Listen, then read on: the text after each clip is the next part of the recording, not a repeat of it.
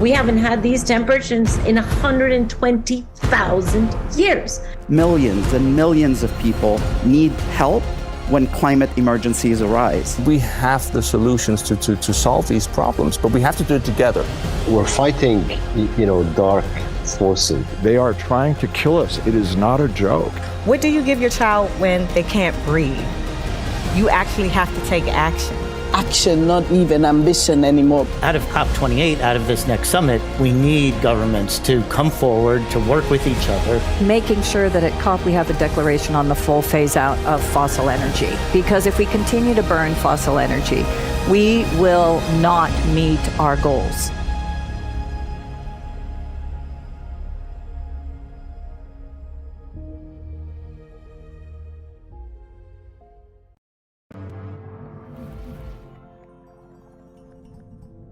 I'm standing here now with Ahmad Karnama, who is CEO of two prolific organizations. The first of these is the Aban Foundation, which is an impact fund that kickstarts sustainability-focused businesses.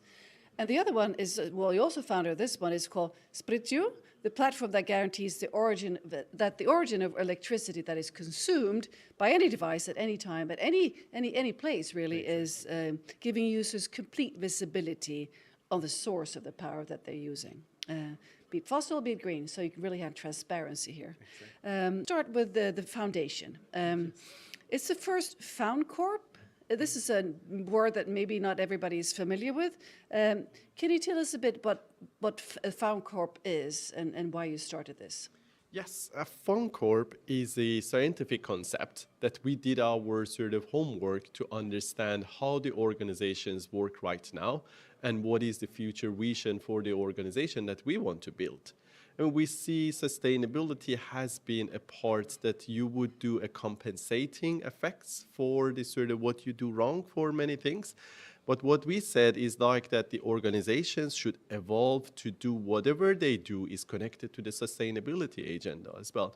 Why shouldn't we compensating type of activity for the sustainability, and why not everything that is being done is connected to the sustainability agenda?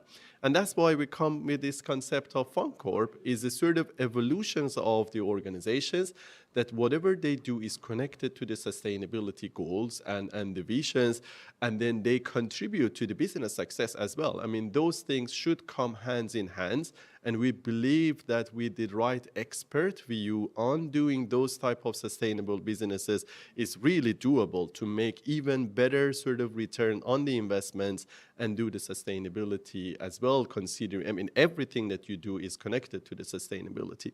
And that's why we started this concept, Found Corp. We are the first in that sort of a space, and whatever we do is connected to the sustainability, and there is no need for compensating effects, basically, in a Found Corp and in Aban Foundation. Yeah. Well, that sounds wonderful. I hope everybody follows suits here. Follows suit, not follow suits. Well, you're wearing a suit, but follow suit. So your aim is to build at least one school with the highest sustainability standards in each country. That's a wonderful goal. And how is this progress going with this initiative? Yeah, we call Aban Foundation an impactful, innovative ecosystem. And those three words, they describe whatever we do there. I mean, we think about impact. That's super important for us, that we do whatever we do is like making an impactful effects. The second part is innovative. We want something to be new and innovative that solve a problem that has been a challenge in the industry as well.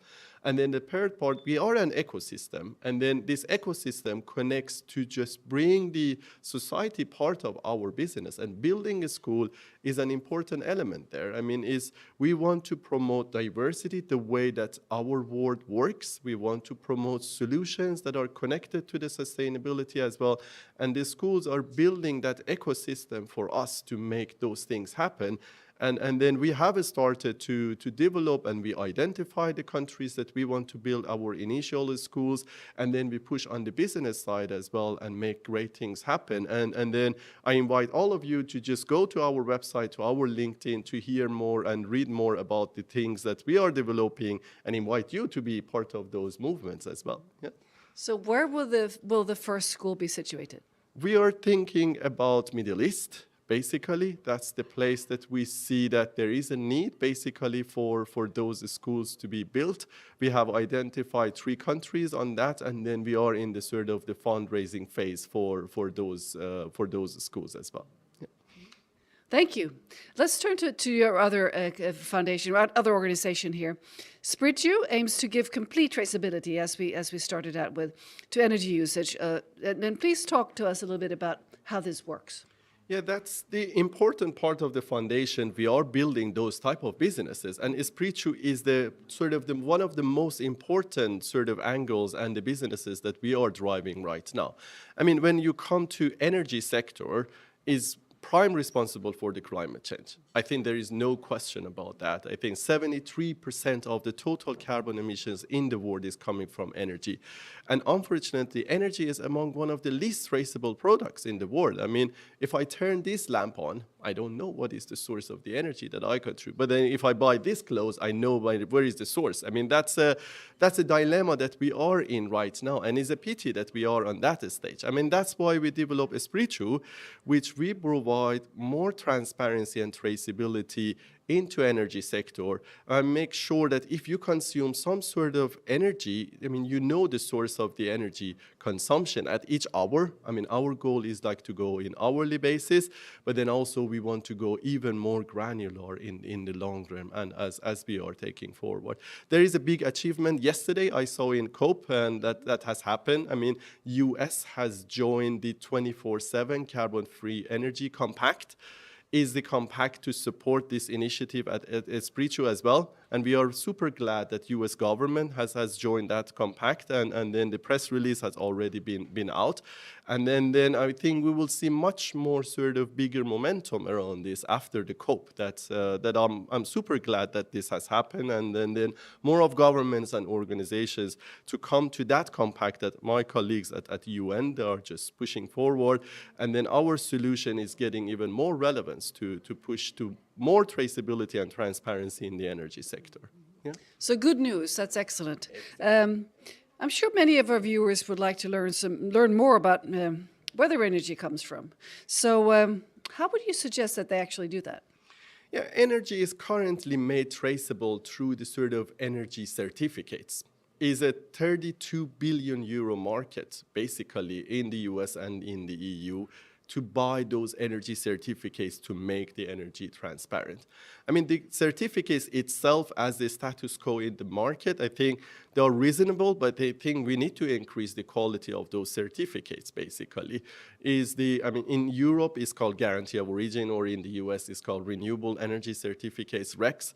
And basically what we do in our platform is like to increase the quality of those certificates and bring the certificates even from rooftop installations and the other smaller installations as well.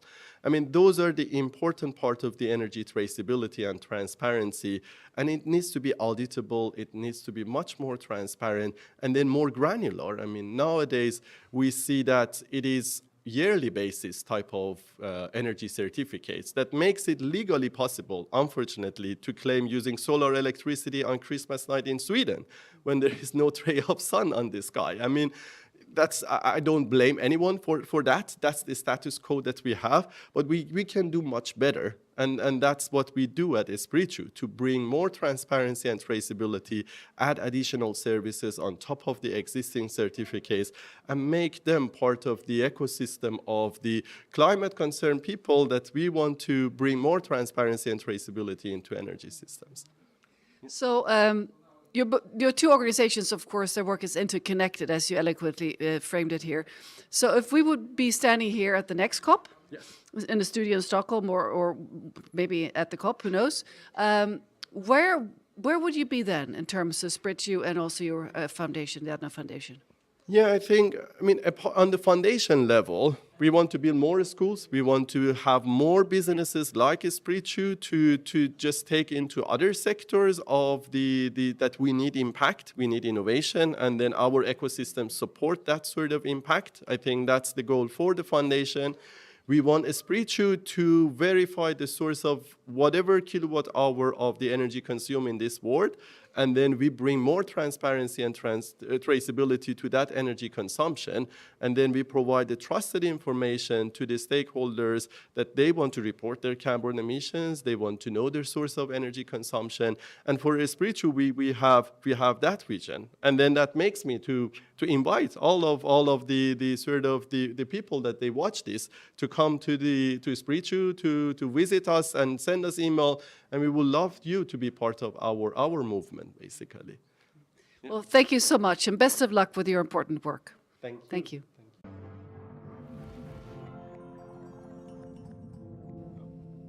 Welcome, Aurelie, to our We Don't Have Time broadcast at COP28 in hot but beautiful Dubai.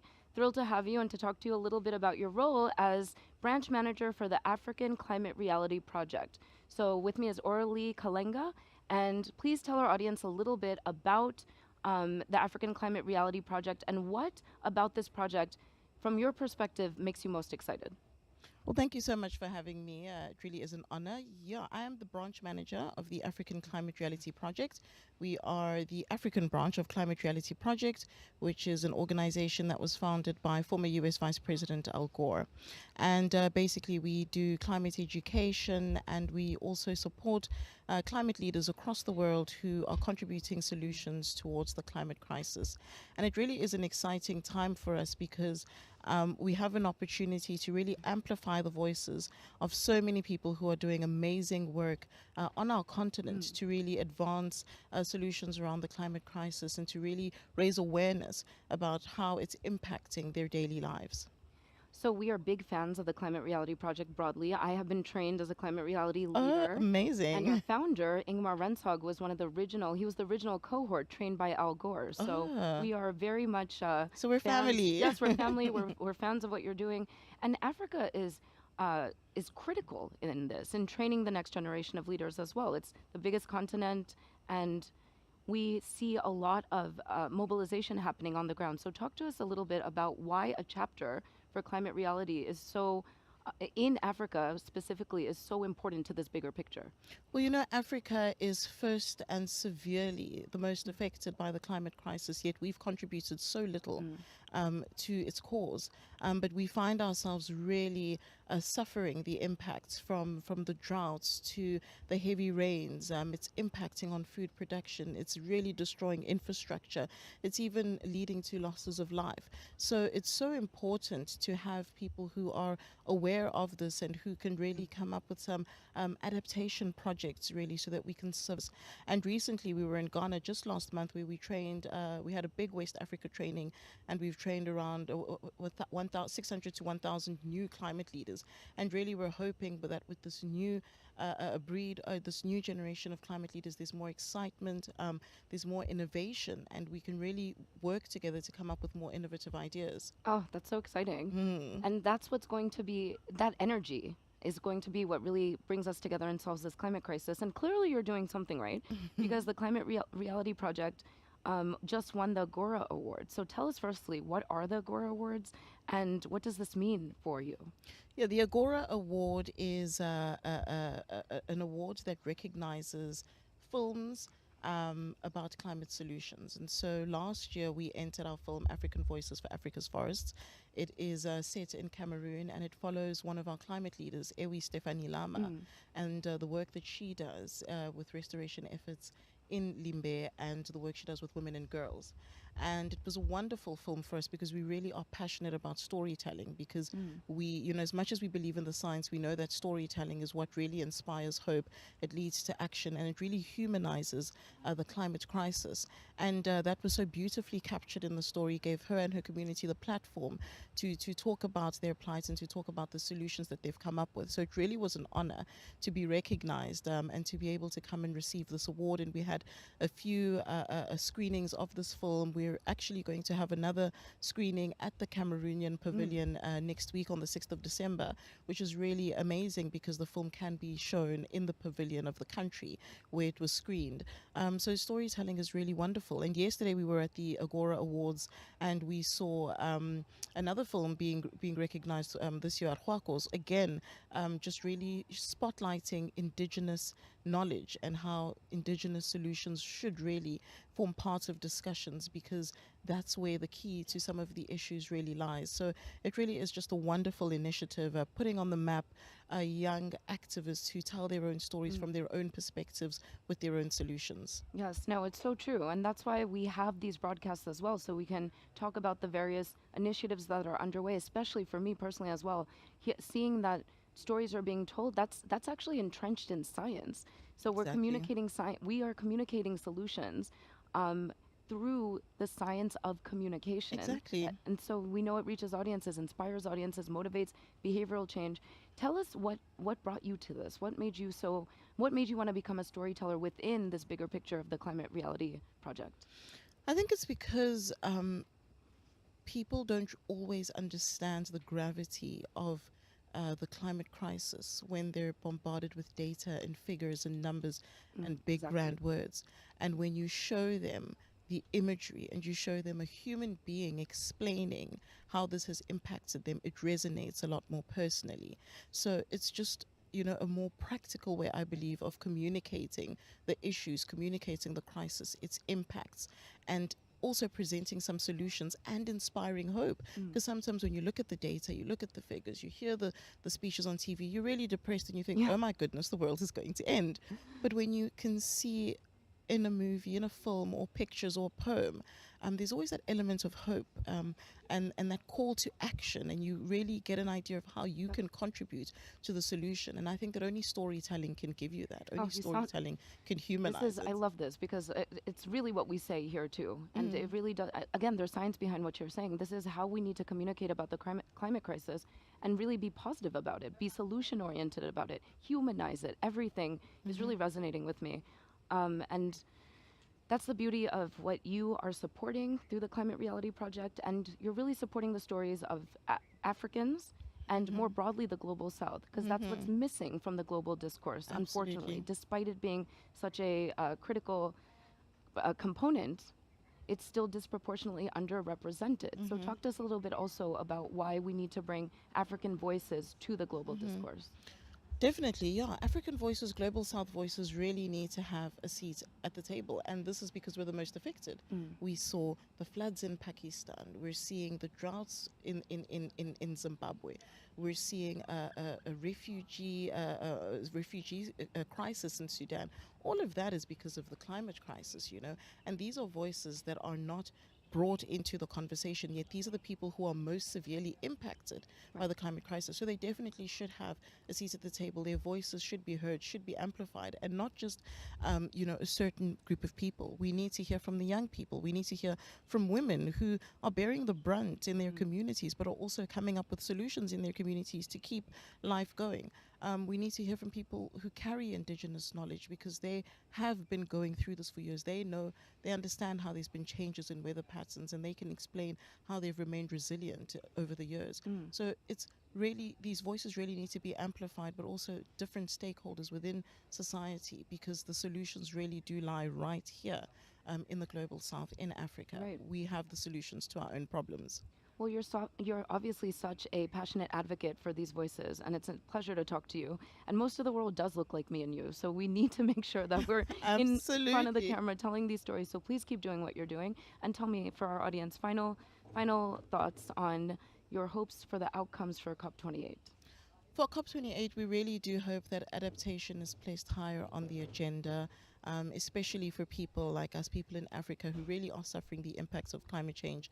Financing to help us to be able to weather, the storm, and to implement some adaptation projects in communities. And we're really hoping that funding can go to adaptation. We see, a milestone hit with the loss and damage, but really to not forget that adaptation is just as important, and that we need that financing, but also financing that is really transparent and clear, and that doesn't lock us into debt cycles, but is in the form of grants that is truly transparent, human rights centered, and justice centered. Well, it sounds like there's a lot of advocacy for that, and we will be paying close attention to the proceedings to make sure that that is an outcome. So thank you again for taking the time, and enjoy the rest of your COP. Thank you for having me.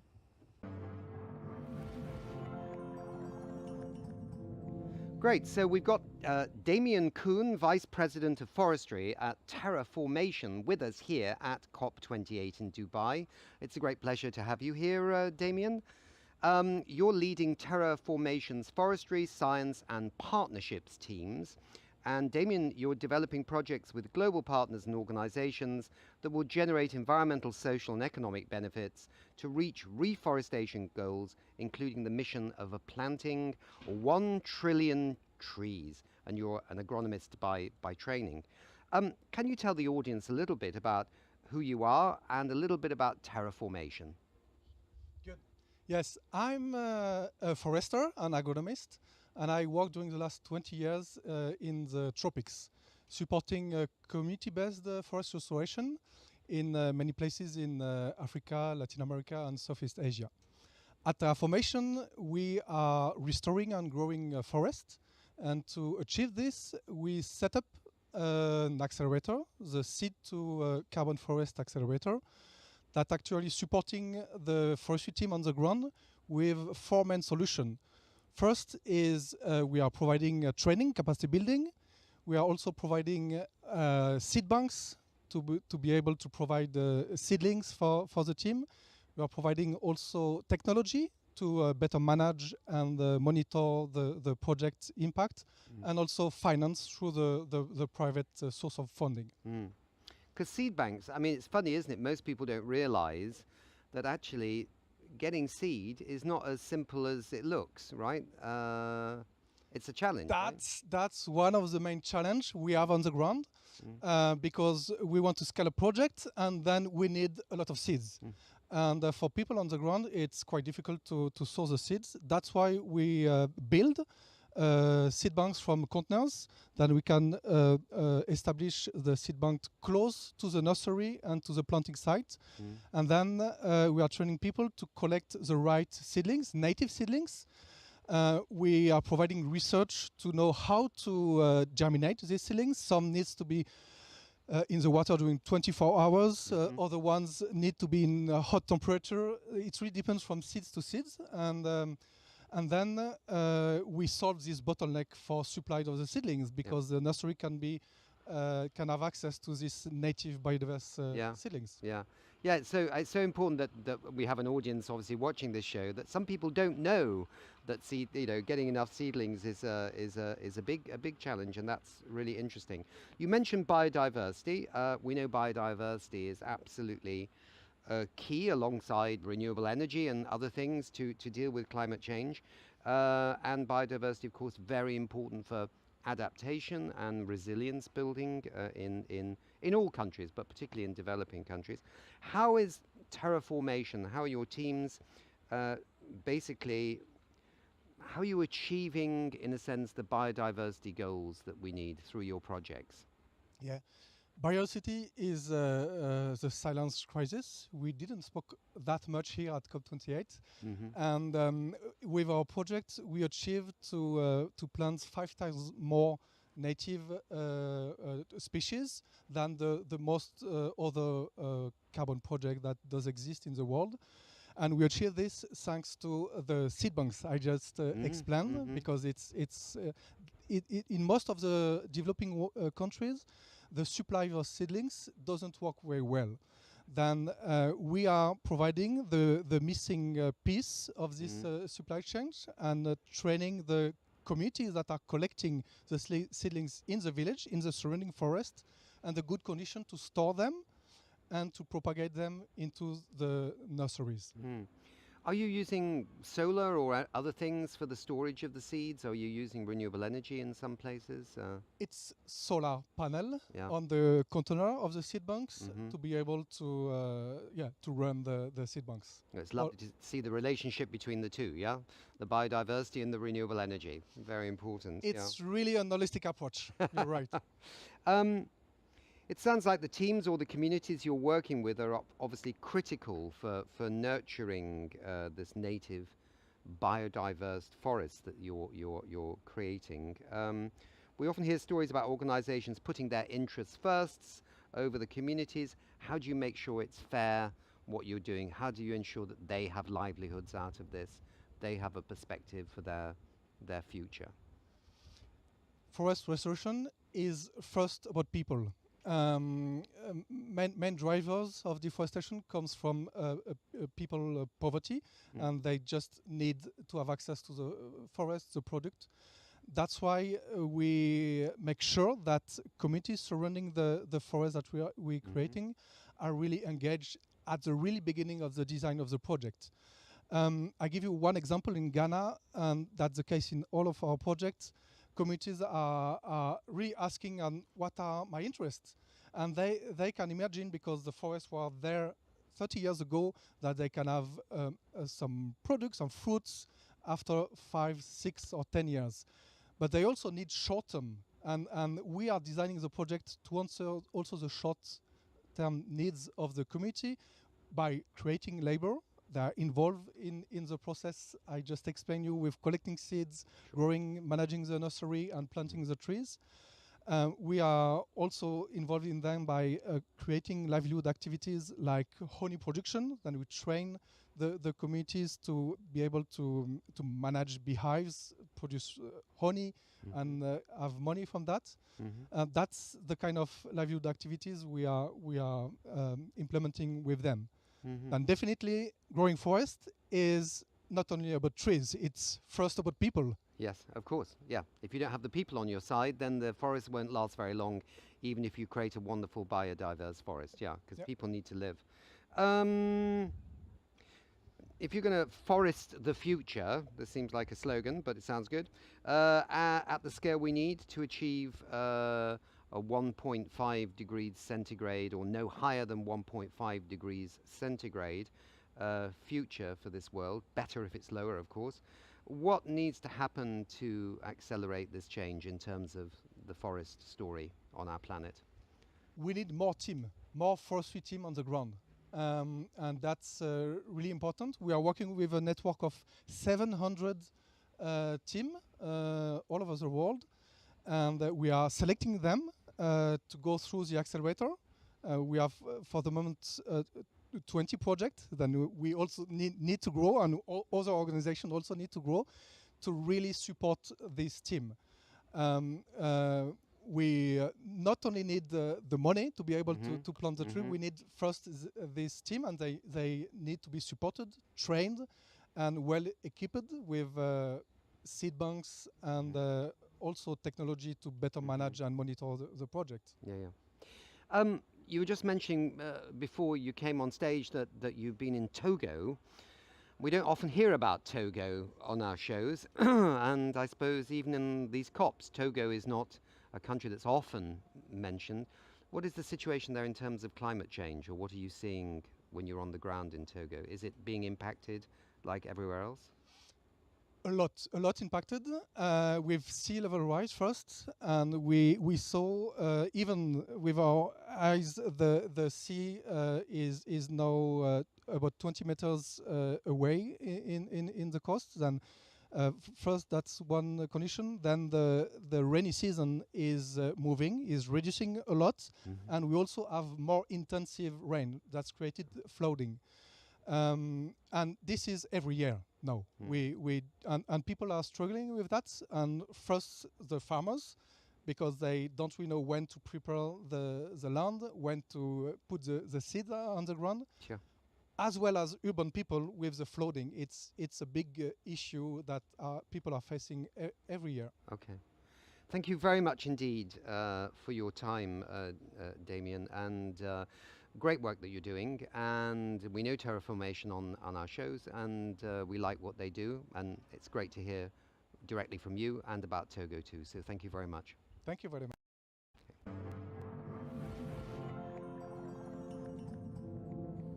So I'm very delighted to have with me here at COP28 in Dubai, Hanne Søndergaard, who's the Executive Vice President for Agriculture, Sustainability and Communications, and a member of the Executive Management Group at the farmer-owned dairy cooperative Arla Foods. Really nice to see you, Hanne. Nice to be here. Thank you. So Arla is a farmer-owned cooperative. Can you explain more about what this means and how farmers are part of the sustainability decision-making within the cooperative? Yeah. So it basically means that we are owned by 8,500 farmers. So they supply the raw material and they own the business. So we have a governance, as all companies do, where these farmers are represented, and the highest level is the board. So the board is 15 members, 2 non-execs, but the rest farmers. And then above the board, we have a board of representatives with 179 farmers. So I guess what it means is that every decision that gets made, also when it comes to sustainability and strategy, is made by the board. And some of the big commitments that we make as a business is decided by farmers, effectively. So that's what a co-op is. Right. So it's a cooperative in some ways as well. It is a cooperative, yes. I come from Rochdale in Lancashire in the north of England, and many people say that was where the cooperative movement was actually born, when skilled men were being thrown out of work due to mechanisation. And so when I see the coop, as one calls it in Sweden there, I always think, that's really from my hometown. Yeah. It's an old... cooperative movements are old structures, right? But highly relevant. Very.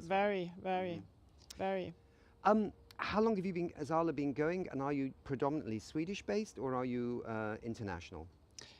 So we are owned by farmers, so 8,500 farmers across 7 countries. So the majority of them are in UK, Central Europe, so Germany and Holland, and Sweden and Denmark. So that's our ownership.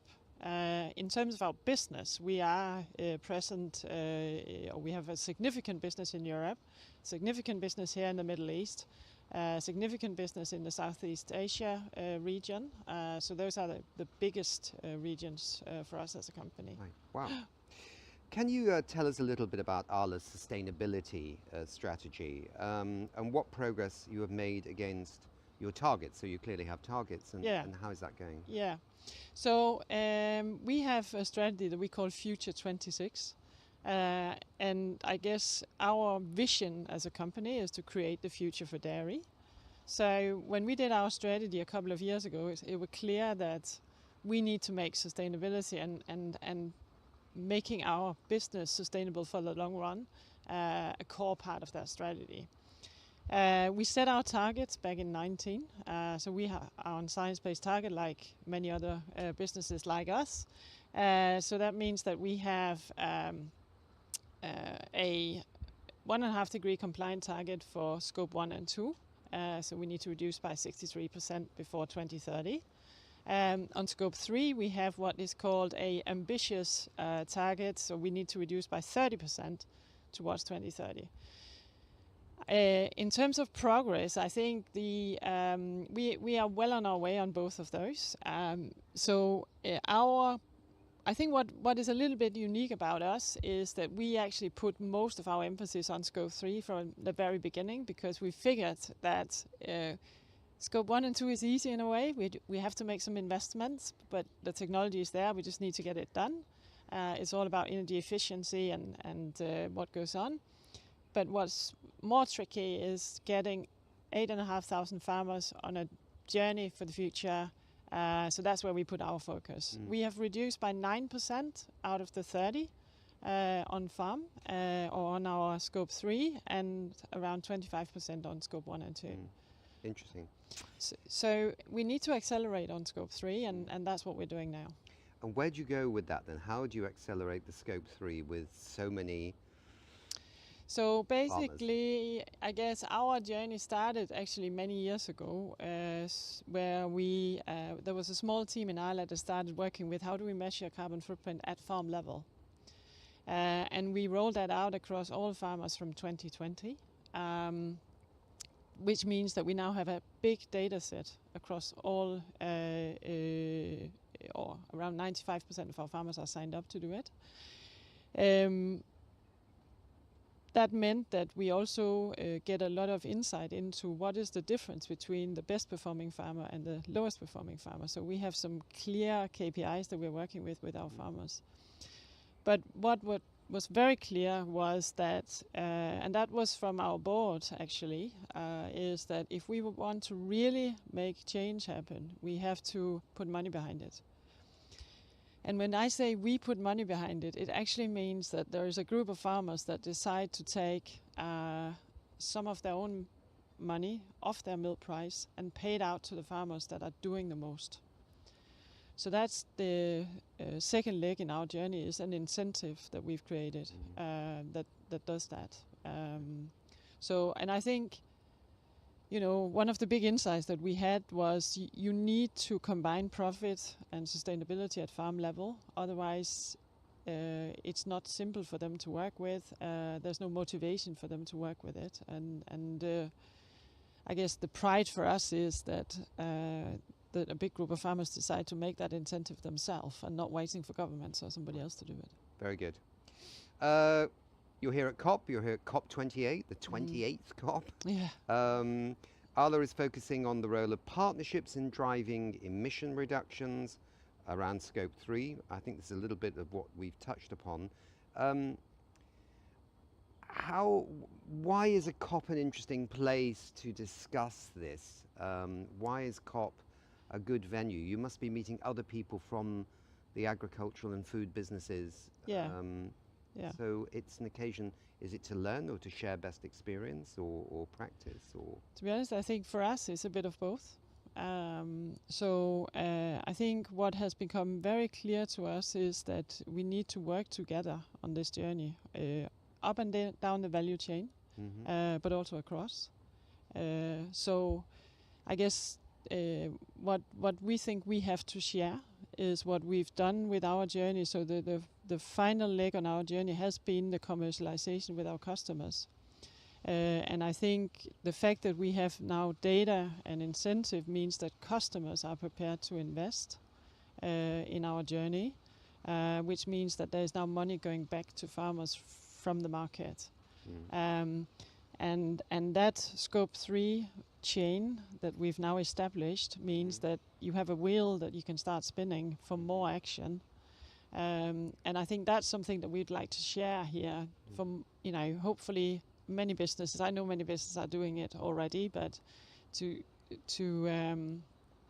really use the value chain, I think is key. And then I think we are also here to learn. There is, we have been very focused in Arla on our climate journey. The journey is now widening towards nature, and this is where we can learn. We are working with that, but other companies are also, and I think this is a space where we need to come together on how we establish the principles for some of these things. So this is a new journey, and I think it's beneficial to be here to discuss it. Well, look, it's been really wonderful to see you here. Thank you. And food and agriculture, absolutely key part of the journey to achieve the Paris Agreement. And it's been a little bit slow in some areas of the world to get on track with this one, but I think it's really coming quite fast now. So thank you very much indeed for being with us. Pleasure. Thank you very much.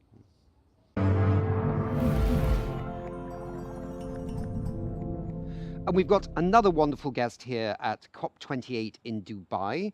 It's Dr. Kathryn Huff, or Katie Huff, and she leads the Office of Nuclear Energy as the Assistant Secretary in the United States. And before joining the Department of Energy, she was a professor in the Department of Nuclear, Plasma and Radiological Engineering at the University of Illinois at Urbana-Champaign. Is it Champagne or is it Champagne? It's Champagne. It's Champagne, isn't it? Where she led the Advanced Reactors and Fuel Cycles Research Group.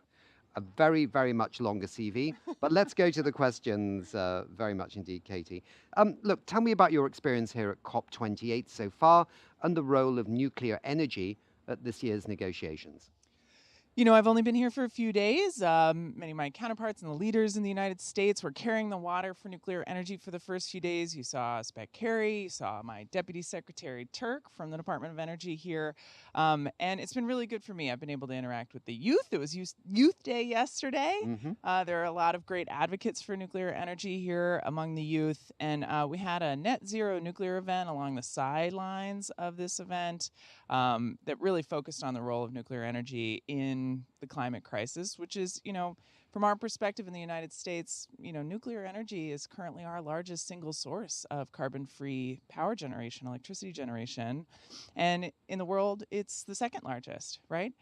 Expanding it is a really clear, ready thing to do. And while it's, there are certainly some challenges in terms of cost and timelines, it's a technology that works, and it is carbon-free and 24/7. Just a few days ago, the Net Zero Nuclear Industry Pledge, endorsed by 120 companies, was launched here at the COP. Please tell us about that. Yeah, and 22 plus countries, we are looking toward a future in which we need to triple the capacity of nuclear power worldwide in order to hit net zero. And why is that? Renewables can be built out at an incredible pace, and we will still have real challenges meeting that last, 10%, 20% of energy in some locations, because you do need some firm power backing it up. And clean, firm power can easily be built out by nuclear power, but it's going to have to grow from what it is today. And so a number of nations, a number of companies have all pledged to drive towards tripling nuclear power. And I think it's the right goal. A number of multilateral organizations have assessed that that's what we will need, including the Department of Energy. Tell me something. What do you think the blockers are to actually rapidly expanding nuclear? Is it financial? Is it safety in some countries? Is it psychological? In your perspective. I think it is absolutely 100% cost. We have to get the costs down of building new nuclear power. In the United States, as well as many other nations worldwide, we're seeing a real adoption of acceptance and interest in new nuclear power, a recognition of its safety, a recognition of its role in carbon-free electric grids. And, the existential threat of the climate crisis is significantly scarier than any dread scenario.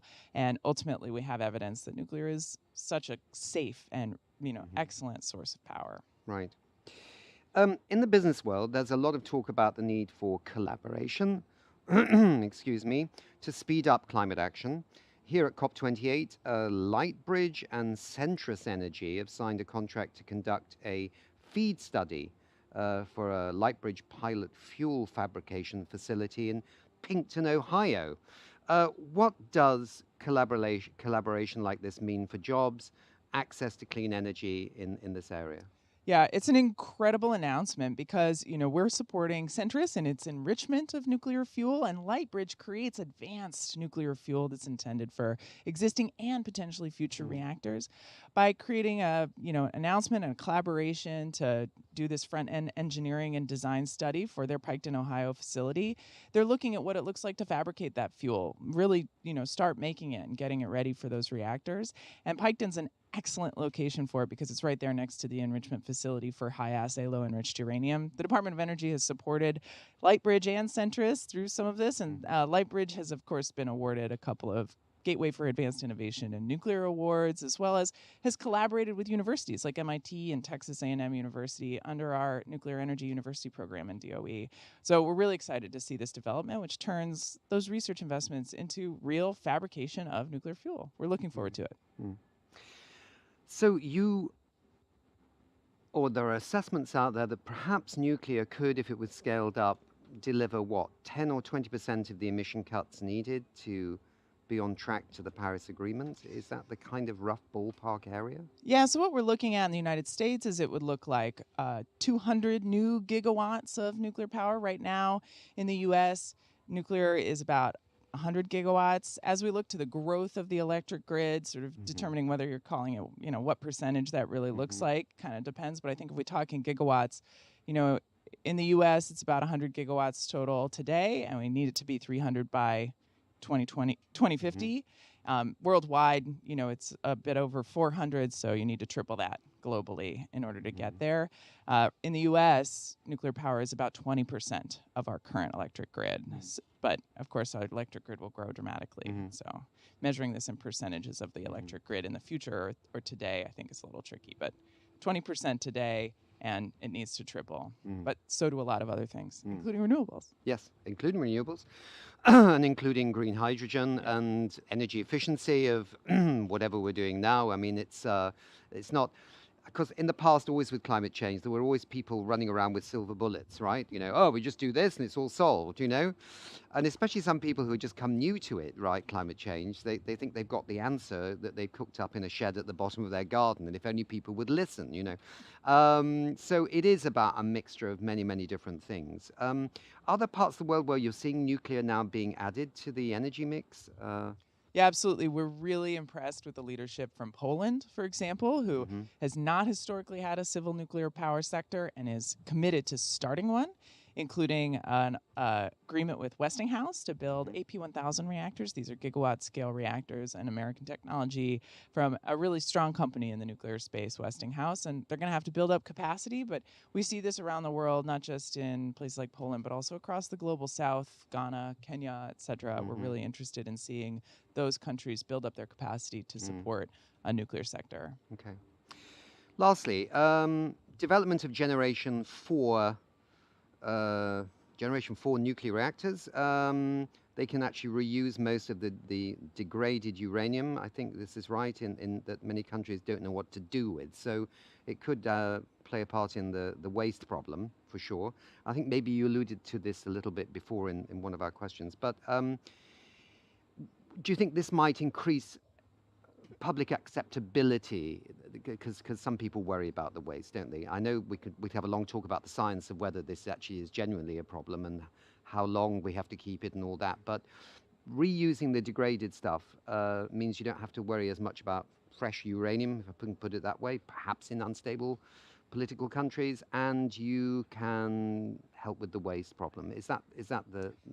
Yeah, absolutely. I think what we would love to see is recycling in all things, whether it's your plastic water bottle or spent nuclear fuel, and ensuring that we are doing the research to set up a technology that's safe and secure and can, meet all safeguard standards worldwide. It requires continued research, and making sure that it's economic also is necessary. But there are nations like France that have been recycling nuclear fuel for quite a while, and I think that really helps their public feel confident that it's a sustainable process. Yeah.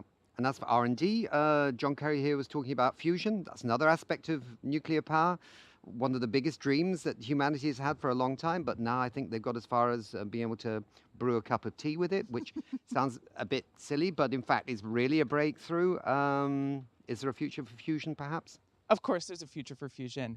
Your guess is as good as mine, how long it's going to take to go through those significant engineering challenges to turn that into a commercializable product. But I mean, I have high hopes that it'll happen within my lifetime. Yeah, we've got to keep R&D going across a whole swathe of issues connected with this challenge. Yeah. We have to commit. Thank you so much for being here. Best of luck with your work. Really fascinating, and enjoy COP28. Thank you.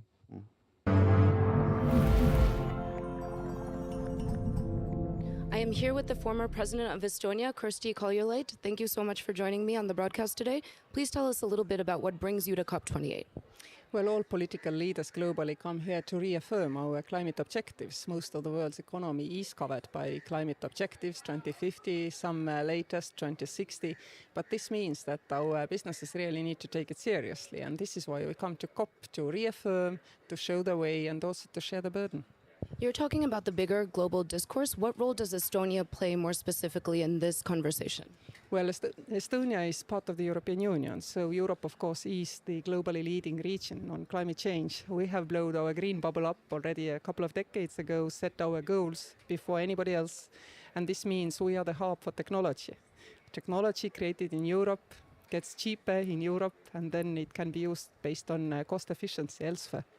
What is Estonia's role going to be in these negotiations, specifically here at COP28? As I said, Estonia is part of the European Union, so we work collectively and together.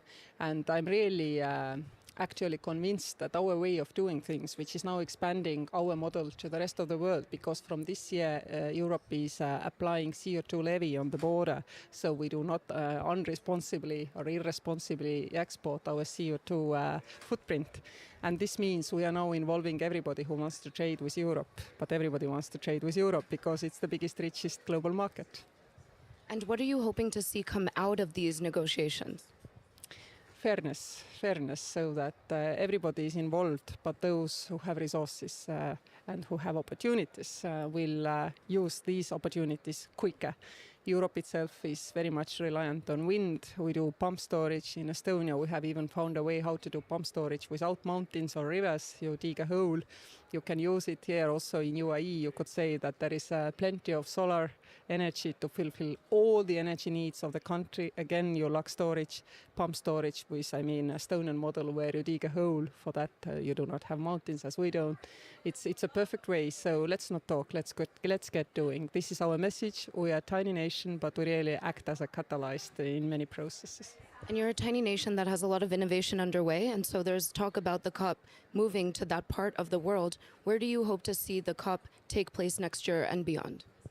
I believe that most Eastern European nations are ready to take the responsibility, and this is good. You know why? Because Eastern Europe is one of the least affected regions of climate change. So having other people coming to our region to tell their stories definitely will incentivize also Eastern European nations to understand the urgency, which sometimes is still lacking. So I really hope that we can find a solution which will work with our region. Okay, we'll be paying close attention to what the decision is. Thank you very much, former President, for joining our broadcast. Thank you. Thank you.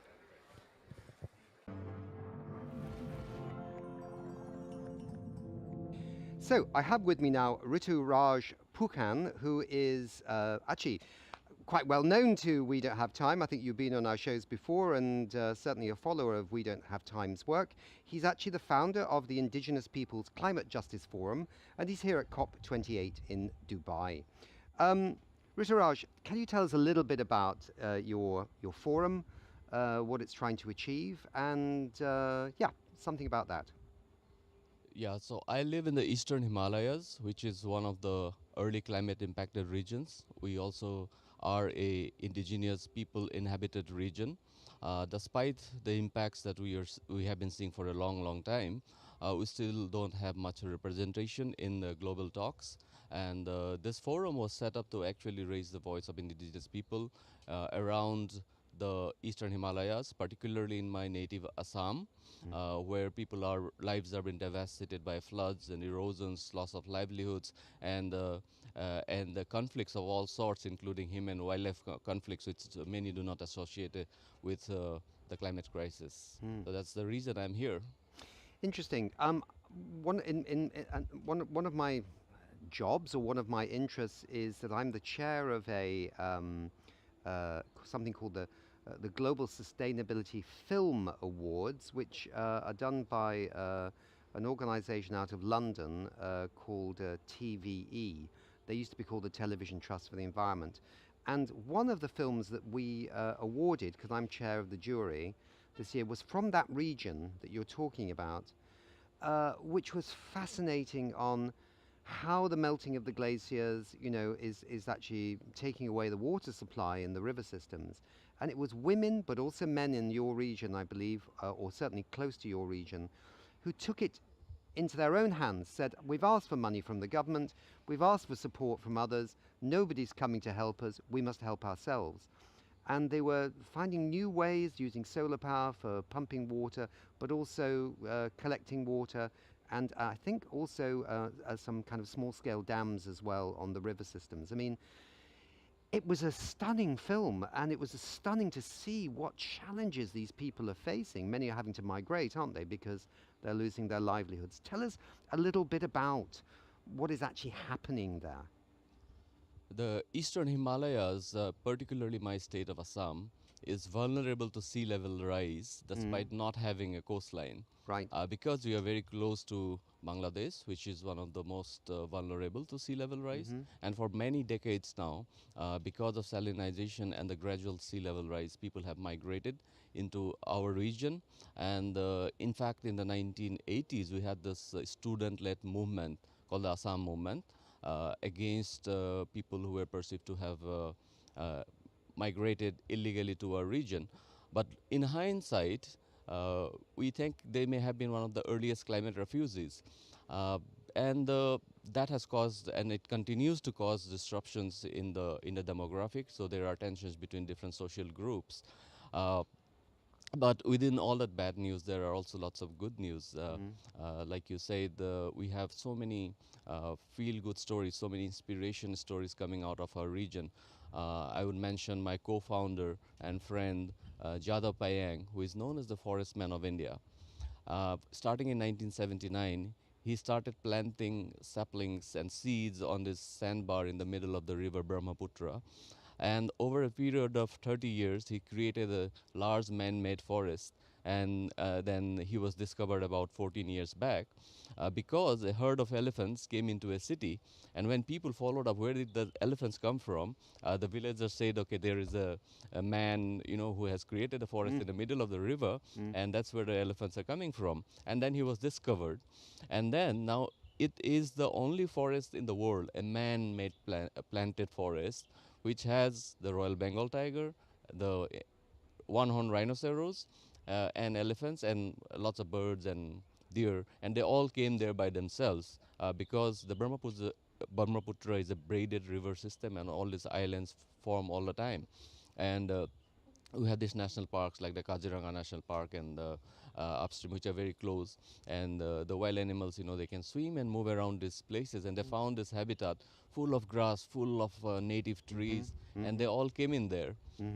So we are trying to replicate his success. So he doesn't have another 40 years, we don't have another 40 years, so we are all getting together to help him plant on the other sandbars that have been created contiguous to his planted forest. So here's the inspirational story about rewilding, about reforestation, about what indigenous climate action looks like on the ground.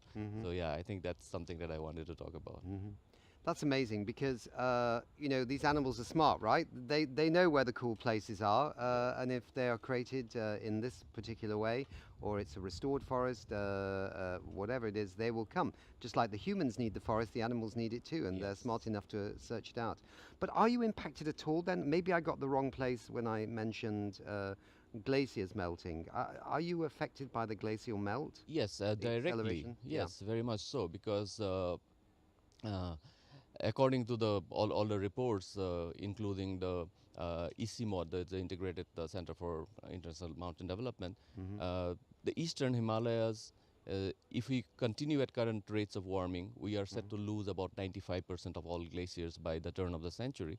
And even if we are to limit warming to 1.5 degrees, as the Paris Agreement wants us to, we'll still lose 2/3 of the glaciers. That means more floods in the short term and water scarcity for a water abundant region, which is unbelievable. People still won't, ever believe that we can have water scarcity in the region. And then that water is connected to the diversity we have, not just the biodiversity. It's one of the richest biodiverse regions in the world, but we also have a richness of people. We have so many ethnic groups who live there, and everybody's life is connected to the biodiversity around us. We still grow most of our food, we still gather a lot of our food, and when we buy food, it's not from packeted food, not we buy from somebody who is growing directly. So we are seeing all these impacts. So we are losing some species of vegetation which are vital for our health and immunity. And I think this one big challenge that I could mention was during the COVID-19, when the vaccination became mandatory. Many of the indigenous communities, they were very reluctant because they never had been vaccinated before. But then we went to the administration, and then they gave a clearance, and they all got vaccinated. But the question is, where do they get their health and immunity from? It's obviously the biodiversity that sustains us, the local seasonal food that we eat, and that should be part of the climate justice conversation, having access to the traditional food of our ancestors. You raise a very interesting question there, and I think I read a study from the Nordic region. It may have been Finland, or it may have been one of the other countries in the Nordic region, where they'd actually found a link between children that play in a nearby forest as children versus children living only playing in concrete playgrounds without touching biodiversity or the soil or the leaves. The ones that were in the nearby forest have a higher immunity, a stronger immune system than the children that were not exposed to biodiversity.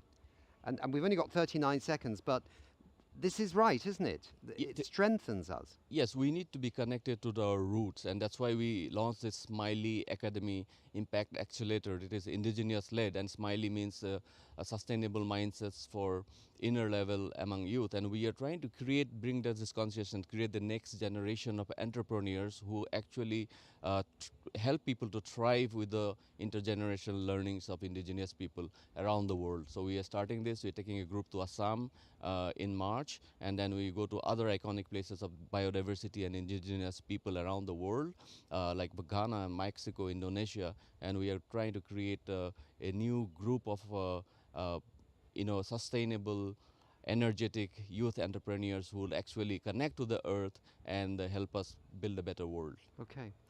Well done for the great work that you're doing. I hope that COP28 pays back a bit.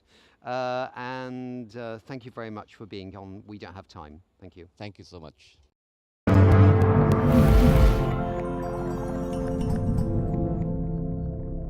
So we have another fantastic guest here with us at COP28 in Dubai. It's Alison Tickell, and she runs a non-for-profit Julie's Bicycle out of London. Really nice to see you, Alison.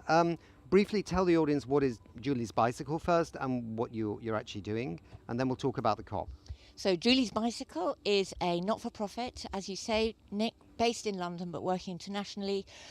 We've been around since 2007, recognising that culture, a critical enabling factor for climate action, was not being recognised either structurally, nor indeed was it recognising itself as a crucial enabler of change. So we set up to, first of all, really understand how creativity, how culture could respond with integrity to the climate crisis, and now we are quite busy trying to enable that to happen elsewhere with policy, with structures, to really put culture at the heart of climate action.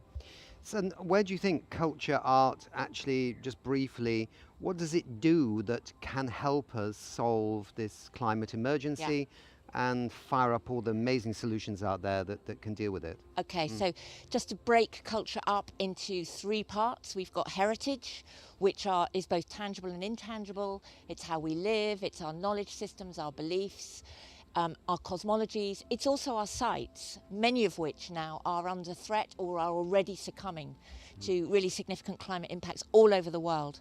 There's the arts, this incredible capacity to make sense of these difficult narratives in a different way, through metaphor, through storytelling, through sensuality.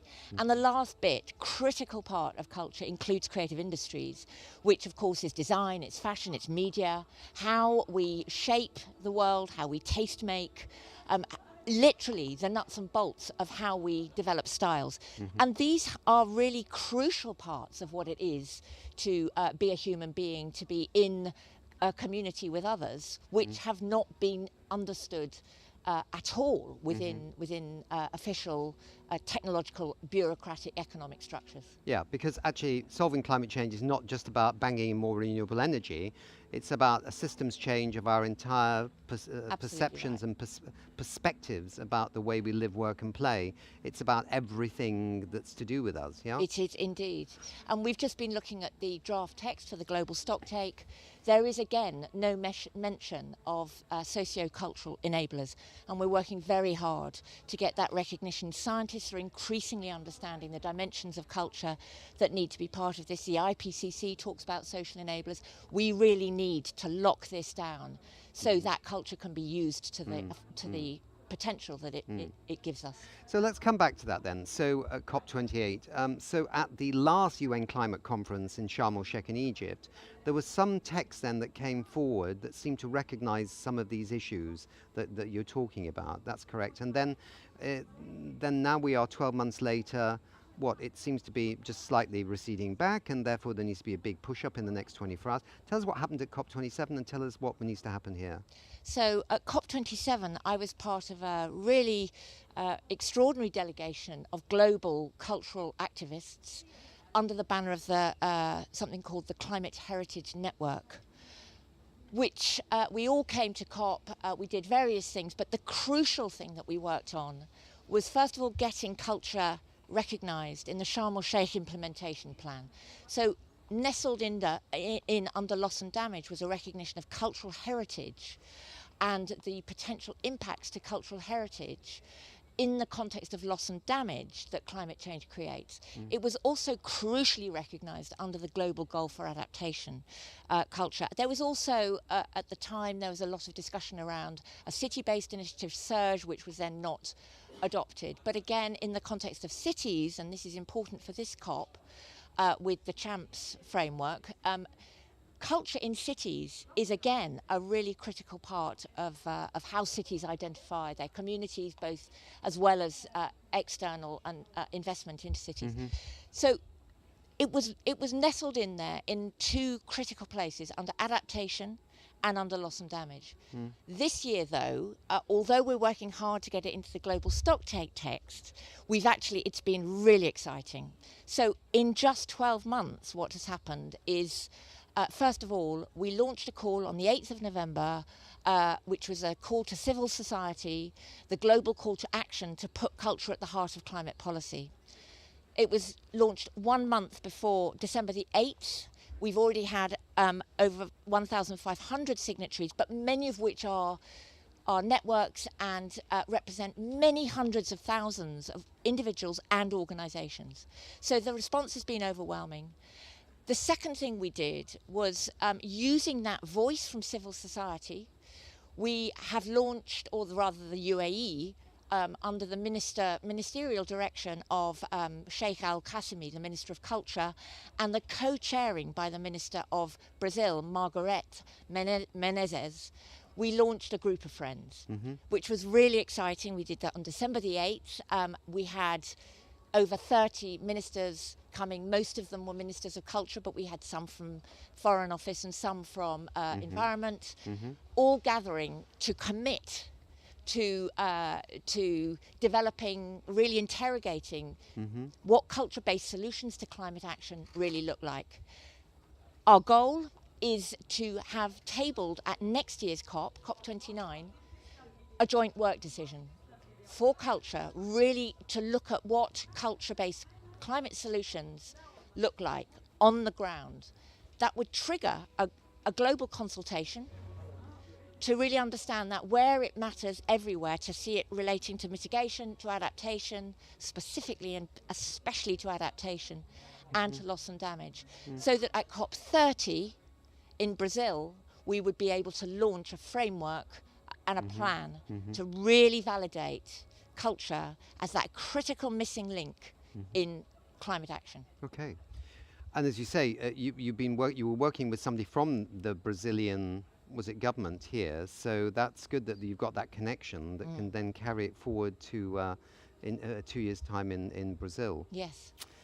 Fascinating, Alison. And we've just got a minute or so left, but outside the COP28, what's happening with your work in the UK and Europe? Briefly? Very briefly, culture's landed. I've been at this for, as you know, Nick, for a long time.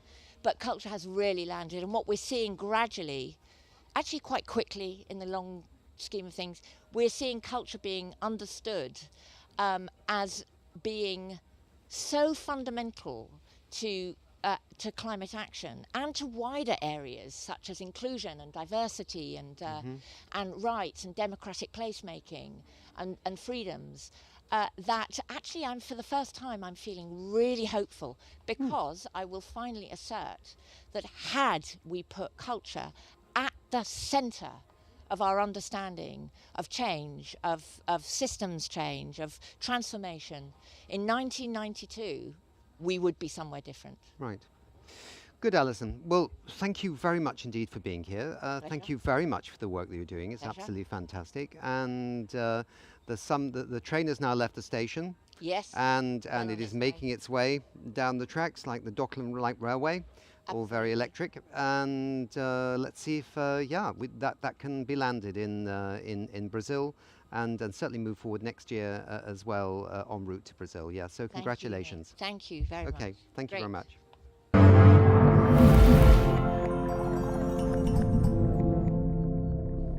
So I've got another fantastic guest with me here at COP28 in Dubai, and that is Amba Nuttall.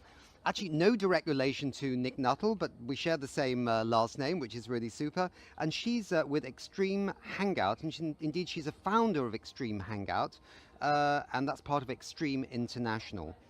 Amba supports and advises NGOs, governments and corporate organisations on their environmental goals and strategies. And as a dedicated environmentalist, an adventurer from a young age, she is also a proud board member of the Bahamas Reef Environment Educational Foundation, which was founded in 1993 by her pioneering father, Sir Nicholas Nuttall.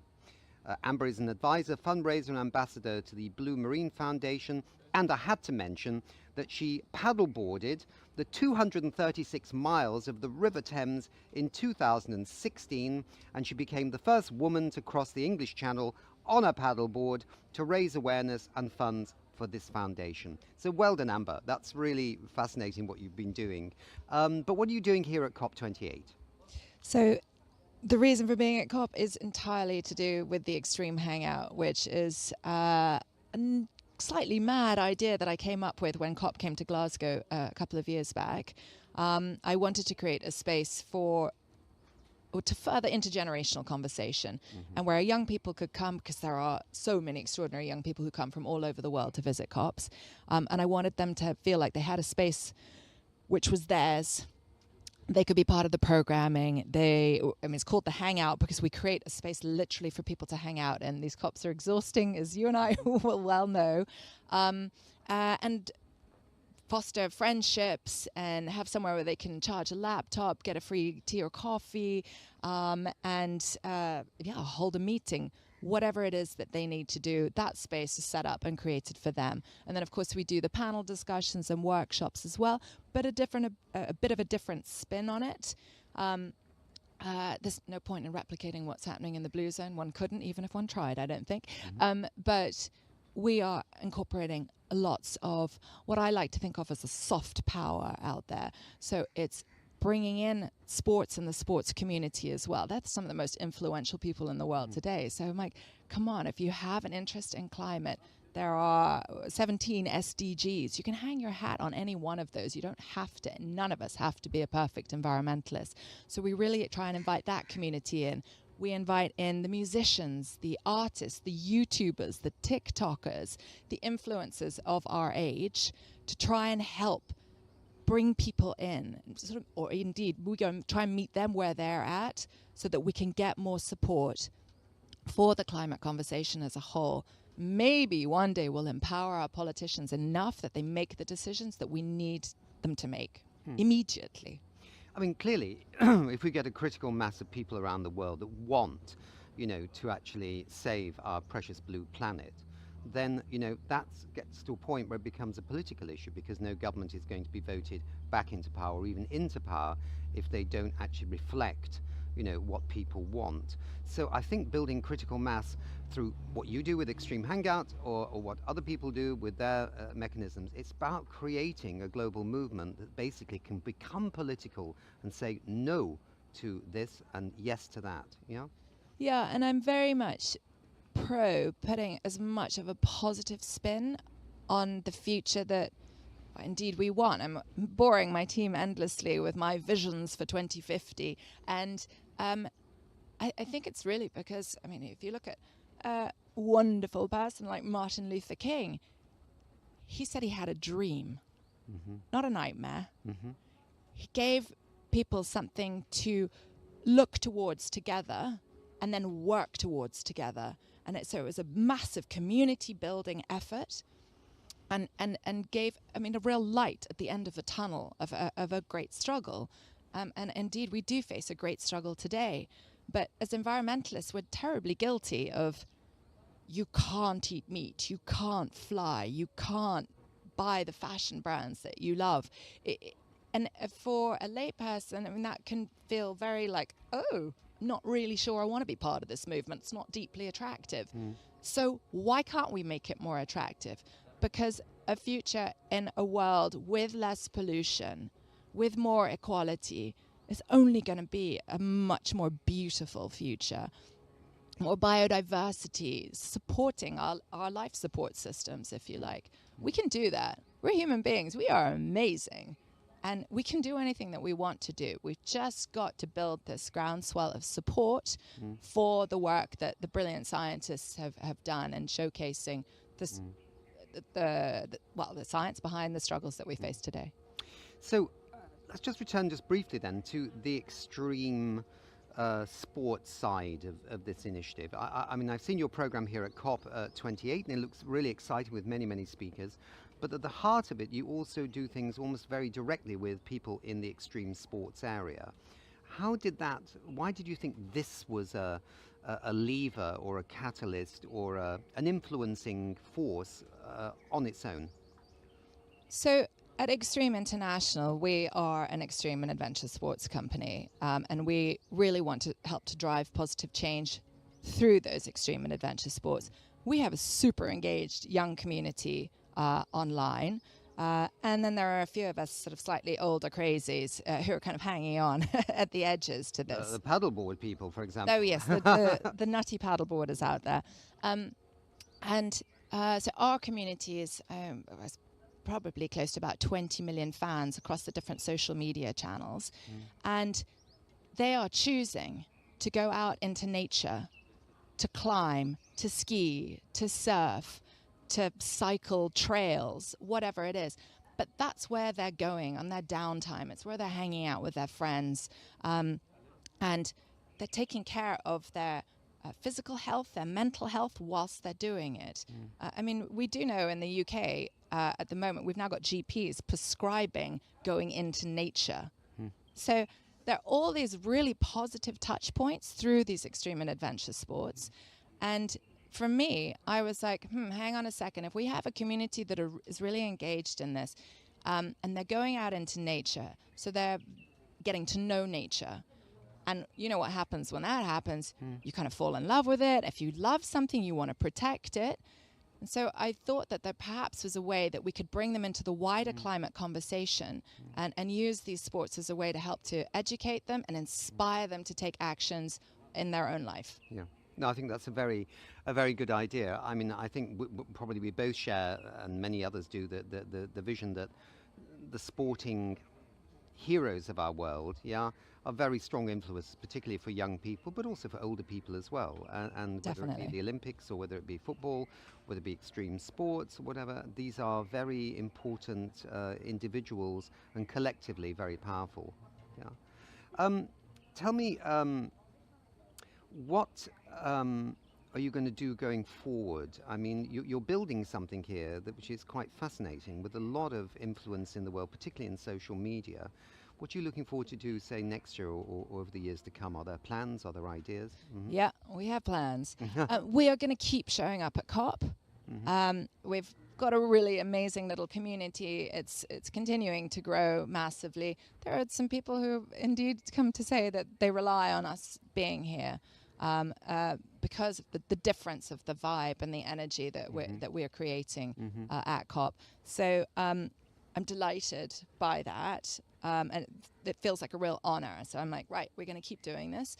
But beyond that, we've created a sort of spin out, if you like, of the Extreme Hangout, and a little bit like a sort of a TEDx version of ourselves, if you like. And so we've developed a manual, and we're saying to the young people who come and work with us here at COP, would you like to host an Extreme Hangout where you live in the world and celebrate your climate champions of your region and the people who are doing amazing work, so that then we film all of these stories, they host their own day, and then we share these stories again via our social media platforms, because we need, these climate stories to be told day in and day out, not just at COP. And also we need people to celebrate each other's work around the world. And if we don't know about it, we can't celebrate it, or indeed invest in it, or support it, volunteer with them. However, one can come along and get engaged. So we want to hear the stories that are coming out of different parts of every corner of the world. We just launched this project in June, and we've already hosted, I think our 13th one was in Dublin just before COP, but they've been hosted in Kenya, Tanzania, Uganda, Rwanda, Argentina, Canada, Portugal. I mean, they're popping up all over the world now. Wow, and that's really amazing. Well, it's fun, really fun, and our amazing young team that we have at the Extreme Hangout are super energized by it. And yeah, it's just connecting more and more dots all over the world. Good, Amba. We're going to have to leave it there because we're right bang on time, but I think it's very important work that you're doing, because showcasing creativity, because there's a lot out there to deal with this climate crisis and the biodiversity emergency, and showcasing that, I think, gives people the sense that nothing is lost. We can actually deal with these emergencies. We can solve them, and it's an exciting thing to do. So well done with the work that you're doing. Thank you, Nick, so very much. Thank you.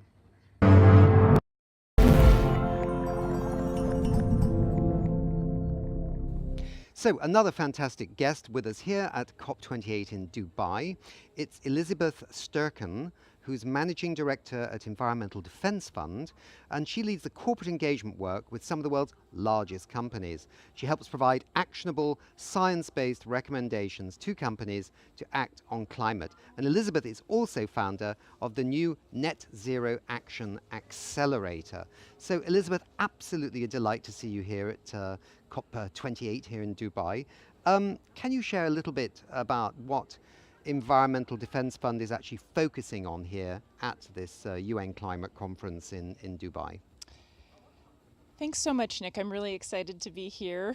EDF has really been focusing on methane. It's one of our key areas of focus, and we've really seen some historic momentum here at COP28. This is huge because methane is the second leading greenhouse gas, and it is a climate change magnifier. And it's not an underestimate to say that how we deal with methane in this next decisive decade will determine the level of impacts on the planet and how smooth our journey is and when we get to net zero. So it is critical that we act on methane now. At this very moment, it's leaking from oil and gas operations, and it is a big part of emissions from livestock. So we have ways to act on this, and it can be a real win for environment and the business. And EDF Science has been pushing understanding on methane, and so to see that turn into action is really inspiring. We have really moved this problem from science to action, and the victory like this could only come from a COP. This is the first time that national oil companies are committing to action. We have over 50 companies, oil and gas companies, committing to the oil and gas decarbonization charter, and we have 6 food and ag companies, leading national companies, committing to act on dairy methane. So this is really historic, and we know it's all about implementation now, right? And so getting this going, industry and business is where you get action, and so that's why we're really so hopeful about this COP. I suppose some people might say they've had a long time to actually sort this problem out, the oil and gas industry, leaking from pipes or not, from the flaring, etc. But I suppose it's good that finally they seem to be pulling their socks up and doing something about it. Do you interface much with the Climate and Clean Air Coalition of the UN Environment Programme? That's also dealing with that. So, or how do you envision taking this forward in a sense from your perspective? Well, methane, like many things in terms of impacts, in terms of causes of climate change, is invisible. And so I think that has been a real problem in this industry. And so shining a spotlight on the issue and showing the science behind it and making the case for urgent action now, that is the work of NGOs like EDF, but also the UN, national governments, putting language in their nationally determined contributions. So it is a global effort. We are launching our methane sat this coming next year that will drive transparency about methane emissions. So I think the visibility of the issue is only going to increase, and it's the action is really happening on the ground. So that's what makes me hopeful. Very good. So your role is primarily on partnerships, specifically within the public-private partnerships. What is the role you see the private sector playing, both for EDF and here at this UN climate conference, COP28? Well, business is where climate action gets done, right? It's a source of innovation, it's a source of finance, it's a source of action. Over 50% of global climate change emissions are caused by just 8 supply chains. So they are big in impact and also big in power to create change. In addition, they can influence governments, right? Policy. They can put money towards markets to try and transform not just their own operations, but their supply chains. One of the biggest untapped ways to create change is by companies engaging their value chains. So over 92% of emissions are in the value chain of a company. So it's not just companies focusing on their own operations, but their own but their value chains is really, really critical. Companies should use their influence to try and drive change there. Corporate climate action is a major focus of EDF because we know that is where solutions arise and where action happens. So we've been focusing over 30 years in partnering with some leading companies such as Walmart, FedEx, Microsoft, and others, taking all of those innovations and learnings and sharing them with others, but also having them push for broader change with national governments and in the finance sector. So business can be an important part of the climate ambition loop. I think for the average person watching the show, some people know what supply chains are, but they are basically, you've got a company, maybe you're a food company, and then there's a long chain down to farmers producing the crops that then come up and then feed the food company to produce the foods that then go to the consumer, isn't it? So it's that long chain of suppliers of, say, parts if you make an electric car, or it's those kinds of things. That's the supply chain. So it's actually an interesting ecosystem, because at the top, it's kind of pushing the ones down below, saying, look, we need you to be climate friendly or else we won't achieve our goals. And then some of those companies down the supply chain also have targets to reduce their emissions. So they tell the company at the top of the chain, you've got to do more so I can meet my goals. So it's kind of an interesting virtuous circle, isn't it? Yes. Yeah. Well, and Nick, when I started this over 25 years ago, there was an open question of why companies should do this and whether there was a win for the environment when there was a win for business. And what we have seen from the data over those years, and certainly from my personal experience, is that there is a win-win. There are a ton of positive business benefits. And I'm not saying this transformation does not cost anything. We need to utterly transform business systems, but there are benefits in terms of cost savings, supply chain risk reduction, engagement, deeper relationships with suppliers, new customers, employee engagement, and of course, PR benefits too. Those are all very, very real benefits. So we're seeing a flywheel, if you will, in terms of positive momentum from companies. The truth is, though, we have over half of the world's largest 2,000 companies who have made climate commitments, but many of them haven't taken the action needed to get on a 1.5 degree aligned, science-aligned trajectory. So we need companies to create plans and actions and speed that momentum. Like you're saying, talking about engaging all up and down their supply chain, using their opportunity to drive their biggest impact when they look at their emissions and their influence and zeroing in and going big there. Exactly, yeah. So hopefully a race to the top. Finally, we just got a few seconds left. What are you looking for at the end of this COP?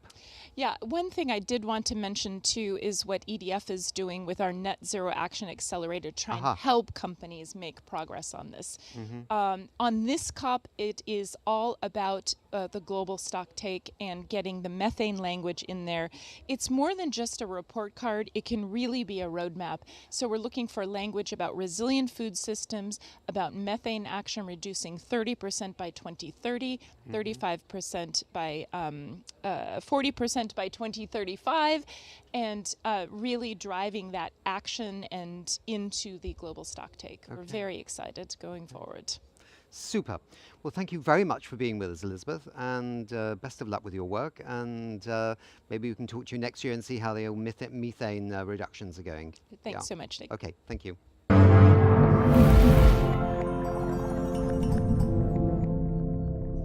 So, I'm delighted to have with me another guest here at COP28 in Dubai, Hiro Iwanaga, who's co-founder and CEO of Talus Renewables, I believe in the United States. Yeah, thank you for having me. We're excited to be here. Yeah.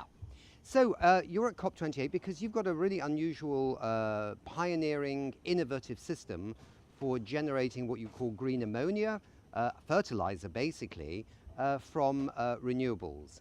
Tell us just briefly about it, and then let's talk about where it's actually being deployed at the moment. Yeah, absolutely. So we tackle food security and climate change with a modular green ammonia system. We funded this research originally philanthropically. The goal was to locally produce this critical raw material. As you may know, ammonia is the second most produced chemical in the world. It feeds 40 to 50% of the world, 80% of which is used for fertilizer. The problem with ammonia are two things. One, it is incredibly carbon intensive. It's 2 to 3% of the world's carbon emissions.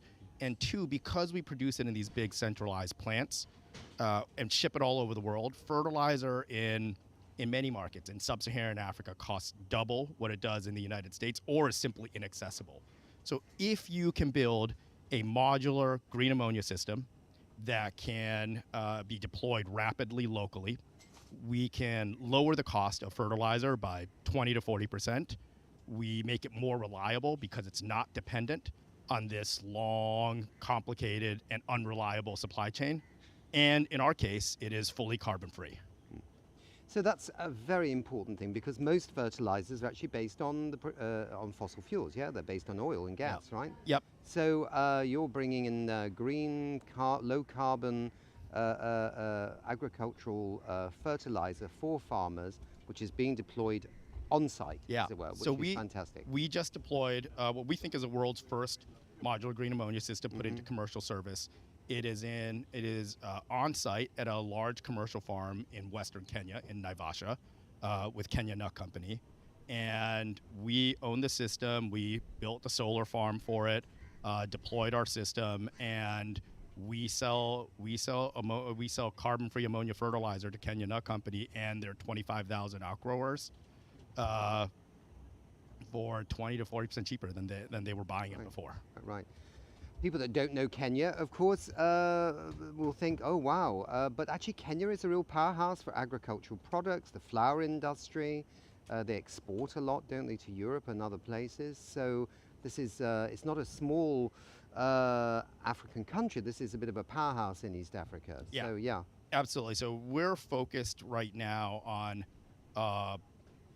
our first wave is to focus on the large ag companies that are based effectively in places where distribution is expensive and unreliable. That's all of sub-Saharan Africa. That's parts of South America, parts of India, parts of Southeast Asia. And so when we think about these farms, whether it's Kenya Nut Company or some of the other very large ag producers in Kenya, in Tanzania, in Zambia, in South Africa, these are all large commercial farms that use a lot of fertilizer today that is both expensive and carbon intensive. Yeah. What about the food companies? Because of course, a large food company like Nestle or Unilever or one of these, they've signed up to science-based targets under this whole kind of imperative to actually decarbonize the global economy. They have long supply chains. Unilever, I know, has farmers in many parts of the world, including in the United States, in Iowa, doing soybeans. They've been, in a sense, they're slightly forced, if they really want to meet their science-based targets, to make sure that their emissions down the other end of the supply chain are also not high, because that would reduce their ability as Unilever to actually meet their targets. So they've been doing regenerative agriculture with soybean farmers in Iowa. So indeed, some of the food companies have long supply chains. They probably, green ammonia for the farmers that sell the produce to those food companies might be something also in the richer countries too, yeah? Yeah, absolutely. So I think it's we started our focus on where can we sell green ammonia cheaper than their normal imported fertilizer. Right? When you think about scaling a green solution, yes, there are the Unilevers and the Nestles of the world, as you mentioned, that can pay a premium for green. Our focus was really targeting food security, so that started with the countries that the areas that don't have as good access to basic fertilizers or really high costs. But we are now having discussions with some of these major food companies, some of which you mentioned, and our focus is there a way we can get their farmers cheaper and more sustainable fertilizers at the same time? Where'd you go from here? Are you looking for at other markets? Yeah, absolutely. So we deployed in Kenya this last summer. We are deploying an additional system into Europe and 2 systems into the United States next quarter in early 2024. We expect a decent amount of growth in the United States, really driven by the green hydrogen tax credit. And when did that come in? Has that just started, or is it quite new? It just started. It was part of the Inflation Reduction Act. And those green hydrogen tax credits are those tax credits make a product that is not economic, not cost effective for regular farmers in the United States today. It makes them immediately economic. And so when we work with a farmer in Africa or Southeast Asia, we can say we're cheaper, we're more reliable, and we're more sustainable because they have this 10,000 kilometer long supply chain, right? A bag of fertilizer into Western Kenya gets trucked, gets railed, gets shipped, railed again, trucked again. The average bag of fertilizer in Kenya travels 10,000 kilometers. And so we can displace that very expensive and unreliable supply chain. In the United States, we have a more efficient supply chain, but with the green hydrogen tax credit, we can make that exact same argument to a farmer in the US, where we say we're cheaper, we're more reliable, and we're more sustainable. You mentioned there are ag and industrial, consumer foods or industrial companies that have scope 2, scope 3 emissions targets that they're trying to meet. We're working with a couple of the world's with a couple of the global mining companies to reduce the carbon intensity of heavy metals by decarbonizing one of their core inputs, which is blasting material. So there are a bunch of uses for ammonia where we can make it cheaper or at least cost competitive and also carbon free. Air conditioning as well. You can have air conditioning using ammonia, I think. Yeah, absolutely. Yeah. So there are many, many uses for ammonia. What about thinking about manufacturing in developing countries? I know your business model right now is you make it, it's modular, and then presumably it's assembled in a market. Yeah. But manufacturing in some of these countries could be lots of good jobs for people there? Absolutely. So our systems, the focus was to deploy these systems you can deploy these anywhere in the world. So our installation time for our system is under a month. It takes us a few months to manufacture it, a month to ship it onto site, and a month to install it. It significantly reduces project risk. When we think about local assembly and local manufacturing, that's obviously become more and more important. Just as we talk about with our farmers, our supply chain matters a lot to us too. And so right now we have manufacturing in the United States and Asia, but we have been in discussions with other groups to potentially add more local final assembly. Who dreamt it up, this technology? Yeah, so I had funded the research for this philanthropically for a better part of 15 years. And again, the focus was farmers in Africa can't get fertilizer, right? Because it's expensive and it's unreliable and access to it is uncertain. And so if you can drop a modular green ammonia system into a rural farming community, you can lower cost and make it more accessible. I suppose my question was, only because we're running out of time, was how long did it take from the genesis of the idea to the actual commercialization? Yeah, so we've been funding this research since 2008. We've had a pilot system in Iowa since 2012. And so the genesis of the research and the work has been around for 10 to 15 years. And the commercial efforts to deploy our system to Kenya Nut Company, to our launch customer in the United States, Landis, and Wilbur Ellis down the road, those are more recent. Only over the last couple of years have we had those discussions. So yes or no, we need to find ways that we can shorten the distance between a great idea and its deployment if we're going to deal with climate change. That's what I was trying to get to. Yes. Yes. Yes. And it is we have to reduce project risk and project timelines to actually deploy systems. Thank you very much for being with us. Very fascinating what you're doing, and best of luck with this work. No, thanks so much for having us.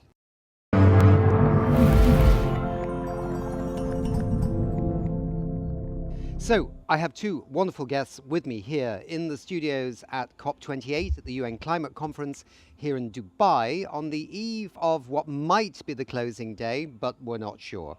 I've got with me Mariana Castano-Cano, and she is the founder of 10 Billion Solutions, and we're going to learn more about that. And with her is Michael Backlund. He's leading climatescience.org, a newly accredited UN Framework Convention on Climate Change observer, and they're doing amazing educational materials and initiatives to promote climate action among all types of audiences. So let's go over to these two wonderful people. Mariana, just give the audience a quick heads up, the elevator pitch, as some people call it, on what 10 Billion Solutions is. So 10 Billion Solutions takes its name from the fact that by 2050 will be 10 billion people on Earth, and by, well, already today we should be all solutions and not a burden to this planet. So my goal is that everybody should be a solution in this planet. We are a climate and sustainability communications agency. We do what we know how best to do: storytelling, strategies, multimedia production, and having some fun in between. And our motto is tell your story, inspire the future. Right, interesting. And how long have you been running that, Mariana? Well, since the end of COP25, 31st December 2019. Yeah, Okay. that was quite of an awakening time. 2018, 2019, you know, the Fridays for Futures, the Extinction Rebellion. I used to work with you at the UNFCCC, and those years were quite of a milestone from a personal perspective. Yes, yes, very important indeed. So Michael, how did you come together in this cooperation between each other, and what are you bringing to the table, as the Americans would say? Yeah. First of all, for the audience, I have to apologize. It's quite bright out here. Yes. So my eye might close a little bit, but yeah. So we came together, and about 2 years ago, I think Mariana came across some of the resources and said that, hey, these are awesome, and we should amplify these. And since then, we've had wonderful help in terms of comms and how to bring the resources more out there. Everything we do tries to come from a science sort of communication lens to help people take action and contribute to climate solutions. Mm. And it's educational focused, so is it aimed at young people or aimed at people at university? Yeah, so definitely aimed at young people. Mhm. And you know, the root cause of all of this was in the wake of the Fridays for Future movement. I also took part in sort of leading protests sort of locally, but something that we noticed is that climate change is like really difficult to understand. So we wanted to make it simpler, but still to retain that scientific integrity of the IPCC reports and that kind of stuff. So all of the content that we do is written in a simple way, so anyone can get it, and it focuses on solutions still, but it has a peer review process. We cite everything. We have only scientists who write the content and review it, and we really try to democratize that type of information that's sometimes left behind really long and inaccessible reports. And how do you bring this alive, Mariana? You've got great skill sets. How do you translate, in a sense, this into what you're doing on your communications and your platforms and etc.? Well, we need to bring solutions to the spotlight. We don't have time is the name of your organization, and we don't have time to just focus on the problem, right? We know the problem. It's so evident, and at this COP for the very first time, the battle lines of where, on one side, those who are burning out the planet, and on the other side, those who want to preserve it. It's so clear that, we don't need, the rest of us who are not negotiators, we don't need to spend more time, in tearing out our, clothes in pain because of the problem. We need to focus our energies on the solution, but we need to give them visibility, because we know, Nick, that good news don't make the headlines, right?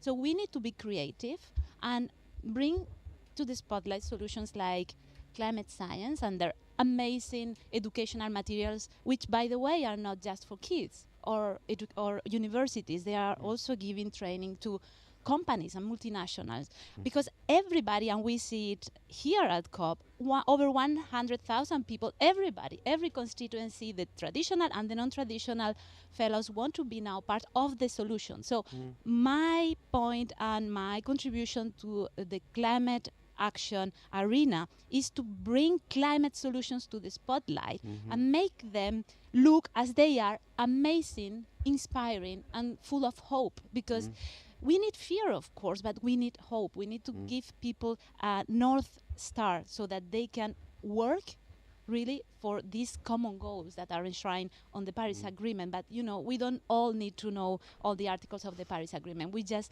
need to have the willingness and some knowledge, science-based knowledge, to put ourselves together and act on the climate emergency. Of course, we learned a lot, didn't we, at the knee of Christiana Figueres, right, who was head of the UN Framework Convention on Climate Change. And despite being very aware, as she was, about the threats the planet is facing and the terrible realities of climate change, she was, in a sense, an eternal optimist. Not a blue-eyed optimist, but an optimist. And I mean, optimism is a choice as well, isn't it? Absolutely. You can choose to be negative, or you can choose to be optimistic. And you can be exactly in the middle of the reality of the world, but you can either have your glass half full or your glass half empty. And, half full's on that side, half empty's on that side. So it is a choice. And it seems to me that by sharing the optimism of the creativity of the human spirit, which is just producing so much amazing technology, so much amazing solutions to agricultural issues or biodiversity loss, even financial solutions that are quite fascinating as well, that actually you do give people the expectation that we can actually resolve this problem in a way that at least conserves or preserves a large part of the beauty of this world in which we find ourselves. So I think we share similar values, actually. We don't have time and 10 billion Absolutely, and we need through emotions. Nick, you play music, you write music. I remember this song you wrote with Bernadette about apathy. Overcoming the apathy, because fear is paralyzing, all right? And that is the least thing to be paralyzed that we need right now. We really need all the energy we can put together, listen to the science, and do the work. So where you're here at the COP and you're, in a sense, you're covering the COP with your work. You'll be here tomorrow, presumably, and until the very bitter end. The bitter end, or the not so bitter end. It might be this wonderful Damascus moment for the major oil producers. A Paris moment. A Paris moment would be really good. Yeah. No, I mean, I think we all realistically know that there's going to be a massive fight in the next 24 hours, if not longer. But there could be some landing ground somewhere that can give everybody something that allows them to go away and work on decarbonisation in a much more urgent and surgical fashion. For me, this COP has been a success already because the masks went down, right? The usual suspects, we all know who were blocking in the rooms and behind the curtains. We know who were blocking, and now they write letters. These red letters, of course, the OPEC, they get leaked because journalists, they are very good journalists over there at the media center doing their job. So I think that this COP, from my perspective as a journalist and a communicator, has been an absolute success already, because so many more people know the reality of who's blocking and who is really moving the needle forward. Yes, the oil emperors are now naked, and we can see them for who they are. Yeah. Okay, we're going to have to wrap it up there. We just hit the magic 0-second mark. It's been lovely to have you both on here. Great work that you're both doing, and really wish you all the success with that, and hope to see you again next year, if not before. Absolutely. Thank you, Nick. Thank you for the invitation. Thank you.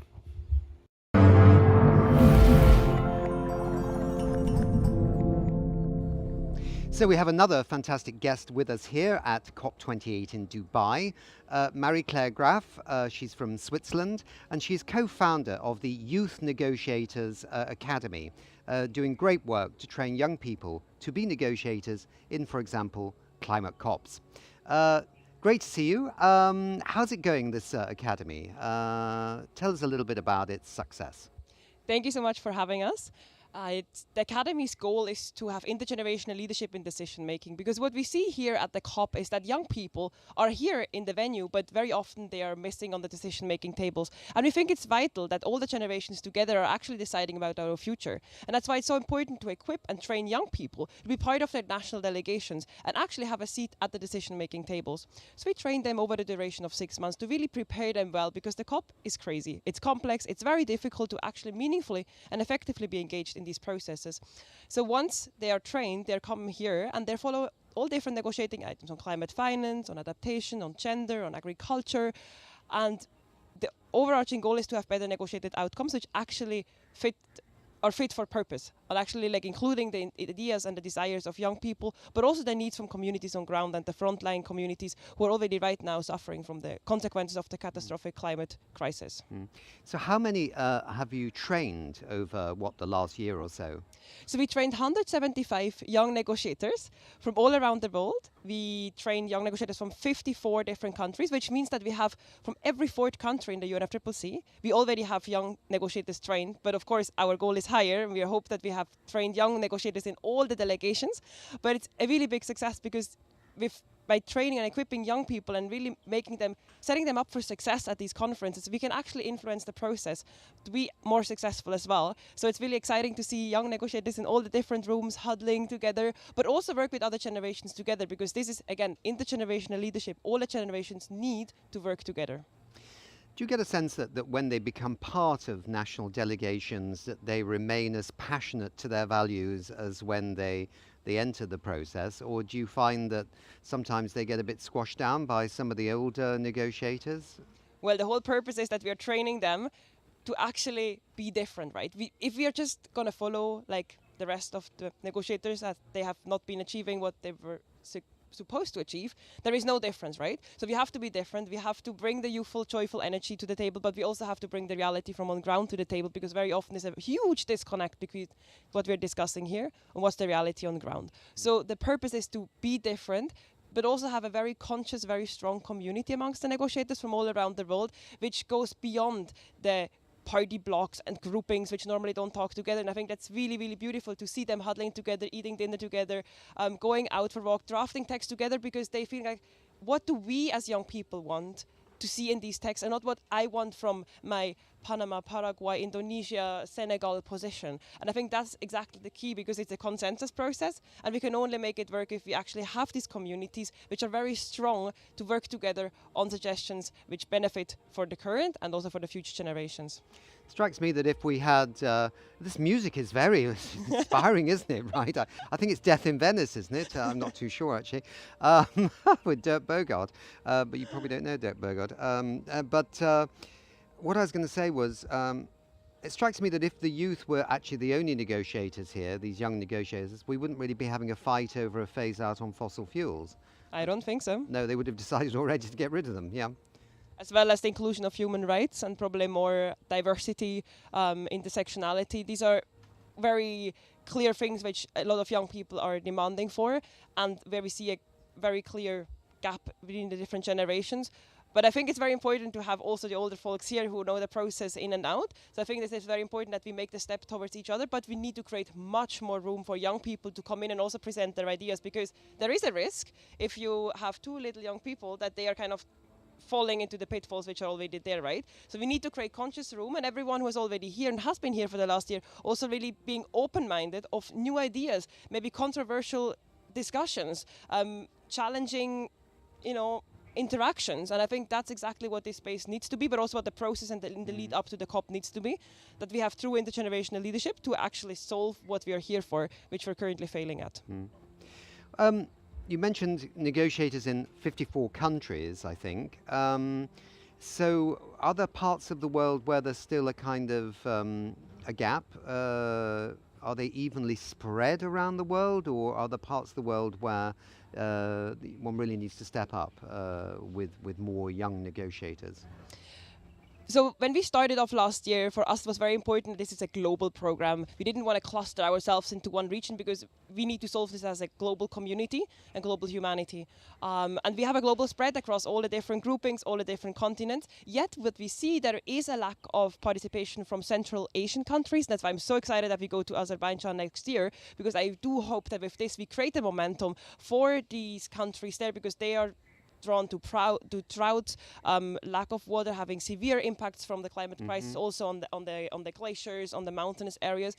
And I feel there is too little attention on this region, so we hope to get more young people from the Central Asian countries, as well as there is in some parts in the Middle East there is also a lack of participation. What we see, there's a very, very strong participation from Latin American countries, as well as from the small island states. We have almost all of them, which is really, really fascinating, because while we're open to any member state in the world, we have a particular focus on the ones with very small delegations, because then they cannot even follow all the negotiating items, as well as the ones who are already hit the hardest by the climate crisis and the most resilient, because with this we also get the more ambitious outcome. Yet again, we are open to any country who wants to join us, but for us it's very important that the ambitious voices are heard in this process. And who can we thank? I mean, the idea was probably your idea and some of your colleagues. Who your co-founder? Who was the other co-founder? So we are 4 ladies who have all been engaged in the UNFCCC process. So it's Hita Lakani, who has been the focal point together with me in Njimngou. It's Sophie Dowd, who has been engaging a lot with young people in the UK, as well as it's Veena Balakrishnan, who has also been doing fantastic work in the youth space and the human rights space. And I was a negotiator in 2019, appointed by the government of Switzerland, the youngest ever negotiator. And I faced myself how difficult it is to actually bring about change, especially when you're really, really passionate about what you're here and you want to do your best for your country, for your young people, for everyone. But then you're the only young person in the room. You don't understand how the procedures and processes work. I didn't know how to make an intervention, when to have to put the flag up and down. Also, some of the jargons I didn't really understand. So to me, it was clear, if we want to have young people engaged in the process, we need to equip them, we need to train them, we need to give them the network, the resources. We need to set them up for success and not for failure. And it's, to me, actually quite dangerous to just drop people into the space and then leave them on their own, because we already suffer from climate anxiety, from future anxiety, and this space is not honestly made for humans to thrive. That's why it's so important to support them all along the way, and that's at least when I, back in 2019, when I was one of my low in life, in the second week of the negotiations, when I was really overwhelmed, had this desire to create an academy to train and support young people from all around the world. So we see more young people and more youthful energy in these rooms, but not only as observers, but actually sitting as part of the delegations on the table, so we can create these bridges between the delegations, but also between the observers out there, because very often when young people had ideas and they knocked on the door of the country offices, we were sometimes welcome, but when you go to the negotiations, our ideas were nowhere to be seen, and that was really, really frustrating to just hear over and over again how inspiring and motivating we are, but then when it comes to the real substance of it, no one was eager to listen to us. Okay. So we've just got a few seconds left. Do we have to thank any countries for supporting this? Well, I mean, we are very grateful to all the countries who have been joining us, especially the ones who have been believing in us already last year, but also giving a shout out to our ecosystem. Like, we were 4 co-founders. We pulled this off in like half a year last year, and now like with the second iteration growing massively.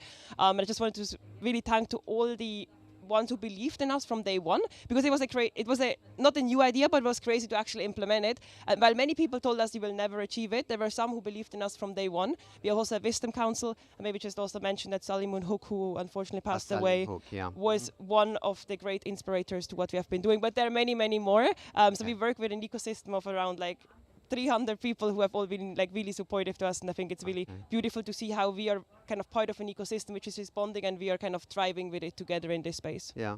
So Marie-Claire, well done. Well done for pulling off an impossible dream that proved to be possible. And hopefully the impossible dream of phasing out fossil fuels at this COP may prove to be possible as well in the next 24 or so hours. So thank you very much indeed. Thank you so much. We work on it. Thank you.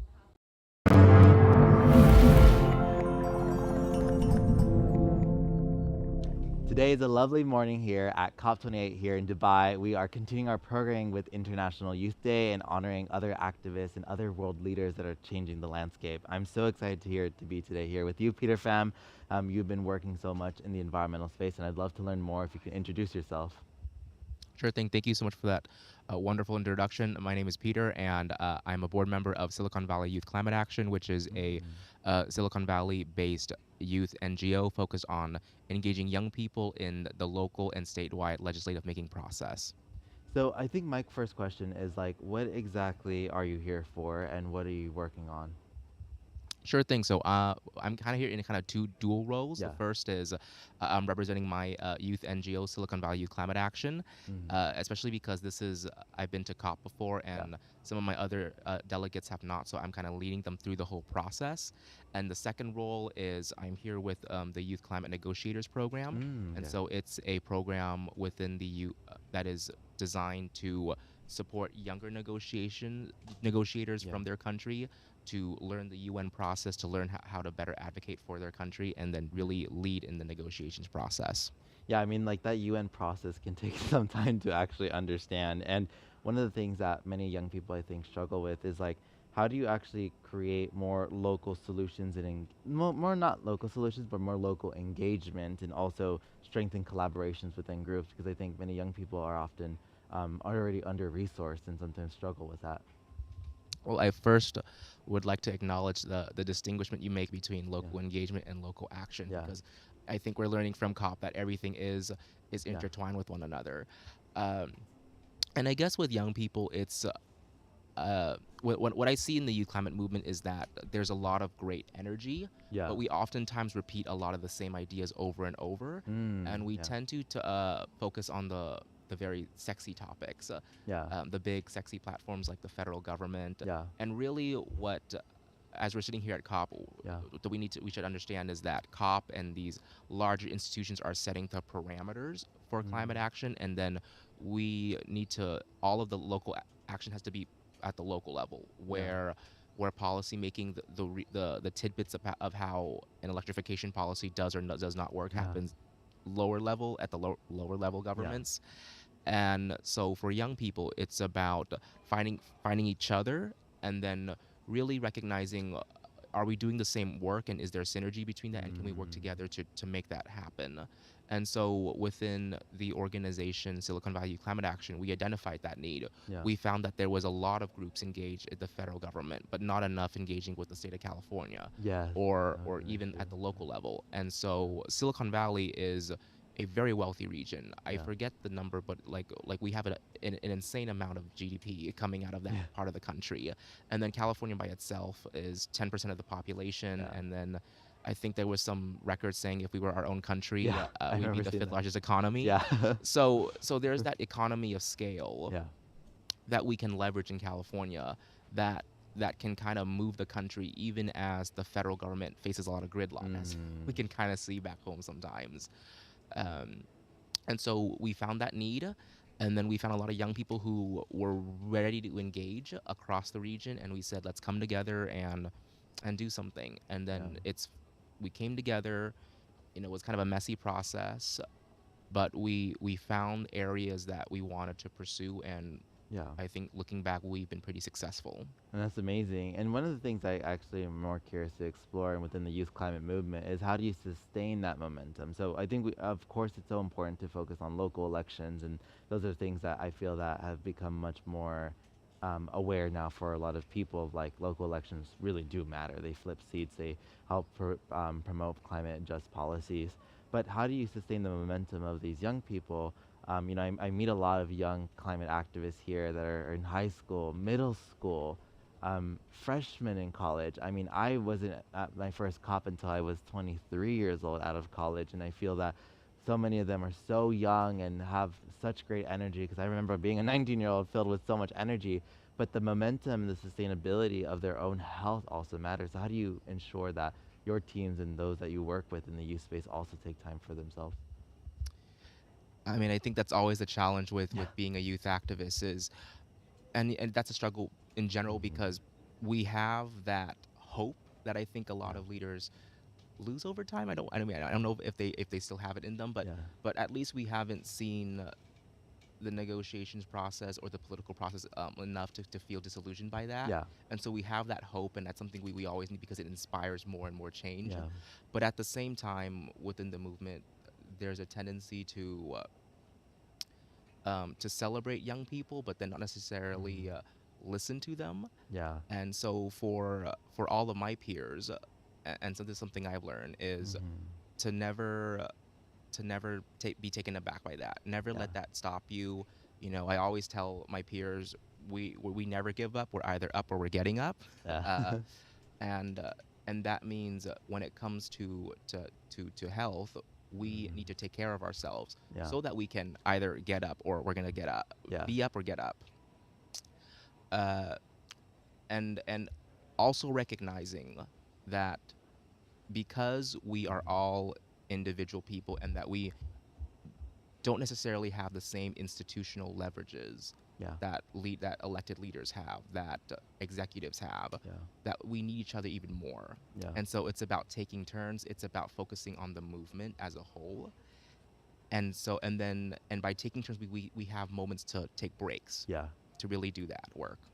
Yeah, and that's where I feel that giving the youth, I mean, the youth climate movement has evolved so much over the last few years, and I think it's reclaiming its own power that it's always had, and I think that's something where, you know, other movements, I would say in the past, even myself being, you know, 18, 19 at the time, felt a bit disconnected of how do I engage with these institutional spaces, but your organization is providing that, is understanding the processes that I would have been so grateful to have learned back in my day.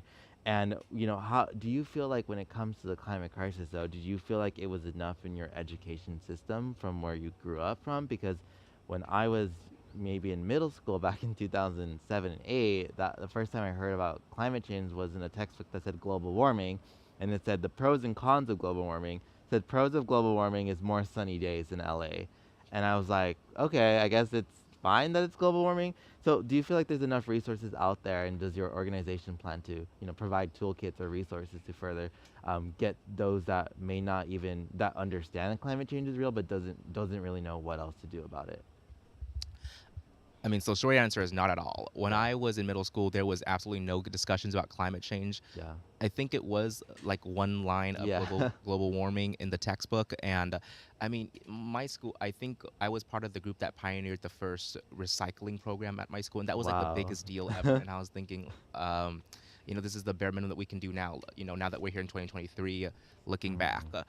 And, you know, on the topic of climate literacy, I think a big challenge with the movement has been trying to educate people about what climate change means, because the movement has evolved the way it has because there's such a high need. There's no room for a mistake. Like we're running out of time. We need to keep doing more, but it's not as tangible as something like inflation. It's not intangible like the pandemic, where you can see masks being worn, or you can't see your dollars. The prices go up. And so it's about showing people what are the ramifications of this global climate change. And so it's actually something we've worked at back in California. Is I think we got a couple $1 million from the state of California to build a climate literacy program for the Santa Clara County school districts. So thousands of students across the districts will hopefully and eventually learn from a robust climate curriculum. So we're really excited about that. And so, like I said, local action, and hopefully this story will inspire more young people across the country and the world to think about how can they contribute to the movement in their own way there. Absolutely. Well, thank you so much again for being here at International Youth Day and also representing all the young people out there. Thank you for having me. Thank you.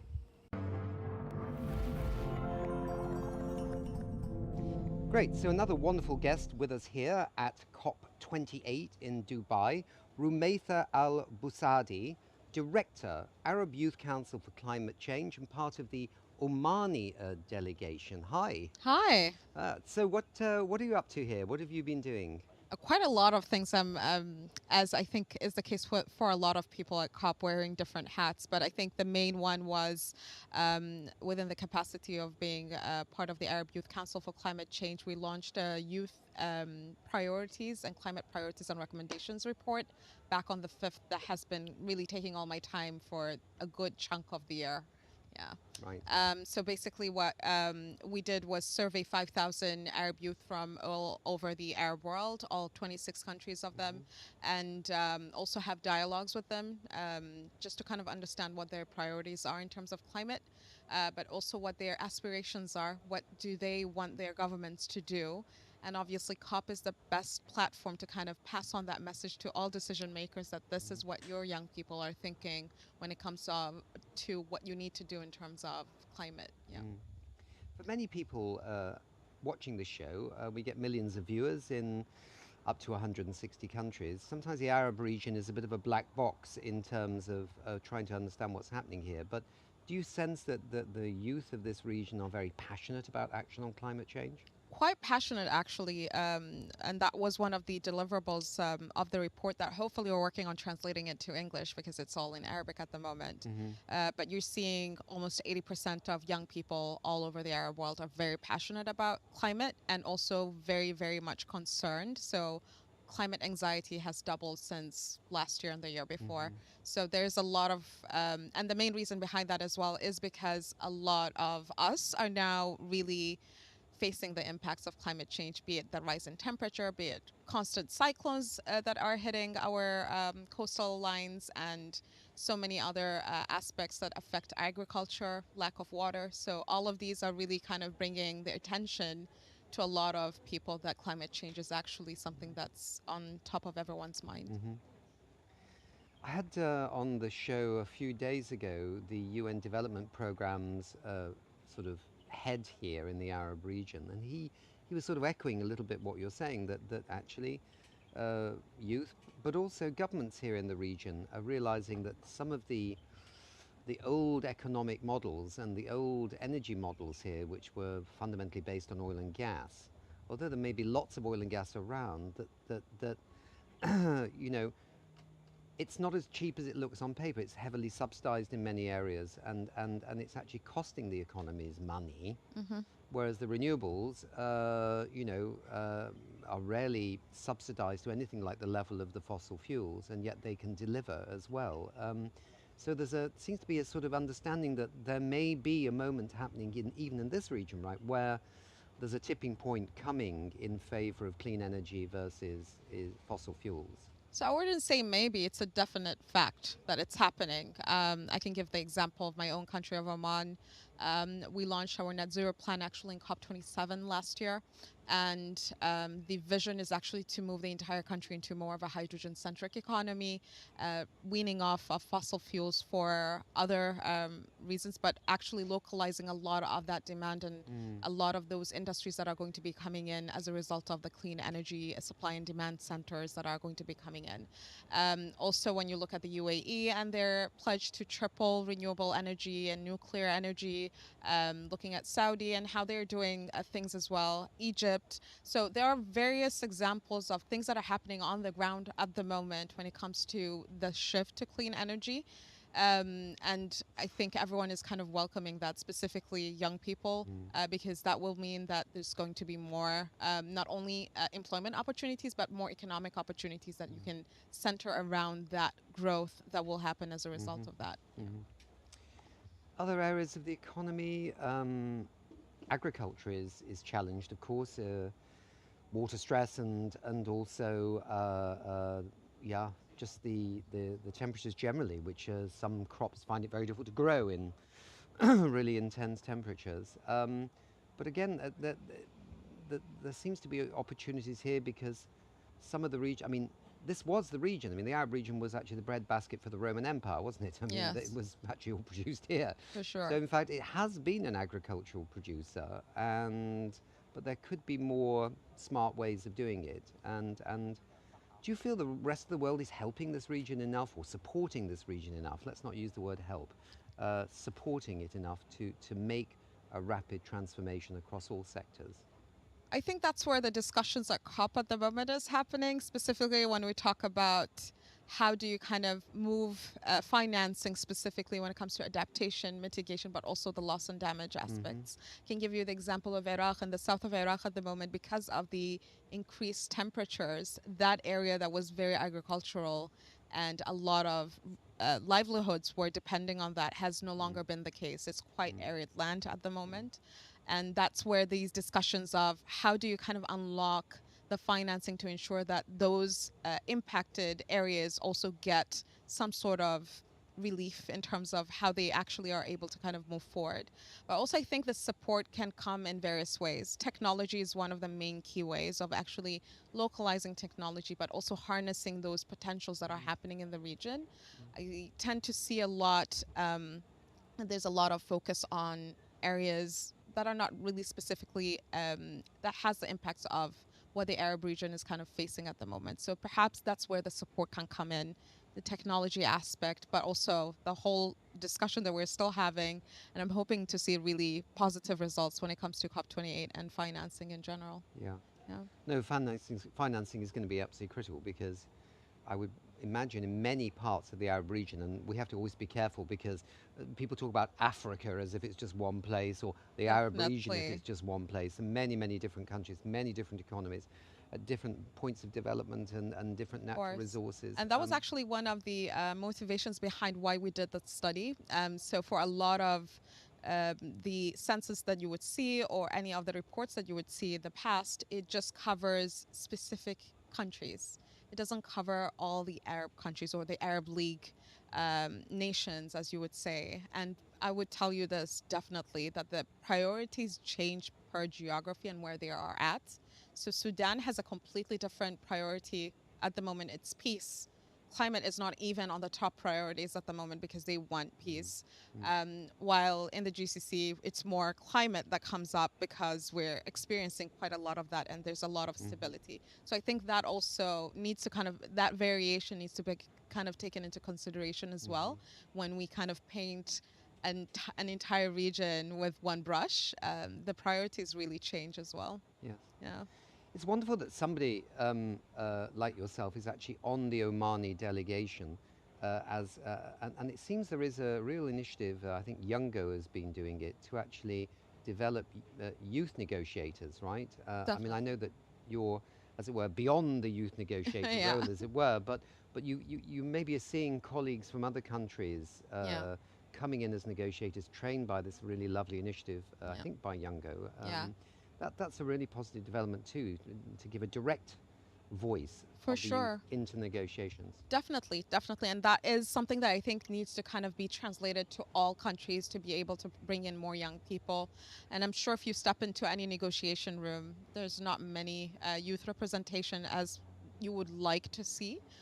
So that's a very appreciated initiative. Also in the Arab Youth Council, we did something very similar, but also took the nuance of language as well. And how do you communicate with your own decision maker that this is a priority to you? And for us, we saw that one of the major ways that young people can come in is also providing data. That's very important because most of the time that's not included. So here's the research, here's the data, this is what young people are telling you, and this is what they think. And maybe that could also help in forming your decisions as you kind of forge your way and the pathway to the negotiations and reaching that goal. Yeah. Super. Well, look, it's been a pleasure to have you here on We Don't Have Time, and best of luck with your work. And thank you for illuminating for the audience a little bit more of a glimpse into this region. So thank you very much indeed. Thank you so much. It was a pleasure. Thank you.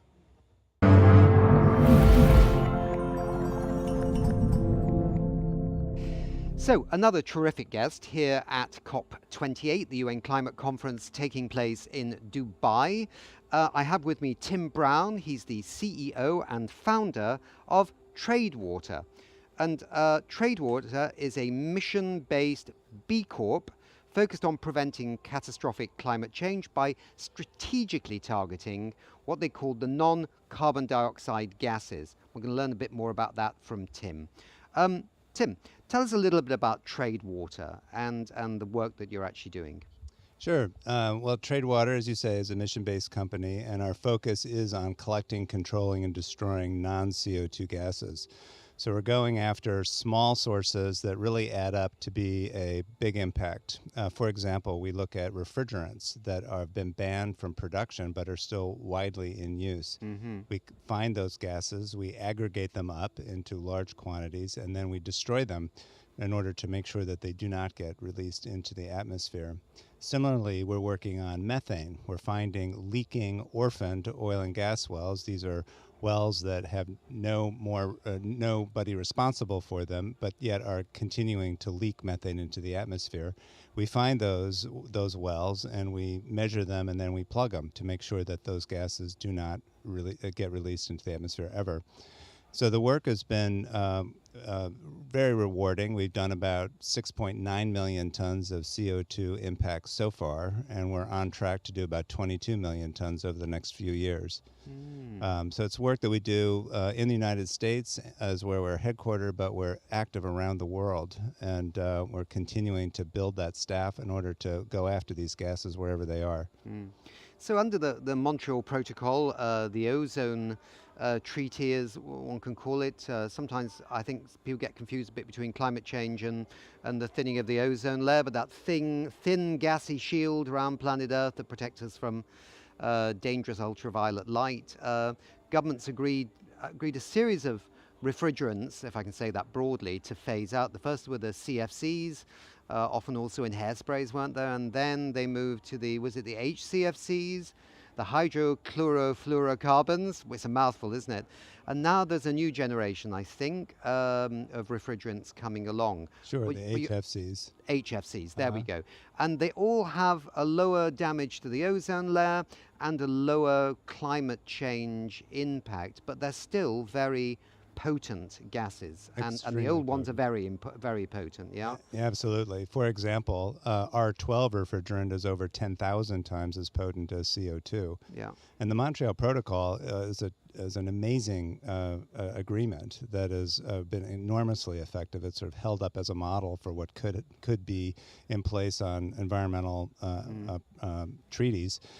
But the problem with the Montreal Protocol is it did not do anything about existing gases that had already been produced. So while it effectively banned the production, it did not ban the use. So all of these gases that have been produced but can no longer be produced are still out there. In fact, the CFCs that you mentioned, the chlorofluorocarbons, estimates are that there's about 9 billion tons of CO2 equivalent represented by those gases that are still out there in stockpiles or distributed in appliances that are at risk of being released into the atmosphere. So what we're trying to do is to find those gases and create an end-of-life scenario that was not contemplated in the Montreal Protocol in order to make sure that they do not get released into the atmosphere. So in addition to the erosion of the ozone layer that they contribute to, they're also a very potent greenhouse gas. So getting rid of those, making sure that there's a safe end-of-life solution for them is what we've been working on quite hard over these last several years. So who funds this, Tim? So we are leveraging climate finance for it. So there's a real additionality to this work insofar as there is no mandate to collect, control, and destroy. And there's a permanence to it because we're destroying them, so they forever cannot be released. And that qualifies them as a pretty strong carbon credit. And we sell those. We sell them into the compliance markets where possible, and then we sell them into the voluntary markets to companies that are looking to address their climate impact and are in need of offset credits in order to help them on their path to net zero. You sound like a bounty hunter. Well, but in the nicest possible way. Yeah, I was trying to think of an analogy, you know. Well, you basically find the bad guys, the CFCs and that sort of thing, and then you can actually monetize that by, in a sense, destroying them and bringing them to jail or something like that. Yeah, well, or more severe than that. That's the idea, is to find them and to create value by destroying them. There is a really strong climate benefit that comes from this work. And similarly with the methane projects that we're working on, which are from these leaking orphaned oil and gas wells, those are also in individual wells that are scattered all over the place. But if you can find them and effectively plug those wells, then in the aggregate it ends up being a pretty strong impact. Yeah. Certainly, I think the U.S. Administration, when they went through some difficult times with the previous administration, they in a sense couldn't quite negotiate so freely, as it were, in these climate conferences, and therefore went after the non-CO2 gases. And I know they backed this UN Environment Programme Secretariat of the Climate and Clean Air Coalition, where methane is one of the gases. Obviously, they're playing a much more active role here at this COP under a different administration. But there's always been a lot of belief that the US could not only deal with fugitive methane from pipelines, but also from old oil and gas systems. And so that's really, really positive. But it is a global issue, is it not? And there must be a fantastic opportunity all around the world to deal with this. So are you just US with the methane, or could it be much wider? It could be much wider. We're starting in the US because the offset protocols that we're using are based in North America. Right. But you're right, this problem is around the world. And there are plenty of leaking sources that have responsible parties associated with them, and those responsible parties should be taking care of those problems. What we're focused on are the sources that nobody has responsibility for. And that's where sort of bringing climate finance to the table in this manner really helps to establish a mechanism for finding, measuring, and plugging these wells that otherwise just would continue to leak. I suppose a viewer might say, why the devil can't the oil companies who made the mess be held responsible to clean it up? Yeah, well, that's a very good question. And again, the wells that we're looking at, there is no responsible party because they either went bankrupt or otherwise or sort of disappeared. Right. And that designation is called orphaned, an orphaned well. And so that's what we're going after. There are programs, and an increasing number of them, that are compelling operators to take care of their methane leaks. But if nobody's responsible for some of them, then who's going to do it? Yeah. And I think that's the value that we can provide is to sort of fill that gap. Yeah. Where next do you go then? It sounds very important work. Somebody has to do it, and you're doing it. Do you have any plans over the next 12 months with your business? Oh, we're going to keep going. We're working on refrigerant collection and destruction projects around the world. We've got an ambition to do over 3 million tons of impacts per year over the next several years. We're expanding our methane work to take care of more wells in the U.S. We're looking at opportunities around the world where that same phenomena of orphaned projects lie. And we're looking to expand and create as much impact as we possibly can, as fast as we can. And that is sort of the contribution that we feel we can make as a mission-based company is to do our share. Good, Tim. Well, as I say, I think it's God's work, and it obviously needs to be done. And it's obviously making it's a no-brainer that this makes a contribution to climate action. And if they do another treaty, next time they're going to have to put the rules in that I mean, it's good business, but it's crazy that they never thought about that, and that we're having to clean it up afterwards. But if we have to clean it up, we must clean it up quickly and rapidly and with urgency. Yeah. Absolutely. Yeah. I really appreciate it. Okay. Thanks very much. Yep.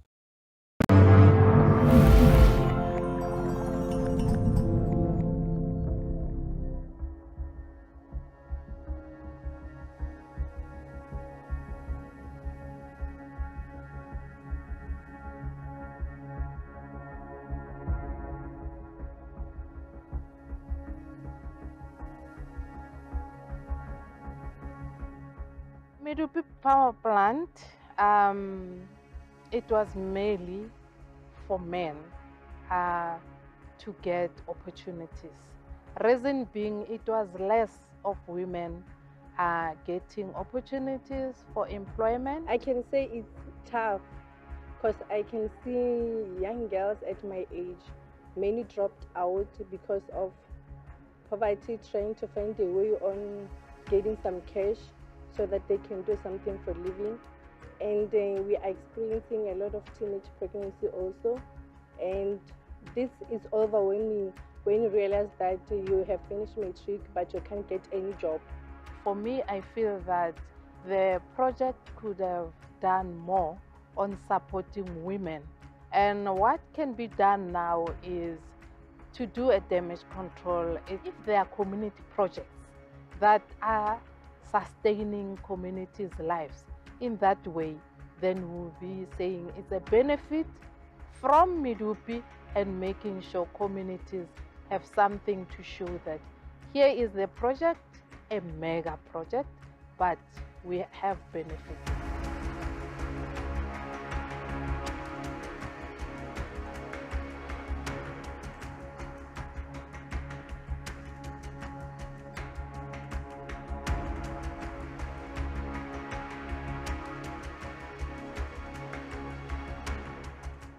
I'm here in the Media Center at COP28, and I'm thrilled to have this conversation today with Avantika Seeth, who is the communications coordinator of the African Climate Reality Project. I'm actually surrounded by climate reality leaders here, and it's even our origin story, so it's a thrill to have you come and share a little bit about yourself and your experiences with this project. So we just watched this incredible video. Tell us firstly a little bit more about you, about climate reality for some of our audience that might not be familiar, and then we'll get into the video. Sure, thanks Sheta. So yeah, I'm Avantika and I'm at the African Climate Reality Project, which is the Africa branch of the Climate Reality Project. The Africa branch was started in 2014, so next year we actually celebrate a decade of being around, which is fantastic. We work with over 2,000 trained climate reality leaders across the continent, and we really focus on training and upskilling and helping to support the climate reality leaders with their various projects that they have on the ground in terms of helping to mitigate the effects of climate change within their own communities. I love that, and the fact that you're representing Africa. I mean, Africa is such a critical continent for all things related to climate impacts, and there's so much youth activity that's happening there, and there's so much potential to mobilize further activity. So it's a very significant role that you are playing given the representation of this continent and the bigger landscape. What are your thoughts on that? Well, you're absolutely correct. Africa is a young continent. There is a lot of potential. People are hungry for change, for improvement. The young minds on the continent are really spearheading innovative practices in their communities. We see the consciousness that they hold in their daily choices that they make. And yeah, we're just really grateful to be a part of assisting in this movement. And yeah, it's just great to be a part of this. And so tell us a little bit about the video that we just saw, because a lot of this is tied to that, because you have really excited young people that are contributing their expertise and their passions to really seeing innovation and solutions to commercial viability. So tell us about these kinds of efforts that are being made on the ground. Sure. So the video that we saw was actually part of a storytelling component of a report that was released by the Fair Finance Coalition of Southern Africa. And I'll just show it to the camera briefly, okay? It's called Living in Medupi's Shadow, Stories from Lephalale. The Fair Finance Coalition of Southern Africa is made up of 7 NGOs, of which the African Climate Reality Project is a part of. The coalition focuses on development finance flows into Southern Africa. So the video is a storytelling component because it focuses on the gender aspect of the community of Lephalale, which is the community which surrounds the Medupi coal-powered station in the Limpopo province of South Africa. And essentially it speaks to the challenges that are grappling the community. This particular video speaks to the challenges which women face. The community is young, there's unemployment which is rife, they've been left with severe socioeconomic challenges, health challenges, and really what we're trying to do through these videos is share their story, because this is their story to tell from the report. It's a testimony to the challenges that they have. You have several videos associated with this, right? Tell us a little bit about the additional aspects of these challenges that you've highlighted through visual communications? So the second video that we've got is, it showcases the health challenges. So Medupi is a coal-powered station, and the community that surrounds the station has been afflicted by major health challenges. There's eyesight issues, there's respiratory challenges, the water has been polluted, there's no access to clean and sanitary water. So essentially the entire ecosystem which surrounds the Medupi power station is just a hotbed for these challenges which the community faces. The third video which we have done showcases the socio-economic challenges, so things like unemployment. There has been no financial gain or benefit to the community from the Medupi power station. The power station was funded by the World Bank, the African Development Bank and the New Development Bank, but we have seen no financial flow really benefiting the community, and essentially this is what we are trying to create awareness around. So this is how you do it. You do it through campaigns, you do it through video communications, you do it through interviews like this, being partners with us at We Don't Have Time. How is it going? What's been the impact of the campaign so far? Yes, so it was very important for us to be able to relay the story to the public, to create the awareness. It wasn't just about creating a report and then putting it out there, because so often, organizations and institutions might just create a report, but it doesn't get the leverage that it deserves. Because we're talking about people's lives here, we led a media campaign, a media launch on this report, which was launched in the community, which we took back to the community on the 1st of September. Prior to that, we also empowered the community with a media training program so that they could articulate the problems and challenges which they are facing, which is documented in the report. We held a photo exhibition, so it was important for us to also showcase visually through photos the challenges which the community members face. We've got a photo book that we also put together, and we managed to get media coverage nationally across South Africa. So that was a great win for us. That's fantastic. Let's circle back to the questions I was asking about how to engage the youth and how to mobilize those that want to contribute something to the climate crisis. So obviously the community itself is very involved in this. How do you also include those that have been trained through climate reality and are generally interested and passionate about getting behind and supporting these kinds of projects? How do you get them involved? Sure. So we recently just had our climate reality training in Ghana, which took place in October. And so that was fantastic because we managed to train, I think, around 600 to 700 new climate reality leaders. And they are going to be going on the ground located across West Africa. We really, as the Africa branch, we host a series of trainings, workshops, education, awareness campaigns. We have 2 campaigns that we focus on, which is public finance and climate literacy. So it's really about education. The public finance component is educating our communities about the importance of public finance, fair finance, making sure that they understand how finance deals work. Is there any benefit that they get from it? Are the funders being held accountable? Are there any measurements or tracking systems in place in order to ensure that targets are met? So that's part of our public finance campaign. And then we've got our climate literacy campaign, which really focuses more on the groundwork within the communities in terms of educating them on the effects of climate change and what they can do in their own communities. The youth are super involved in this. We see more and more young people coming on board. They are more aware of what is happening in their environments, in their communities, and they are really the ones that are spearheading these innovative practices. So what more? It sounds like you're doing so much. You clearly have built up this community. You're supporting communities on the ground. You build up communities of young leaders, not just young, across the entire spectrum, that want to be more involved and get more engaged. This is enough, no? Or is there more to be done still? I think it's just the tip of the iceberg. There's a lot to be done here. We're sitting here at the UN Climate Summit, and we see so much that still needs to take place. Africa is one of the least contributors to emissions and global emissions, but we suffer the harshest consequences. And so with that said, it's important for us to continue negotiating, campaigning, creating awareness, because there's a lot that needs to be done. We are a resource-rich continent, and our resources have been plundered, and we are now facing the negative effects and consequences, and climate change is affecting us left, right and center. So we continue the hard work, but we do it with passion and we do it with hope. And what are you hoping to see come out of, final words in the last 30 seconds, what do you hope to see come out of COP28 for Africa? Yeah, so for Africa, we want to see adaptation move higher up on the agenda. That's very important to us. We believe that there's still a lot of work to be done from an adaptation point of view.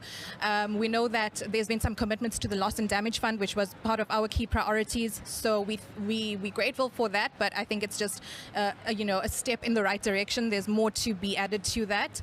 And yeah, we really want commitments from developing nations in order to ensure that Africa faces the empowerment that is needed.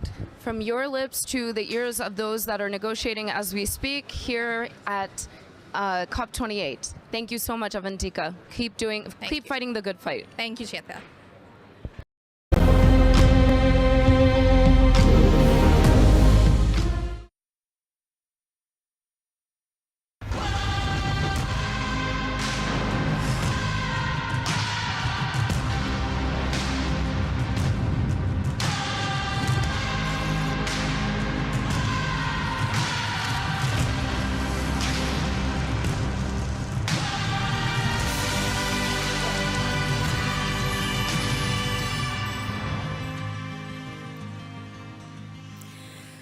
Good morning, everyone, and welcome to the Swedish Pavilion. Today is the last thematic day here at the Conference of the Parties, COP28 in Dubai, and the theme is water and agriculture.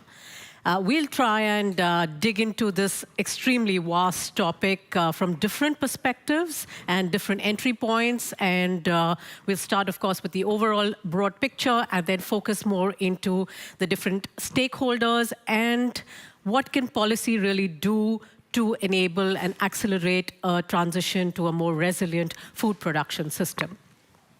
We have about 40 minutes here, but we'll shorten it to, say, about 35 minutes because we have a very special announcement after that, so stay with us for that as well.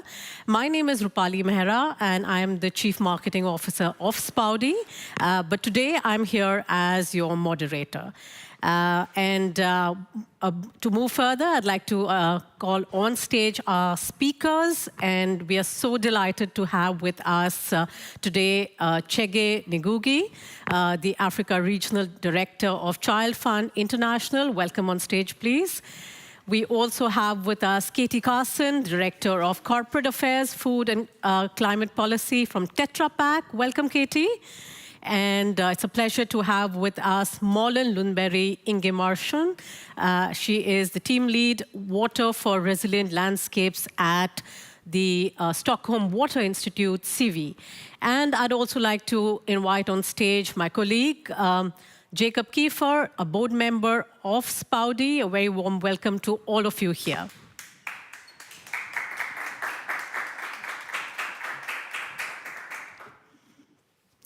So let's begin with the broad picture. And for that, I'm going to pull in Malin for answering the first question.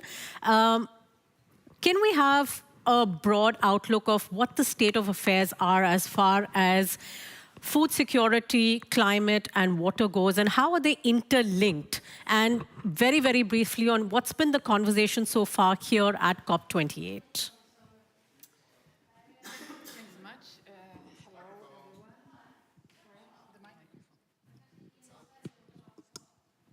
Okay, working? Yes. Good morning, everyone. Thanks for having me here. And thanks for the question. So, we at CIVI, Stockholm International Water Institute, we say that a water-secure world is essential for effective climate action. And water plays a central role in climate mitigation, in climate adaptation, and in resilience. And water is part of the challenge. There is big challenges with water, but water also needs to be part of the solution. And climate change has already substantially altered water cycles for many farmers around the world. And even in Sweden, we are experiencing this now, even if Sweden isn't a very dry country. And with climate change, there will come more frequent and longer periods of drought, and there will be also changes in precipitation patterns. And this will have negative effect on crop production. It will reduce the ecosystem's ability to sequester and store carbon. It will cause reduced resilience, and it will also increase the risk of losing biodiversity. At SIWI, we are promoting holistic, integrated and water-smart approaches to climate action. We are working together with a number of countries in Africa, applying system nexus solutions to simultaneously address many of these challenges that we are facing, such as the water crisis, the climate crisis, and the food crisis. And at the center of these crises, these challenges, are smallholder farmers. Water is many times the key constraining factor in crop production. And in Africa, for example, 95% of the agricultural production depends on rainwater. Smallholder farmers are susceptible to the variability in the distribution of rainwater and in the intensity of rainfall, and particularly true in the dry lands of Africa. We have colleagues in SIWI working in Ethiopia, and they have looked at these challenges holistically by supporting the rain-fed and irrigation continuum across landscapes. So picture a river flowing from the mountains down to the coastline, passing smallholder farmers along the way. And this rain-fed and irrigation continuum, in that continuum, supplemental technical irrigation system is one essential component that needs to be there to support smallholder farmers' access to water. Let's see. Can I have more time? Perhaps if you can wrap it up in a minute, and then we can go to Chege. Sure. Yeah. So rain-fed and irrigation systems are at the landscape water scale. They are really interdependent units. And better management of agricultural water in the landscape context, it supports recharge of shallow groundwater and can open up opportunities to practice irrigated agriculture. Especially at the lower part of this continuum over the landscape, and the middle parts and lower parts. So SIWI we're part of a newly funded research project funded by Formas, the Swedish Research Council, and we call it Restore for More, scaling rangelands restoration in dry lands through synergies in the biodiversity, water, climate nexus. And there the focus is on restoring the degraded lands of Eastern Africa.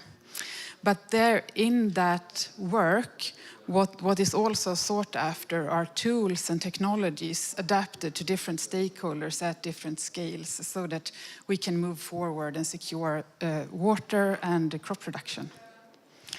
Well, thanks, Malin. I think you've set the stage for a very interesting conversation here, because from here I'm going to move to Chege, who's working at the ground very, very closely with the issue of food security, water, giving children a far more enriching livelihood.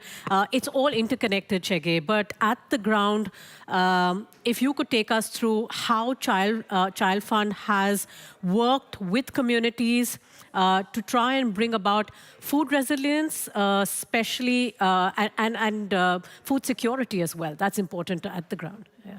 Thank you. Good morning, everybody. That's an interesting question, because as a child-focused development organization, our main focus is that child. How do you bring a child, bring up a child in a healthy and secure manner? And you know how much food means for that. For example, just give you the magnitude of the issue of food security in Africa. About 45 million children in Africa are wasting. And 153 million children in Africa are stunted. And you know, if a child is stunted, that has a long-term or permanent effect on that child. So as an organization, we work with local partners, governments, to ensure that children have access to food. How do we help their communities to produce food over the years?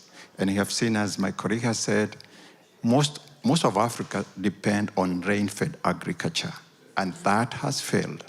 So what is the alternative?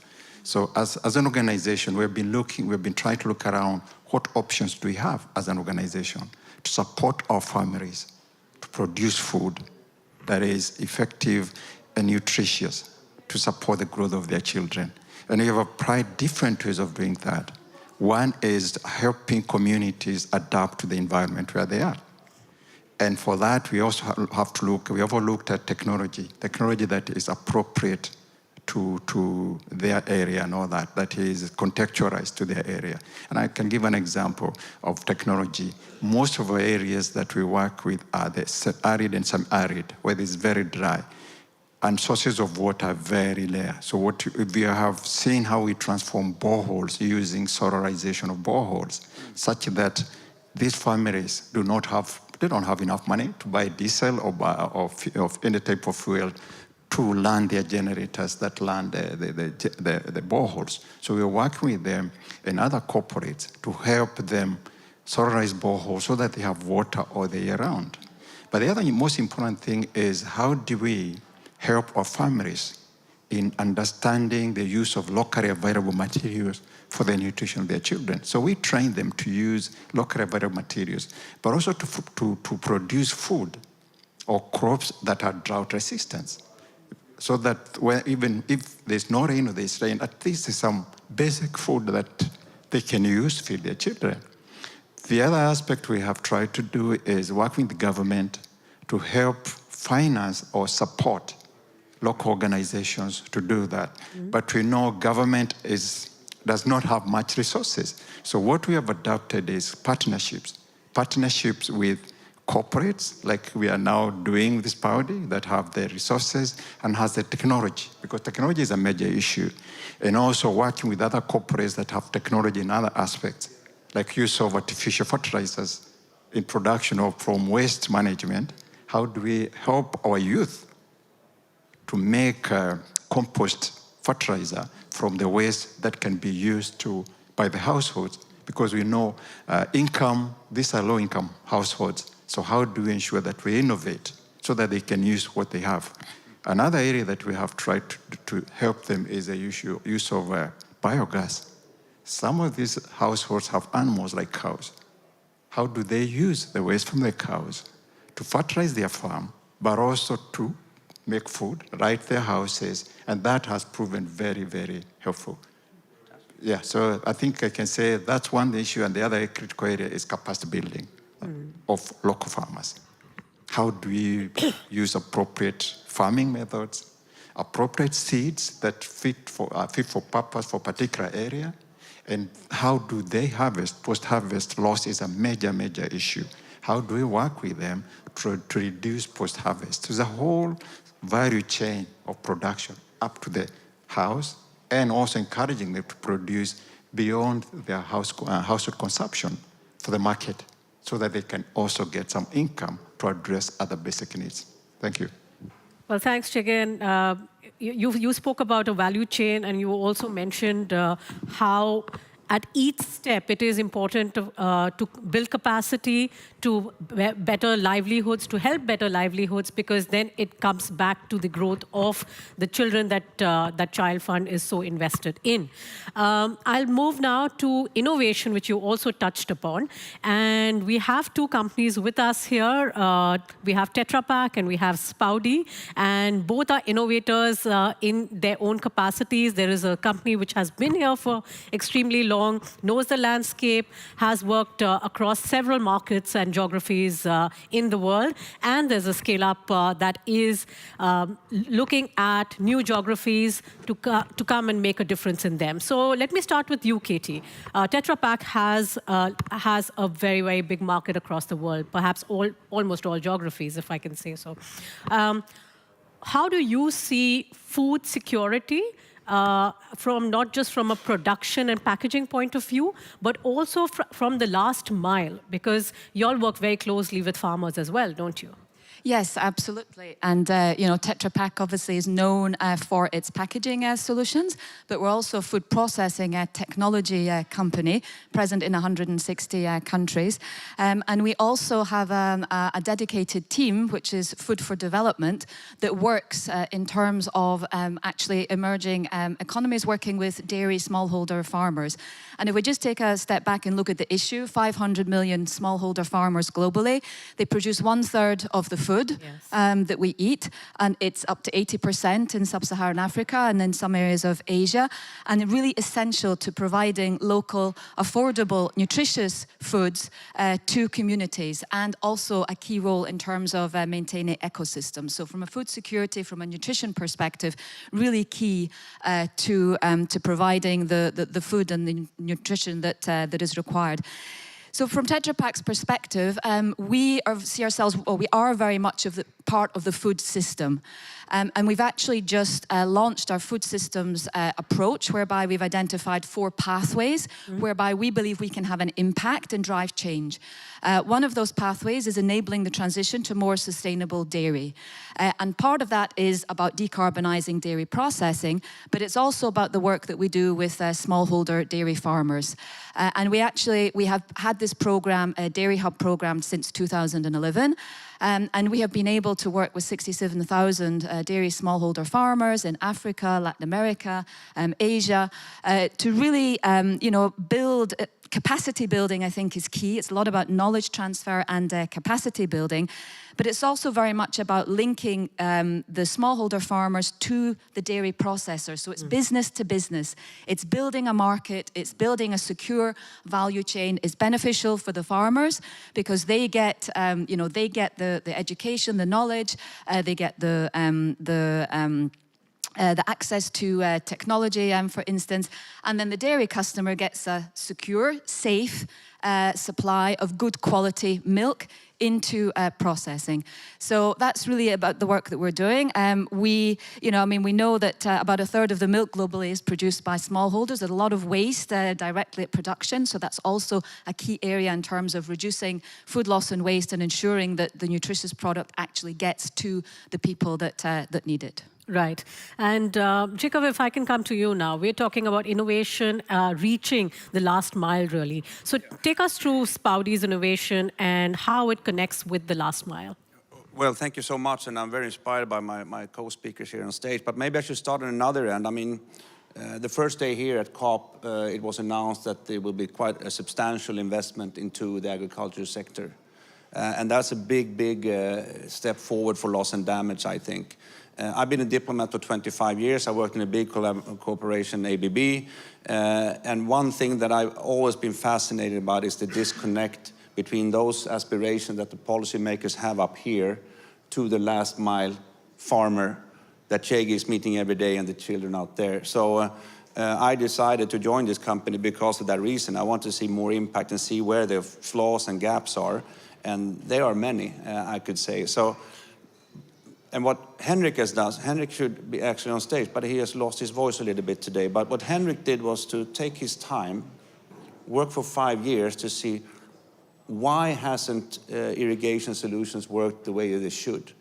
What is it that the individual farmer needs to be able to do this, and how have we not been able to scale up? Probably because one hasn't done its research. We have to understand what is the need of the farmer, how much money can they spend on this, and what will be the outcome? And I think that's exactly what Henrik did. He did a portable solar panel that you can carry together with a pump and a small electrical device that pumps up water through air, not through electricity, through air to the irrigation system. It's plug and play. It threefolds the yield. It shortens the time. And then it creates business women and businessmen. A word that you never hear about farmers. They're farmers somewhere. No, these are people, an untapped resource for income and grow the countries. And they are mostly located in Africa, India, Indonesia, the poorer part of the world. So we cannot do this alone as a company. We need to find those people, those organizations that had a proven track record. This man represents Child Fund, an organization that started in 1938, like the age of my kid's grandfather. You touch among 16 million kids globally, and you have a renowned track record. So we believe that should we start to enter a new market now, we should go with the ones we know have a track record. So I don't think I need to speak so much more about that, but what will happen is that we will need to find financing, guarantees, credits, and hopefully also find some mechanisms that makes it simple for the farmer.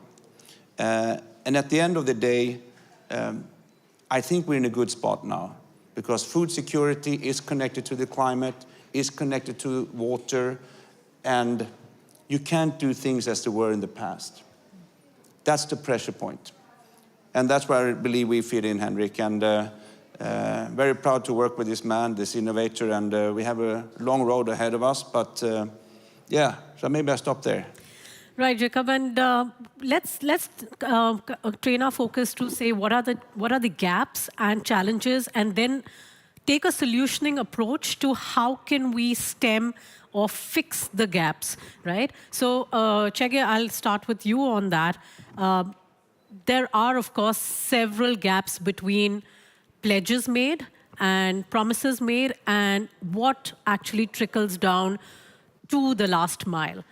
Could you lay out some of those and perhaps suggest some solutions that we can look at to stem these gaps? Thank you very much. Yeah, clearly there, as Jacob has said from experience, he has been there, now he's down here with us. He's the right person. I was there before. Okay, so he's the right person to work with and all that. I think one of the challenges that we see, especially in developing countries like Africa, is the aspect of having the technology, the know-how. How do we bring that technology to the level of the farmer, to the level of the household, to be able to do that? So that's a major issue. And the other big issue I've seen is research and development.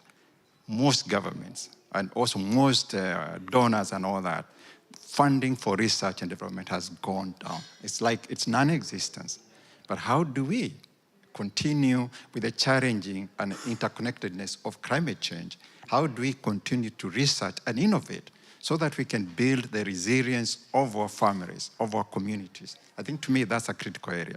I think the other critical issue we see with governments is having in place policy framework that brings in climate change, education, and knowledge management. I think we're seeing that gap. And we know that our communities have a lot of knowledge. But we haven't tapped into that to address the growing challenge of climate change, the impact on health, the impact on education and all that. I think the other critical thing that we need to see is early warning system. Okay. We don't have, it's there, but in some places we don't have early warning system that can help us prepare ourselves, our farmers, our children prepare ourselves. I think if we are able to put in place support to ensuring that the early warning system is working and is fed to the households. It's not at policy level only, that the people that are producers, farmers, and especially small-scale farmers are able to know and they're able to interpret the data, and also feeding to that data. It's not data that just picked up abstractly. It's data that is evidence-based. So again, if we're able to do that, I can see there's a lot of importance, a lot of hope. But the other critical thing is, how do we bring children and youth into this equation? Because, as you know, agriculture in Africa is seen like the work of the old people. And Africa has the youngest population. How do we tap into this capacity? If we don't bring technology, we don't bring know-how to the hands of children and youth. I think we can be very successful if we are able to do that. And I'm happy to say, at least after 27 years of COP, now we have children and youth represented. And this is the first one that we are seeing children being represented. And I'm happy to say, I have a number of children from African countries that have accompanied us, but they came here to speak for themselves because they are the best people to speak for themselves. They live that life, that hard life, the challenges. So they're the best people. I think so if you're able to bring youth, children at the center of any interventions, climate change, we can be able to do that. I think to me, those are some of the issues that can help Africa, can help the world to be resilient, because that's the way climate change will be with us. But how prepared are we? And we cannot be prepared if we are building our resilience, we are building our knowledge and awareness on challenges and impact of climate change, and the interconnectedness, health, education, and other aspects. So as an organization, we are very, very excited with this potential partnership because we deal with the last mile. We work with local communities directly. So we know what are the challenges, but we want communities and children to be at the center. As an organization, we are more of a catalytic rather than doing it for themselves. Thank you. Thanks, Shege. And coming to you, Marlon, if we talk about a policy change and what is really needed to stem the gap between decisions and actual implementation, how do you see the acceleration really happening from a policy point of view? Yes, so we really need to embrace the complexities of this. We need to work integrated. We need to meet at different levels. We need to include all stakeholders when we do decisions. And this is not easy. It is going to take more time, more resources. But even so, this is the only way forward that it will secure a long-term solution that is sustainable, that is resilient. And the need to include all stakeholders, that is something that we are working a lot with in COE, and to identify, to map stakeholders, to ensure that the local community is represented, that children and youth are represented, that we bring in representatives from the government to meet with the local communities. All of this it takes time, it is difficult, but it's really so worthwhile in order to make the projects and the initiatives to be living long term. Right. And we've also seen, Marlon and all of you all, and I'll come to Katie on this and then to Jacob, but often when projects from policy, if we move on to say projects, they're often seen as we start with pilots. And I can be quite candid here, also out of personal experience, that very often just one-off pilots take extremely long. And do we have that kind of time when we are talking about food security and a resilient food production system? So where can policymakers, innovators, industry, researchers, implementing organizations come together in which we take those bold bets? Indeed, thank you. And a lot has been said, and I think very much concur that, really a key challenge and a key aspect that we need to address is the capacity building, and that needs support from policymakers, and also bringing the next generation into farming. And farming needs to be appealing, and that goes through technology in addition to other areas. We've, as a company, we have actually recently looked at what is needed from a policy perspective, but also from funding and financing, technology and innovation, and partnerships and collaboration. And that can be public-private partnerships, multi-stakeholder partnerships. But our experience is indeed that you can have pilots, but then how can you really scale, and how can policy be an enabler to help really to accelerate the change? Because we know that we need to secure our future food systems, and we don't have any time to lose. As you said, this has been a bit of a food COP. Countries have signed up to integrating food systems into their climate plans, which means policy on food concretely, because we need actions and we need policy to support that. As a company, we've signed up to the non-state actor declaration, so we very much support that, and we will be advocating for that through the work that we do. But indeed, we know that we need policy support. We need policy support for the education capacity building, for the support for the smallholder farmers, but also for securing the market access, so taking a value chain approach. I think one key issue today is also that policies need to address climate change adaptation and mitigation strategies, because these smallholder farmers are often the ones which are most affected. We know that about 40% of agricultural production is lost even before harvest, and that can be due to a number of issues, pests, etc., but also due to the effects of climate change. So policy really needs to be supportive of this going forwards. Jacob, would you like to take a shot at that? Well, I think you mentioned the need to have accurate data, and I think, I mean, I was in Kenya just 2 months back. Everybody has a cell phone, a smartphone, and maybe we have that opportunity now. Technology has come to the point where we're all interconnected, and our product, our solution is connected with sensors that can measure the water. We can also put in data how much is produced, etc. And imagine if we have a couple of 100,000 of these systems globally in arid areas, we can furnish that data to the World Food Programme, etc. On time, in time, and also make sure we have a solid decision making. But I also think that this technology helps with the farmers. Instead of flood irrigation, you utilize a system that will probably take you 1 or 2 hours per day instead of 8. What do you do with the rest of that time? Well, you start to figure out what you do with the money you make as a farmer. And you become a business person. Maybe you start to look towards the international market. What should I plant? Well, maybe I should do something for the Europeans. So all of a sudden, we need to create that global system.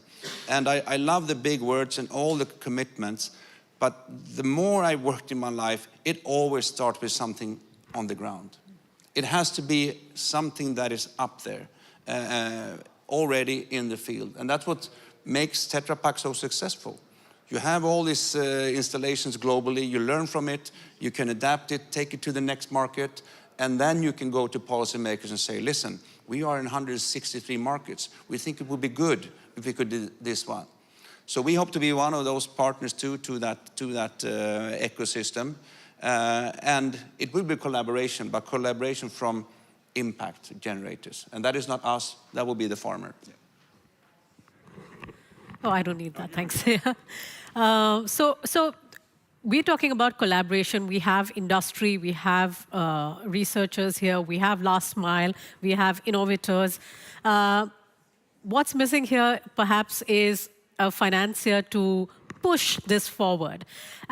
What are the, and we'll take this very quickly, but what are the more innovative ways in which finance can come together so that we are not crossing many hoops or are not restricted by a lot of hoops and actually help what you called impact generators, the farmers, create more food and also make their communities more resilient? Perhaps we'll start with you, Chege, maybe a minute each, and then we'll wind up. Yeah.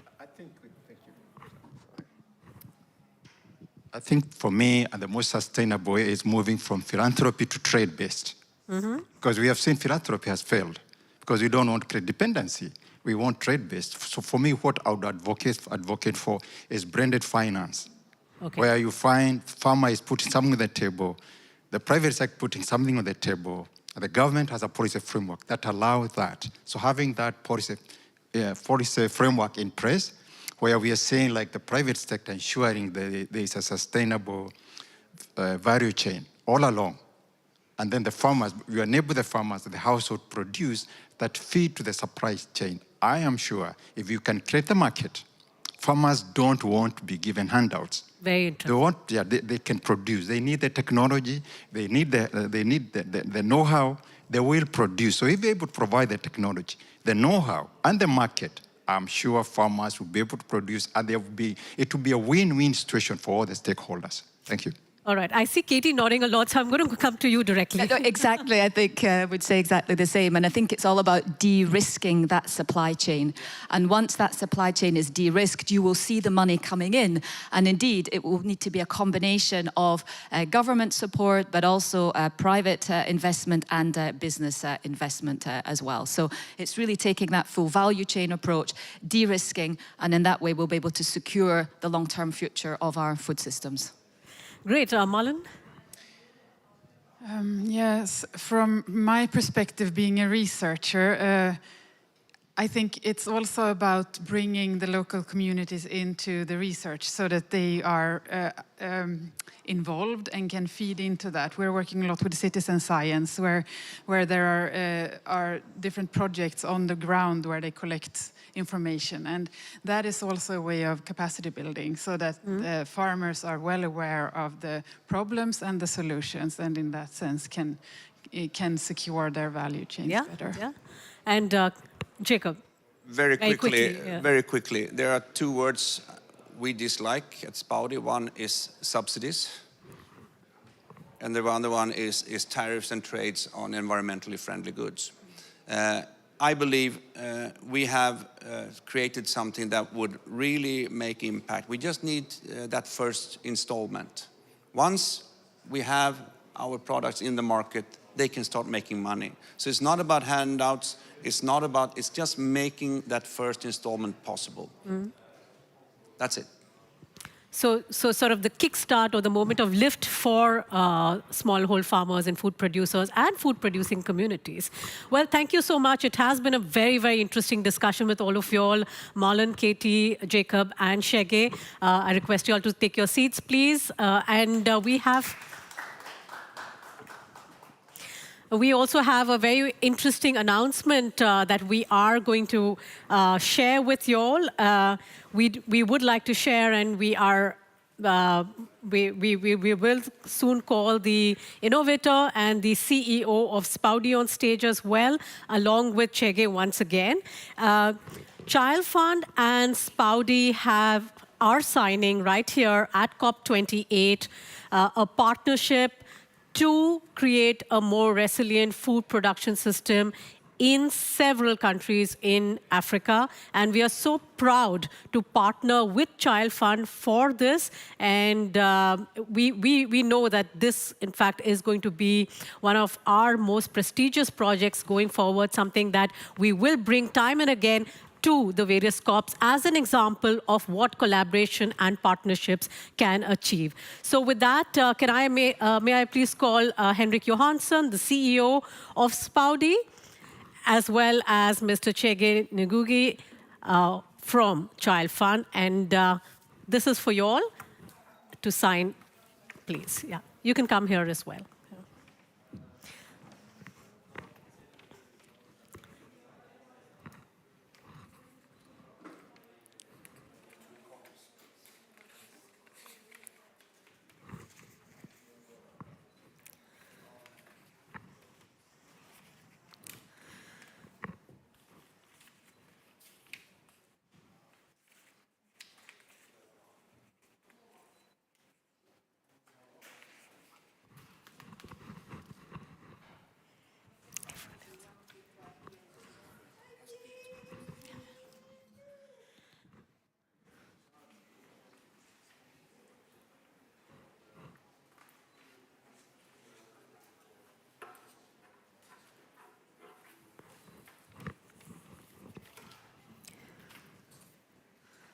And as these copies are being signed, we would, of course, like the entire team from Child Fund and the team from Spaudi to please come on stage so that we can capture this very important and wonderful moment. You can go that side. Maybe we can put the kids in front here.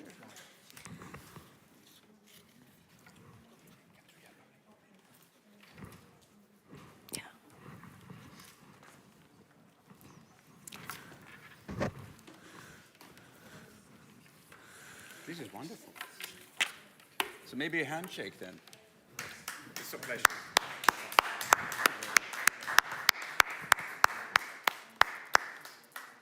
With great pleasure. We're excited by this. This is exciting news for Africa. It is, Chege. Thank you so much.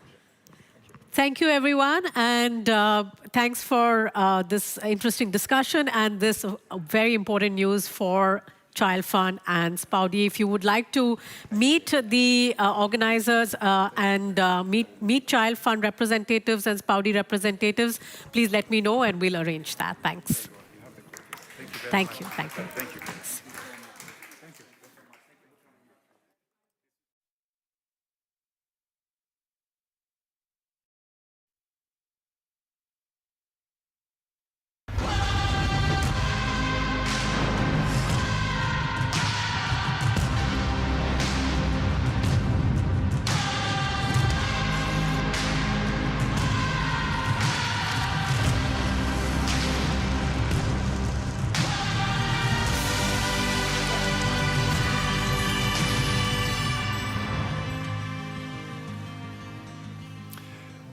Your Excellencies, honored guests, water and climate friends, I'm Thomas Rebermark, Director of Swedish Water Hut at Stockholm International Water Institute.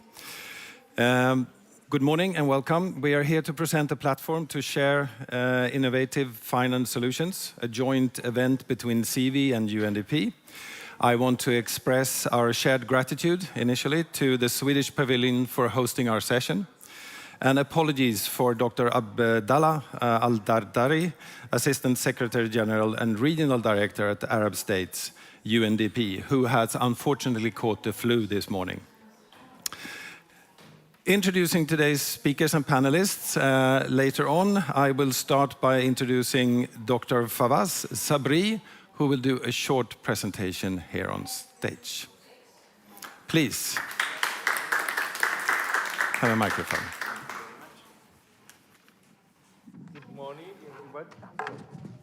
Good morning, everybody. I'm Fawaz Sabri. I'm Chief Technical Advisor for Private Sector and Banking Development within UNDP. I'm working on the promotion and supporting of the private sector and the banking system.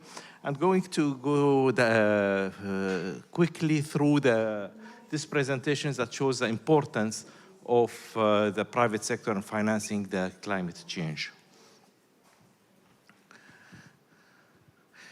We start with the gap in the Arab region for the climate finance. Climate finance flows into the Arab region are currently estimated to be between 5.7 to 7.4 billion a year. But the total of at least USD 436 to 478 billion is needed to address and cope with the climate change up to 2030. And this shows the gap. There is a huge gap between what is there and what is needed. That's why we believe that a key role must be played by private sector actors to catalyze climate investment in the region, and the role of the government is ensuring enabling business environment. This is the ecosystem, the enabling, allowing the private sector to act and to invest in the climate changes. This is the role of the government. Adaptive finance, there is another alarming thing, which is adaptation finance dropped by USD 4 billion, means 14% in 21, resulting a decrease of its share of total climate finance from 34% to only 27%. So the situation is really very alarming in the Arab world, financially talking.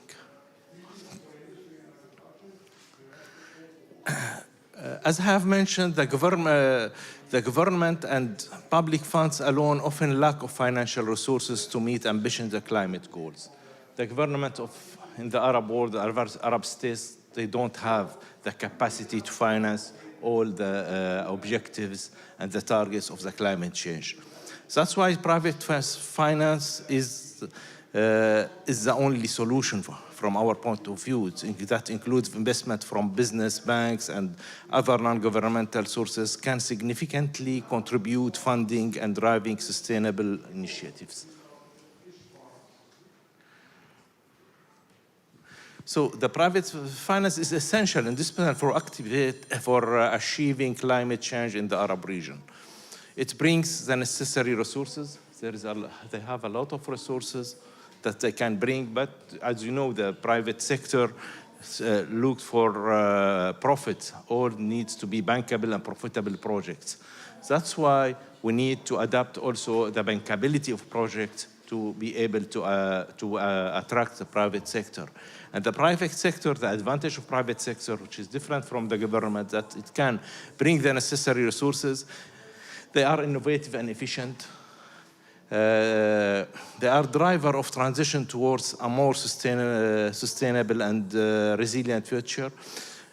However, the collaboration between public and private sector, along with supportive policies, can create an environment conducive of attracting and mobilizing finance for climate-related initiatives. So the private sector is innovative, has resources, but cannot work alone. It needs a collaboration with the government, government as facilitator, and especially with PPP projects, private-public partnership. However, still the private sector is facing a lot of challenges to act as a catalyst for the climate change finance and to lead this movement. There is a lack of effective carbon pricing. This is very important. Still, there is no standard, it's not standardized, still, especially in the Arab world. There is incomplete climate data disclosure standards, taxonomies, and other alignment approaches. In most of the Arab countries, there's still no clear data, standards, taxes. Really, that's the role of the government to help the private sector in to be the leader of this action. There's also what we have heard in every event we went to, the limited of availability bankable projects. There is money, there is funds, but there is no bankable projects. That's why our role in UNDP, we are working with different parties on the bankability of the projects. That means to make a project bankable and attractive for financiers and private sector as well. So by removing some elements, adding other factors, that's how we can make, and we have done this in different projects that I remember in one country I was given 200 projects from the PPP directorate, only 12 of them, we found them bankable, and we helped them to make them bankable and also to give them to a private investor, and that was, go back to the and go to the financiers, the private sector to invest in. Then again, there is the lack of enabling policy and regulatory frameworks. This is a big problem in the Arab states. Don't see a clear ecosystem enabling policies to attract that kind of investment for the private sector. There is also a limited access to finance and risk management tools. The de-risking, risk mitigation is still something which not yet very much developed in the Arab world. And as in UNDP, we are working very hard on helping the government and private sector in the de-risking, in bringing insurance, and also with the cooperation or with the regional, like the ISDB, they help us a lot through their insurance, ISEC, also inter-Arab investment guarantees. They help us a lot in the risking and mitigation the risk of the projects. So the private sector cannot invest in all the projects. As I have mentioned, we need bankable, profitable projects, efficient projects to invest in. But mainly, what we can attract and we can have the private sector easily working, and this is from experience. We help them the bankability, de-risking, financial structuring, and we can see them very, very efficiently working and investing in projects such as renewable energy, solar power, wind power, hydropower, energy efficiency, energy efficient technologies, smart grids, the clean transportation, electric vehicles, public transportation. We have seen many experience in the Arab world for private sector investing in these ventures. There is a sustainable agriculture, precision agriculture, agroforestry, green building, energy efficient building, smart cities. Now, many investors now in the construction, they work on getting the certification like LEED, and this attract more the investor in such buildings, especially that they are sensitive to this. And this is also increase the durability, sustainability of the construction when you have certified sustainable building. So a lot now, more and more private sector are investing in green building and in LEED certified and other certification constructions. We have the waste management, recycling technologies, waste to energy. This is some kind of projects that are really very profitable, and many private sector, and we can see it now, especially in the Gulf states. Most of the waste management are now led by the private sector.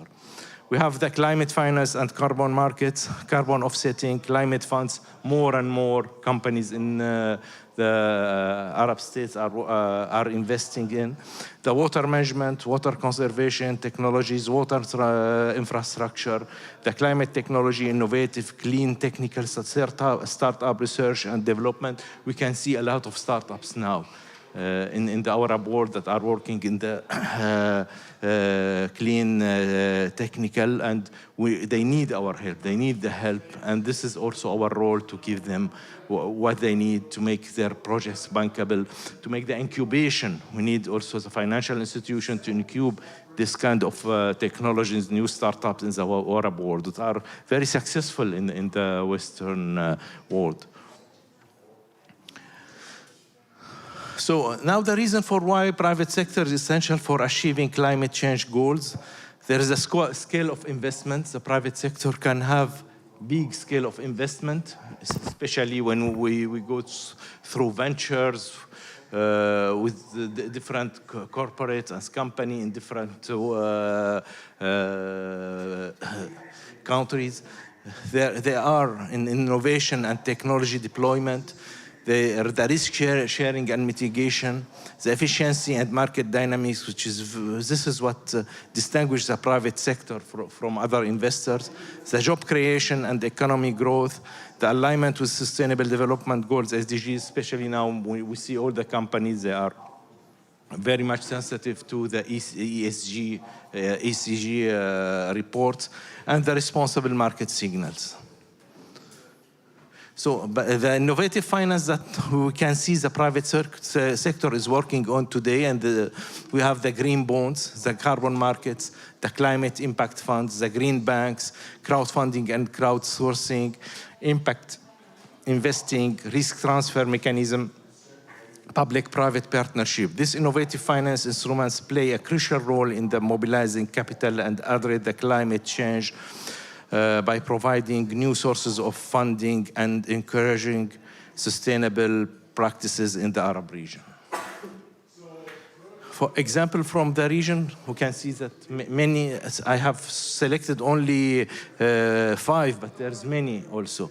So we can see, for example, the first Abu Dhabi bank in UAE, they have listed on the London Stock Exchange the Gulf region's first ever green bond valued 587 million in March 2017. That means they are all in that.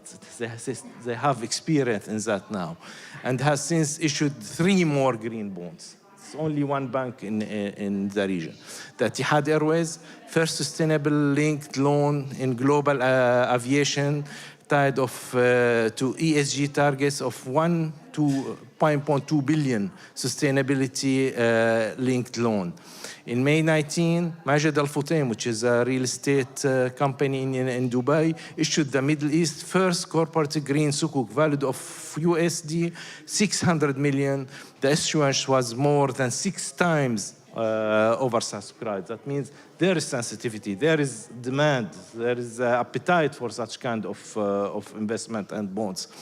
The Qatar National Bank in 2020 issuance of 600 million green bond was the largest from a commercial bank in the region. Then the Middle East comprise the last remark that the Middle East comprise only instead, in spite of all this investment and continuing investment, they represent only 1%, with 220 billion raised through 680 green bonds issuance in 2020, demonstrating that the size of the untapped opportunities in the region. So there is big opportunity, it's still untapped, and we need to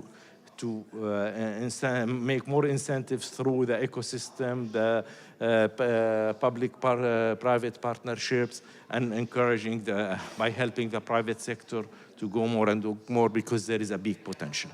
Dr. Fahas, thank you so much for sharing. No, but it's in depth. We need to go thoroughly, even though we have an agenda too and a time. Thank you so much for highlighting the challenges. A big applaud. And areas for climate investments in the Arab States region. Not least the mentioning of the bankability, but also the innovative and financing examples you shared with us. Thank you for that, Dr. Fawaz Sabri. Introducing today's speakers, but also the final key note. I will start by asking some people up to the stage, and I'm honored to ask Mr. Daouda Nidier, Islamic Development Bank and lead climate adaptation, up to the stage, please. Or whoever is replacing. So, please. Mr. Ahmed Yusuf Ahmed, Ministry of Environment and Climate Change of Somalia, Director General. No, we keep on. Mr. Dirk Kroll, Executive Director, Water Europe. Welcome, Dirk. Your Excellency, Dr. Nasser Saidi, the Clean Energy Business Council, CEBC, and Chairman. Welcome. And Professor Francesco Corvaro, Special Envoy on Climate Change of the Government of Italy. Most welcome. So, if I start with you, Mr. Daouda Nidier, from the Islamic Development Bank, how can we mobilize Islamic finance to catalyze the private sector investment capital at scale for water and climate action and climate security? What would be your suggestion or reply on that? Well, good morning. My name is Mohammed Saati. I'm the Special Advisor to the President of the Islamic Development Bank, and I'm pleased to be with you this morning, and I thank the organizer for the invitation for the Islamic Development Bank to be part of this good discussion. Now, let me start by mentioning that I think all of us adhering to the challenges about climate. I think most of us have subscribed to all the agreements, including the Paris Agreement and the SDGs, and all kind of, I would say, agreements and concurrence in that regard. Now, the Islamic Development Bank, it's a group of institutions. It's been established in 1975. It's unique that being it's the South-South organization. It is the South, I would say, MDB, covering South countries. And surprisingly, out of the 57 countries of our constituency, which we serve, 31 of them are fragile countries. And this is very, very important. Because when we're addressing the issue about climate and energy and the transition, then we have to be mindful about the fragility and the conflicts in these areas. And even a good number of them are in the Arab states. However, we continue to serve them. We in the Islamic Development Bank, we are a group. We have the bank which covers the public sector, and also we have the PPP. We have a dedicated institution called ICD, which is the Islamic Corporation for the Development of the Private Sector. ITFC, it's a trade also organization, and also ISIC, which is our guarantee and insurance. So having this club of the, again, services to the member countries, both public, private, trade, and insurance and guarantees, give us the ability to serve our countries very well, especially in the climate action agenda.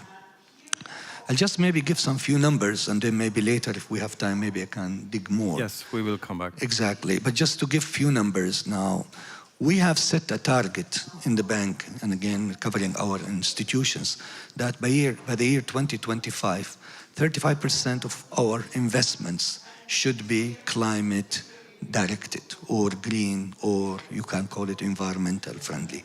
And so far we have reached 33%, so we're on the right track. We have issued more than $5 billion worth of what we call green sukuk or sustainable sukuk. And again, this is dedicated to green and resilient and I would say environmentally and climate related activities. That shows really the commitment that we have regarding in that area, and we keep continuing to dedicate more and more and more. One final number, and then maybe I will maybe give the chance for my other colleagues.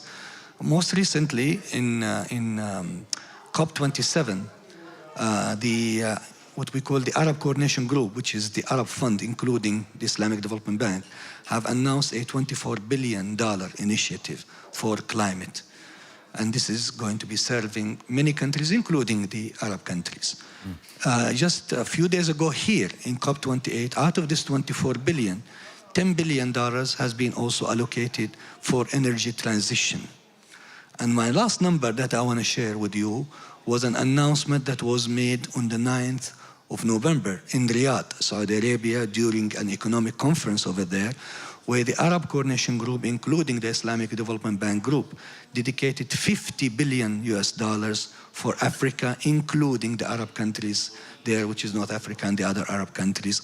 And that includes serving them up to the year of 2030 in many sectors, including energy transition, clean energy, environment, private sector, trade, food security, and many, many other reasons.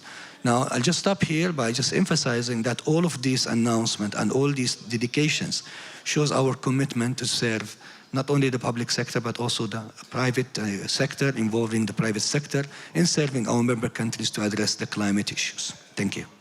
Thank you so much, Mr. Mohammed Al-Swati. I'm sorry for apologies for not having the name here in the beginning. Moving over to you, Dr. Nasser Sadi. You have a long track record of supporting green projects. Is there a favorite project that has resulted in impact at scale and when working with the private sector? First, thank you very much for inviting me to be with you. The reason why I'm standing here is because I chair something called the Clean Energy Business Council, MENA. So it's a not-for-profit NGO promoting clean energy and technology across the region. So it brings together public sector plus private sector. We have 5 working groups, 1 on climate finance, 1 on energy efficiency, 1 on hydrogen, 1 on mobility, and the 5th is women in clean energy, trying to encourage more women to go into clean energy. So the importance of this, and let me explain why, is that there's a lack of technical expertise. You notice the gaps that were mentioned in terms of funding. There's a lack of technical expertise at the level of governments, state and local. You need to help them find which projects are bankable, which projects you can finance. So I'm an advocate of having task forces. You have to have a task force at the level of central banks with banks and financial institutions to de-risk banking and financial solutions. You need to create space in public utilities. Most of the public utilities in the region are run by state-owned enterprises and government-related enterprises. That is water, electricity, waste management, and the like. If you do not create space, the private sector cannot come in and cannot have access to finance. That means several things. And then I'll give you an example just to answer your... Yes, please. You need to remove subsidies. As long as you continue subsidizing fossil fuels, last year, according to the IMF, the level of subsidies was 780 billion. Yeah, 780 billion in the region. At the global level, it was over 7 trillion. So very simply, if we want to talk about finding finance, where you want to start is by cutting down subsidies and helping manufacturing industry, the public sector, to move away. If I just take the 776 billion, which is a high number, let's suppose 500 billion. If I could just reallocate that to financing renewables and climate adaptation, then I'm a good way to solving the problem. So, what needs to happen? And I'll give them now an example. The CBC works with many of the governments in the region, particularly in the UAE and Saudi, in terms of introducing new regulations to facilitate, for example, feed-in tariffs. Okay. You want renewable energy? Fine.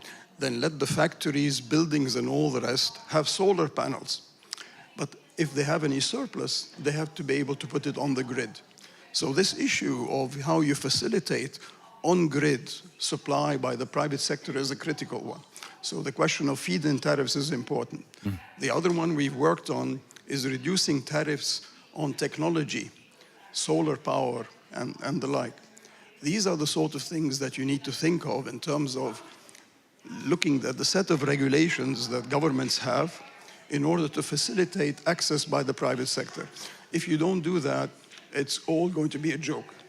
And finally, I think if we look at the scale of what is required in terms of funding, we've seen bonds, and I was one of the pioneers in issuing the bond by Majid al-Futtaim. I'm on the board. These are what we're talking about, ahla wa sahla, as we say. But this is a drop in the water.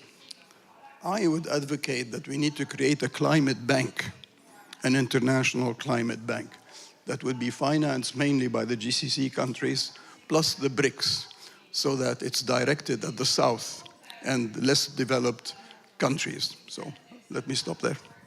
Thank you for that, Dr. Nasser Sadi. That was very clear and with the requirements. We have only about 11 minutes, and I want to save a few minutes for the closing. So I'm asking the panel to be direct and short from here on. Not that you haven't been, but we have a deadline. So moving from that over to you, Dirk, who I know well. And by the way, let me now introduce also Mr. Ahmed, Yusuf Ahmed, from whose Ministry of the Environment and Climate Change of Somalia. Welcome. You're most welcome here with your presence, so we'll come back to you. Dirk, can you provide examples of innovative water and climate action security solutions that have demonstrated significant business potential, and how these solutions have created advantage through public-private sector corporations? Yes, I can, and I will be brief. Thank you. Good. So my name is Dirk Krol. I'm the Executive Director of Water Europe. Water Europe is a multi-stakeholder association that was initiated by the European Commission that really brings together the whole value chain of water with an ultimate ambition of achieving what we call a water-smart society.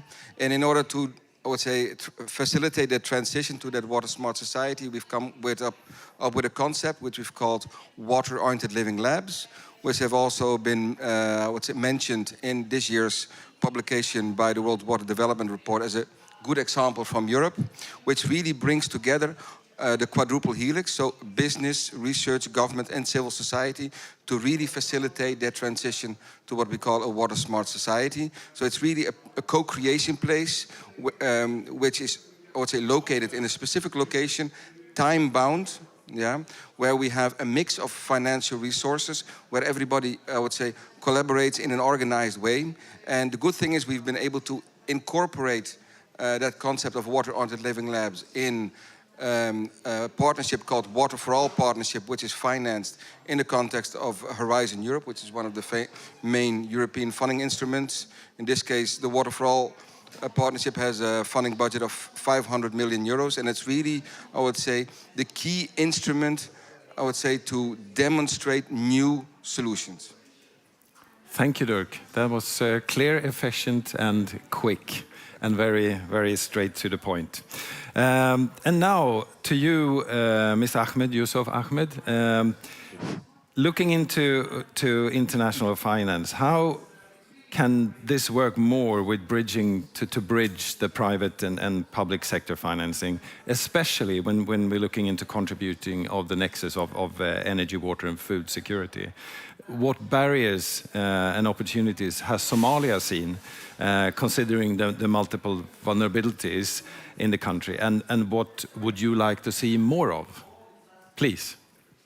Thank you so much. I thank the panelists, I thank the audience for also inviting us this very, very important event, which is the tackling private sector and the climate action.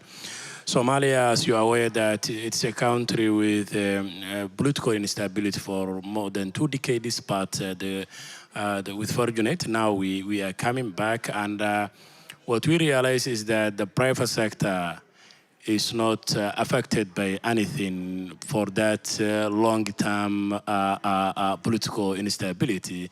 And it used to provide health, it used to provide education, and it used to provide all the necessary services like water and electricity and so on and so on. So it's very, very important to discuss on that. We believe that the Somalia and even the other countries to recognize the role of private sector when it comes to the climate change adaptation.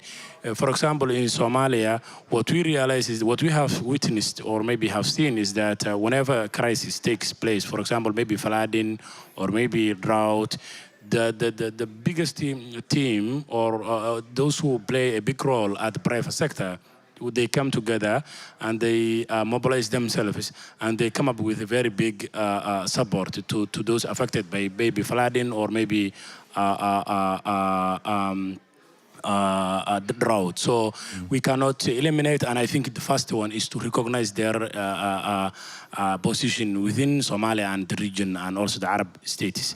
So that's number one. Number two, since they have a big role within Somalia when it comes to the energy, electricity, and also the water and so on and so on, I think it's important to be included those government policies and plans. Like now, Somalia has developed its NDC submitted to UNFCCC, but we revised again and we consider well to the private sector. And there are also strong banking institutions within the government of Somalia, and I think they can also take their role. So number one is we have to recognize, and number two is we have to consider to the drafting the strategic policies, plans, and so on and so on. And also the good thing that I can share with you is that Somalia, it's very important to consider when it comes to the renewable energy. And since the private sector play a big role, it's also important to consider on that. So those are some words I wanted to say. Thank you. Thank you so much, Mr. Ahmed, Yusuf Ahmed. Giorno, Professor Francesco Corvaro, Special Envoy of Climate Change of Government of Italy. If I would address a question for you a little bit differently, what different avenues of support do you envision from partners such as UN agencies and multilateral banks to accelerate the private sector investment for climate action? So thanks, first of all, for the invitation. It's a pleasure for me to stay here. I read the title of this event. Yes. The question is this. From our point of view, Italy suggests that public funds are not enough to cover what it is necessary. And private sector can help in this direction, but it is necessary also to rebuild or rethink the structure of the funds. I know very well that sometimes for developing countries, it is extremely difficult to access these funds. It is necessary to have a very big framework, to have the possibility for to report a lot of report to receive this money. So first of all, it is necessary an innovation to maintain the target of the Paris Agreement. And thanks to this, we can involve also private sector. Think about we are strongly involved in the youth, for example, in the importance of youth. And we are trying to find funds to support them. And it is extremely difficult also for a country like Italy. So the only way to answer in a positive way is to create a new architectural to access the private sector to enter in this important topic. Is the future, and for this it is necessary to do this from our point of view. Thank you. That was very, very on to the point as well.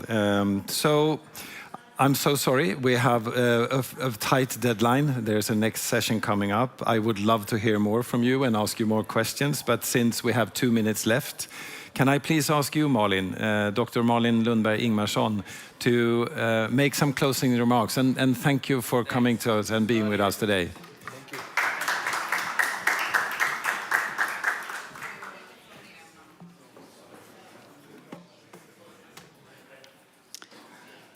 Thanks so very much, Thomas, and thanks to all the speakers for your interesting points. This is a big step for me, a big step for CIWI, and I would say also a small step for the gender balance of this session, maybe. Okay, so today we have heard about good practices and lessons learned in mobilizing climate finance. But we have also heard about the interactions between the public sector and the private sector, and also the intergovernmental organizations that have, and this is especially with a focus on the Arab region. And thanks to the excellencies and the panelists and the speakers from these leading organizations, we have raised issues on how to mobilize finance, but also what to look out for in green projects and what is needed to bridge and to bridge the private sector and the public sector in financing across sectoral impacts. And, we hope that today's session has really showed that the cooperation and knowledge sharing between different sectors has an impact, but also that it can pave the way for reduced poverty, for gender equality, for food, water and energy security, and for climate action. We at Stockholm International Water Institute, we are working with holistic, integrated, cross-sectoral and water-smart approaches to climate action. We aim for projects that are addressing these interconnections between water and climate, and projects that are promoting synergies and reducing risks. And we also work with multi-stakeholder platforms where we really ensure that a lot of stakeholders are coming together. So it really comes down to that we need to work integrated and we need to work together for effective climate action. Thank you, Malin, for that very, very good keynote. Thank you, distinguished guests, speakers, panelists, for being here with us today. And keep the dialogue and the proposals on how we can proceed and transform forward. Thank you.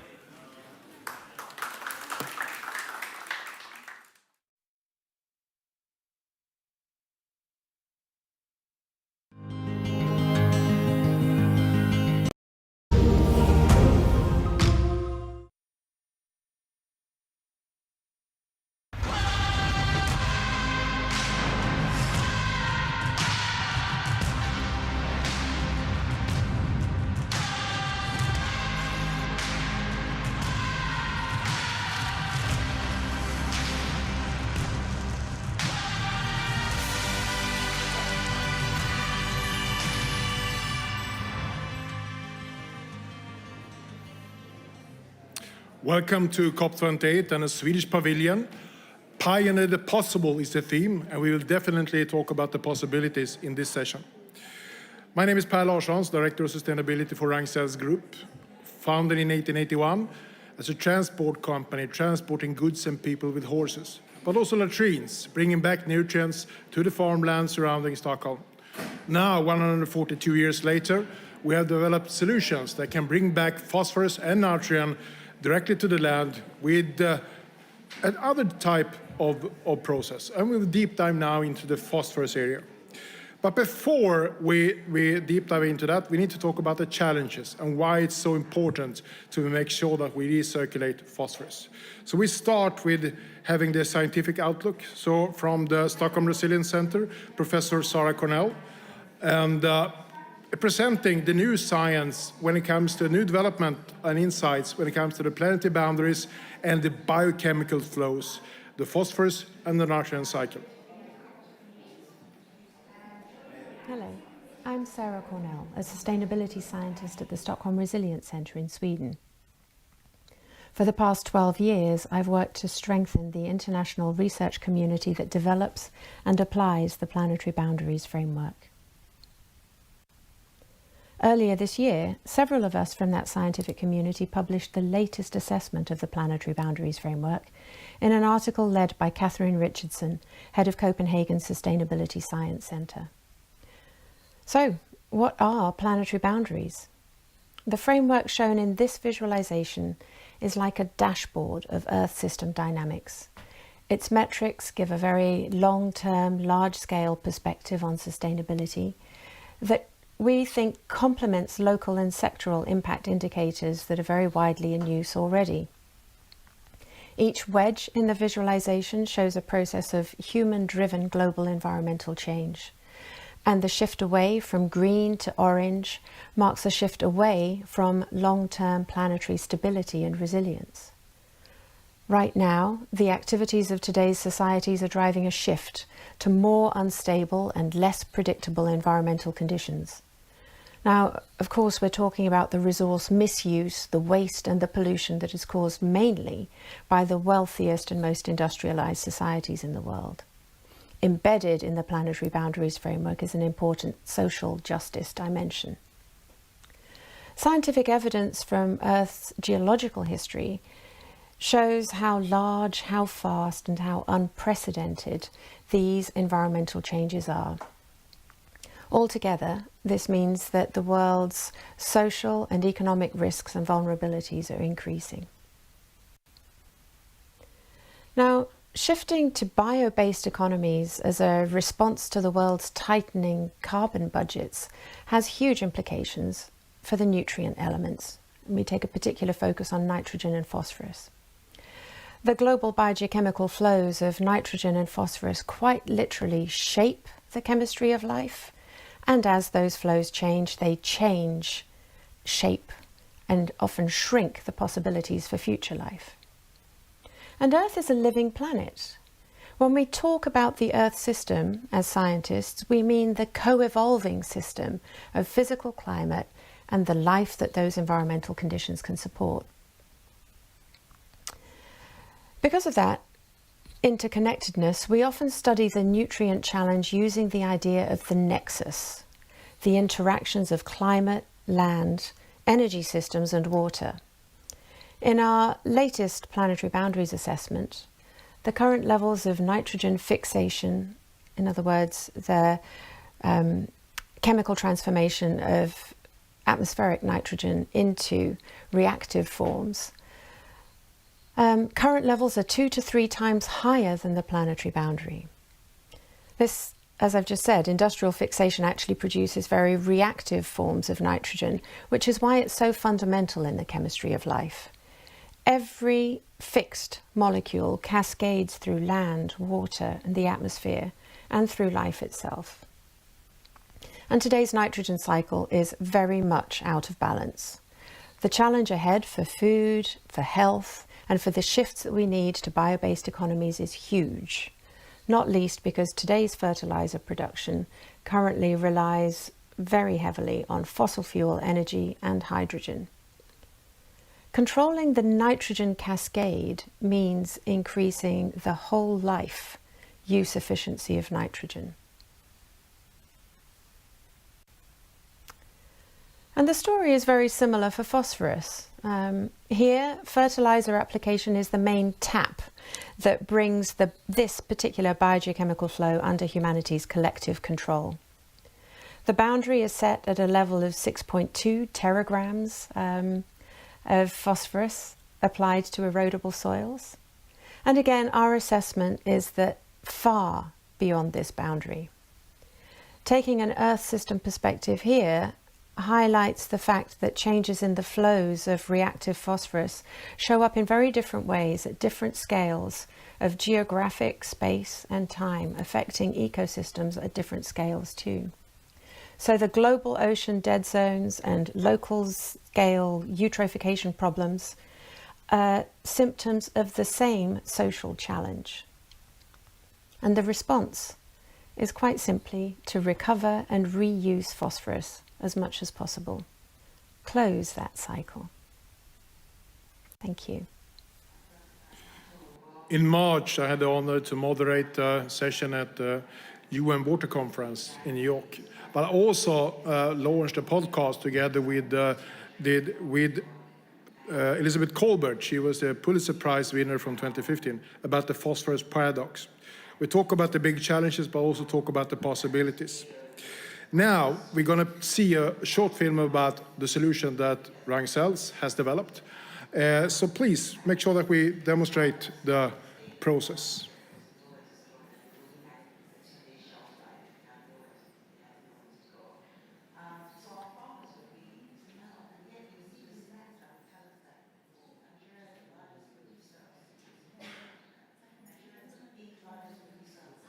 There's no sound, so that's not a problem. It should not be sound either. So.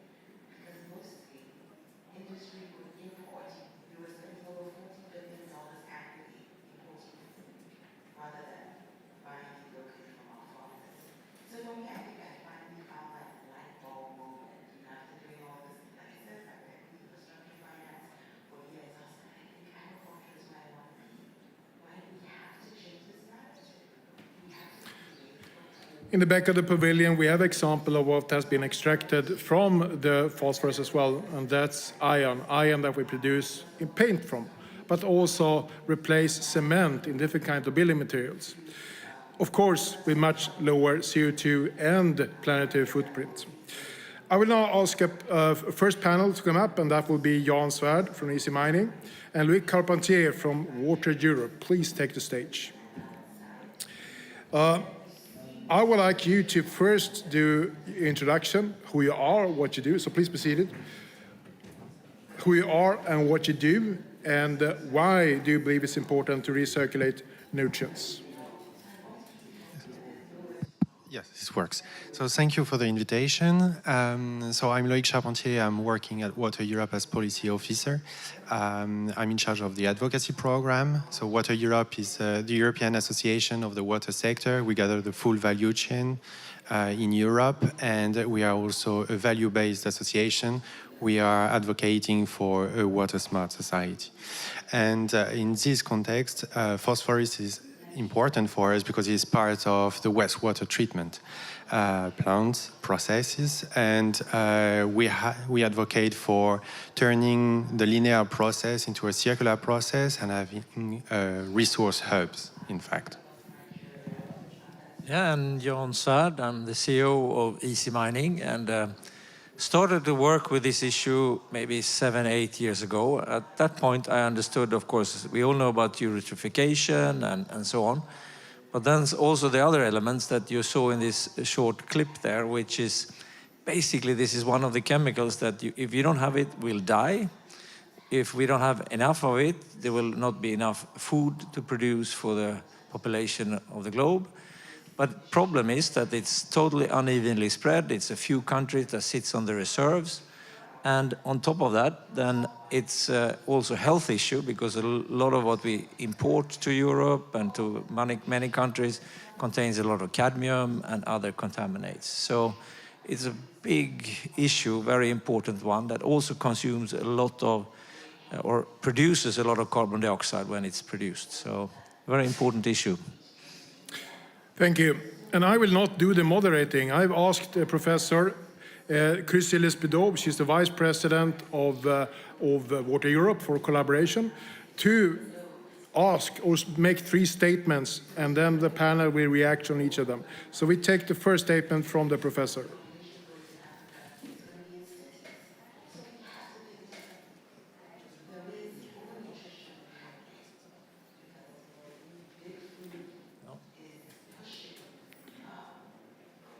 You take the professor, not from...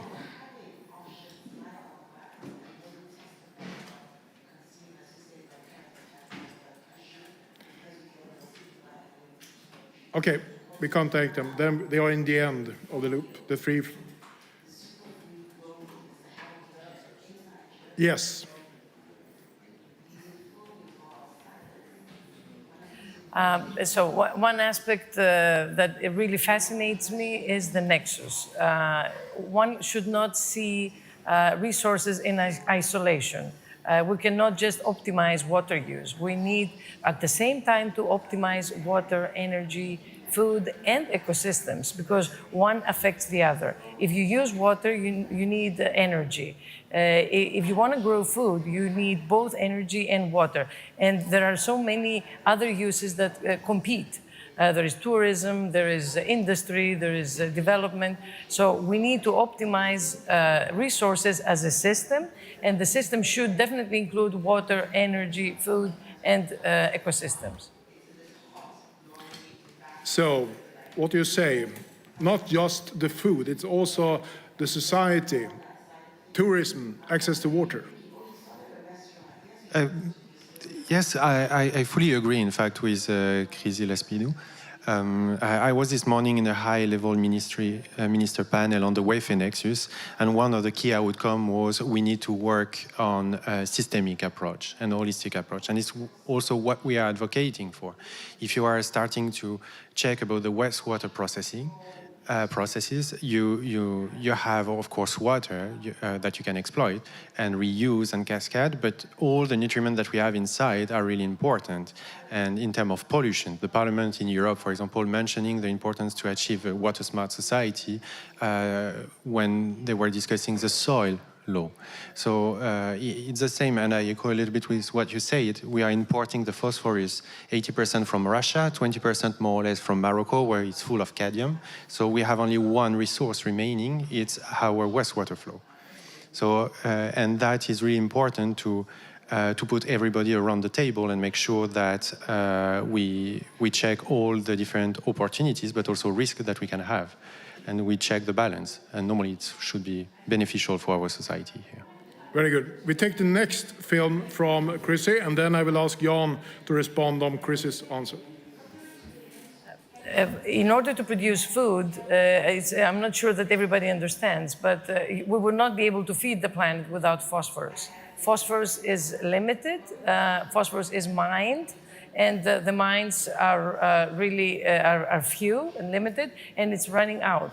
We cannot keep mining the phosphorus and then linearly disposing of it in the water and creating different issues. It is mandatory that we start taking the phosphorus out of the sludges, of the water, of where it was, and recycling it, because it is not infinite, because we are running out. It's finite. And it is a difficult process, but the technology is with us, and it is helping us to make this sustainable and reusable. Yeah, and she's, of course, absolutely right. I think the mine that we have below us, that's over and over again, which is, an ash, contains around 9% phosphor or so, if it's from humans. In a mine that you dig underground, it's maybe 1.8 or so. So, of course, the resources required to mine 1.8 compared to 9 is completely different. And of course, you will have different carbon dioxide emissions. That's classic for circular economy. You're going to reduce carbon dioxide emissions if you do it circular and the more circular, the more you will reduce. And then I heard another presentation. We were together actually. Then they said that the carbon dioxide is what we need to mitigate, but the impact if we don't is going to be not CO2 but H2O. It's water. So it really comes together. The adaptation needed for water is much higher if we don't reduce the emissions of carbon dioxide. So it all comes together. And as I understand it, your process doesn't just produce phosphorus. You can use everything that comes out. Even the heavy metals can be sent to a smelter. Yeah, so this is, of course, the ambition is 100% recirculation, and it's so we take out, as you see, the sand that's left, the silica sand that's left. You can see on the wall over there that it's producing a paint from it, or actually as an additive that you put into to concrete instead of cement, or other applications that we found. So it's not enough to find the phosphorus application. You need to also recircle other things. In this case, it's also iron and aluminum. That's the main components. And as you say, the caveat we made was saying the heavy metals, which is a very small part, but very potent if you just spread it on soil. But it's copper and nickel and things like that.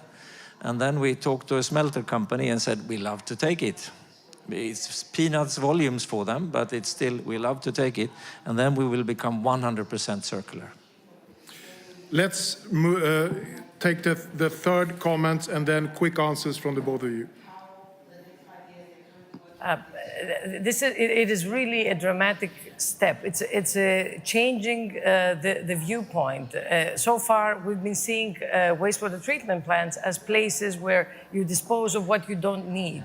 We really need to change our perspective and see wastewater treatment plants as resource plants. And that, because there is so much in the waste, and we cannot afford to just bury it in a landfill or just dispose of it. We need to extract these nutrients and all the other rare earth elements, or all the materials that are there, the energy, the water to go to agriculture. We need to valorize every single element so that we can decouple our growth and development from resource use. This way, we throw this back into the economy and back into the society, and is recycled, and it's sustainable for the next generations to come. So instead of wastewater treatment plant, resource plant is Chris's message. What is your comment, the both of you? Fully agree. That is clearly what we need to do. We cannot afford to continue with a linear process for waste management. Now we have a lot of resource for our strategic autonomy that we can exploit here, and also to create synergy with all the KPI that we have for the climate change mitigation and adaptation.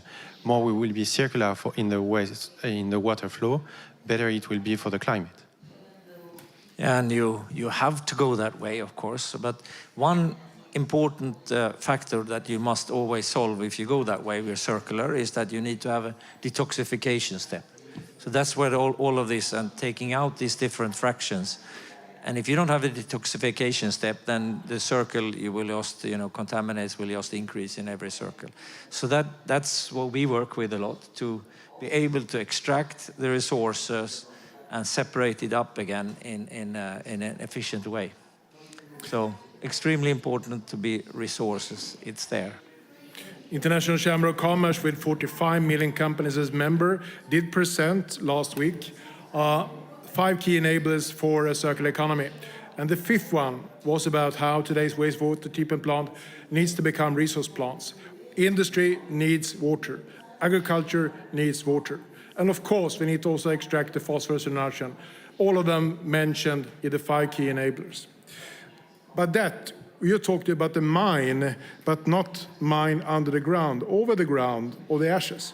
So therefore, we now will go to Copenhagen and Dennis Thornberg. And Dennis Thornberg, he is the head of environment and development at Biofos. So let's listen to the urban mine.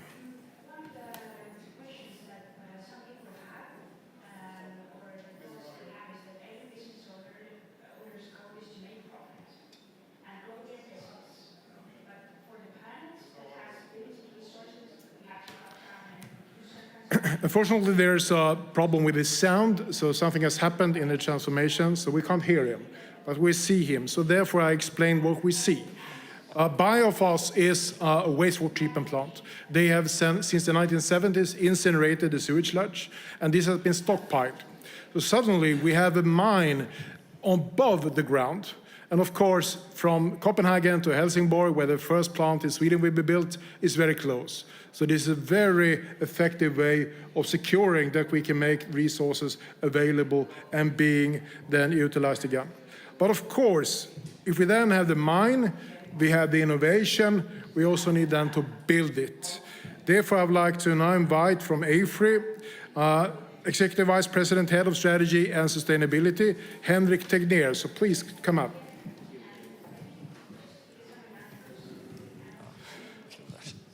So please introduce who you are and what AFRY does.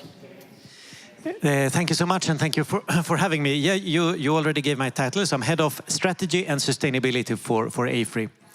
So AFRY, we're an engineering and design company, headquartered in Sweden, but with a global presence. So we have about 20,000 employees, about 40% of our business is in Sweden, and then we operate with projects in more than 100 countries around the globe. And what you do then as an engineering company, so we work with everything from early stage advisory to pre-studies, feasibility studies, to the engineering and also the construction, support the construction of power plants, of factories, of buildings, of roads, rails, so lots of different things that you can build. And at AFRY, we have the mission to accelerate the transition towards a sustainable society. We built that into the mission statement, and that's also, I think, why we have combined in my role strategy and sustainability. It's not two separate things, it's one thing for us. And about 40% of our business right now is what we would call then the green transformation. So energy transition and also the associated transition of industry, bioindustry, but also all industries, basically. And I mean, for us, this is really, really important and interesting and very much in line with our strategy, because of course circularity is one of the key themes we see happening in what you talk about now, phosphorus, but also in more and more areas. Sometimes when we talk about carbon and we say that on the energy side, all of the technology exists basically to make the world at least to achieve the 2030 targets. When it comes to this area, you need to be much more a pioneer also of technology. The technology is maybe there, but it's at least not scaled yet. It's not implemented at scale. Okay, you have, I think, great ideas, but it needs now to be implemented and accelerated. And I think that's for us something that we really want to be part of as well. This pioneering of new technologies and making sure that we reach the broad uptake that we need. Jan, what do you want from AFRY? Well, I think that's one thing. When you go into this, I mentioned iron and aluminum and so on. Nobody can be good at everything from the beginning. So you need partners. I think that is the key element I would like from partners and from, of course, the other partners we have for iron and aluminum and so on as well. But actually to be able to build this and to go all the way in building the plants. And of course, we have aggressive plans. We are, building one in Germany. We're going to build one in Sweden, and then we hope to build 3 more in Germany, because Germany has taken the legislation that you are enforced to recover phosphorus by 2029. So that, of course, is a good partnership. That's what we want. The session before this session was named Lead It. It's a collaboration between Sweden and India, and the transformation of knowledge between the countries. Yesterday, we had a session about nitrogen, and we had a professor from India saying, well, sorry, but the amount of laughing gas emissions from wastewater treatment plants with current operation will surpass agriculture in the future if we don't do something. So my question to you, the both of you, shouldn't we partner up with India? And India then can become the showcase how we can do it globally. Henrik? It was a quite specific question, but in general, absolutely we should partner up. And India, I think, is a very interesting country to also partner up with. And I mean, we have, as a company, been in India for many years, and Sweden has a long-established tradition of working in India. I think there's so much potential, there's so much people, so much well-educated people in India, and for sure we should take the opportunity to learn from each other, absolutely. Jan, should we have plants in India? Absolutely, not yet, but in the next step, I'm sure everywhere you build a new wastewater treatment resource plant, then you're going to apply these technologies. So, you know, I don't know if it's fully correct, but I think it still is correct. 1/5 of the global population is today connected to a wastewater treatment plant. So, you know, a lot of countries will build new wastewater treatment plants. I cannot then tell a little bit secret. I will be in India in February talking with a ministry. So we'll see the outcome after that. And then I'll come back to both of you. I think we're going to do like this now. We're going to make sure that we talk about the policy challenge. We have the mine, we have the technique, we have something that really can support us in making this factory come up. But the problem is, where should we sell the phosphorus? What's the problem, Jan? No, the main problem is that legislation is not circular at all, particularly in Europe, I should say. It is all built on an old linear work stream. And for phosphorus in particular, if we want to sell, we will produce the most pure, really feed quality product, but is not allowed to sell in Europe. So of course, what you do as a business person, you say, where can we sell it to the best price? Loic, Water Europe, you are focusing on policy changes, transformation. How can we make sure that the next EU Commission really has the on top of the agenda? So, first, European Union loves to see itself as the leader for the environmental policy. And I can echo with what you say. Sometimes we are really behind some other country. And right now we are closing a political loop. In Europe, we will have election in June. So here we really need to raise awareness about water and push for an action plan, because we need to repair our governance here. Water is really fragmented, horizontal topic, and we do not see all the opportunity that we can have for the different sectors and economic sector, but also for agriculture. And if we want to go for circular processes, we need to have this vertical approach about water, at least for 5 or 10 years. And then it's to put the right drivers in the EU legislation. That is mainly your question. And here, we really need to lobby, in fact, the policymaker to make sure that they are aware about the solutions, partly on the Urban Wastewater Treatment Directive, so that we are now in the process of the negotiation. It will be more circular with KPIs on energy efficiency, reduction of emission, but also to unlock the construction of the infrastructure that we need. But we have still some dossiers who are closed right now, for example, the Sewage Sludge Directive, which is the main legislation, and we will also need to change our mindset.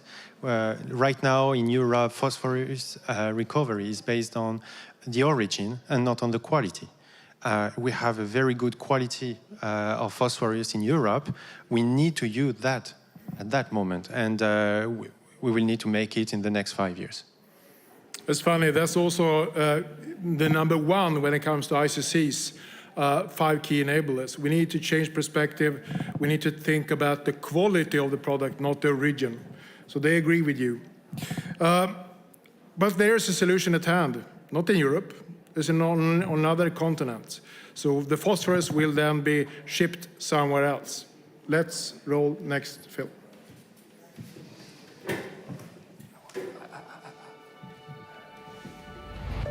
Our mission at the Friesen Group of companies is helping agriculture thrive in our communities. For the past 70 years, we've been driven by our values of hard work, high standards, honesty, and harmony to make this happen. But what about the future?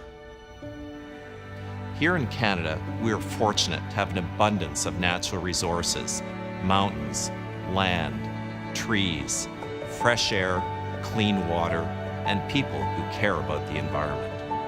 As a company involved in the food chain, we specifically look at ways to ensure that animals are raised in a healthy environment and fed in a safe and sustainable manner.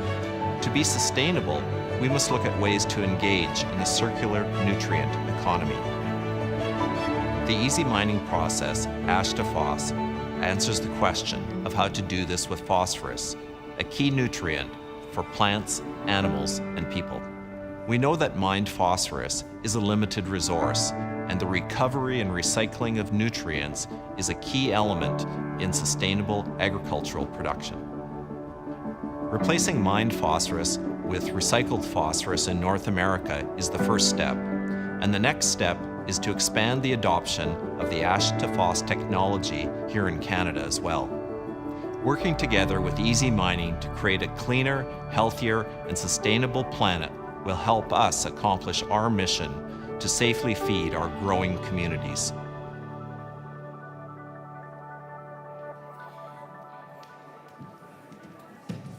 I got goosebumps. This is a second-generation family-owned company that meets a third-generation family-owned company that ranks Celsius. Reflections. About the video? Yeah. Thank you for them. Yes, it's a very good example of what we need to do. The issue that we need to export right now, the phosphorus abroad Europe, it's more pollutions, is a little bit absurd, if I can say it that way, that we really need that on spot, and we will really need to implement this type of solution really at a broader scale, mainly. But here you have the film that you're going to show for the policymakers in Brussels. They are still dependent on Russian phosphorus, and here we export it in the future to Canada instead. Jan. No, but then absolutely. So it's not just in Canada they are interested, and of course in many different places. But we also have actually a contract today with a Danish company called DLG, which is one of the biggest producers in Europe. And as soon as it's legal, they kind of said we want to buy, and that's in Denmark. And it's a little bit closer than from Sweden to Denmark than it is to Canada. And it would not make sense if we, the better to build a plant in Canada and sell to Canada than it is to do this in Sweden. And we calculated in 2035, the city of Vancouver will have approximately 3.5 million people, and that's equal to one ash-to-phos factory. So we already heard here, you need to prepare, Henrik. We will be ready. That sounds great. I mean, I can only reflect on that. I think that we have this, I think that the ICC are right. I think that we have the same challenge in a number of areas where when the policy was made, for good reasons, they had certain conditions. And now the technology has advanced, so we have completely new possibilities that were not thought of when policy was made. Okay, then we need to make sure that we're quick enough so that we don't end up in too many of these weird flows to go from Europe to Canada. To use an inferior or mined product in Europe. That's not the way we want it, right? The last question to all three of you. COP28, we have 2 days left. This is the last day at the Swedish pavilion. What will we take with us from here? What progress can we see has been made? And I don't talk about the negotiations. We know that they are really difficult.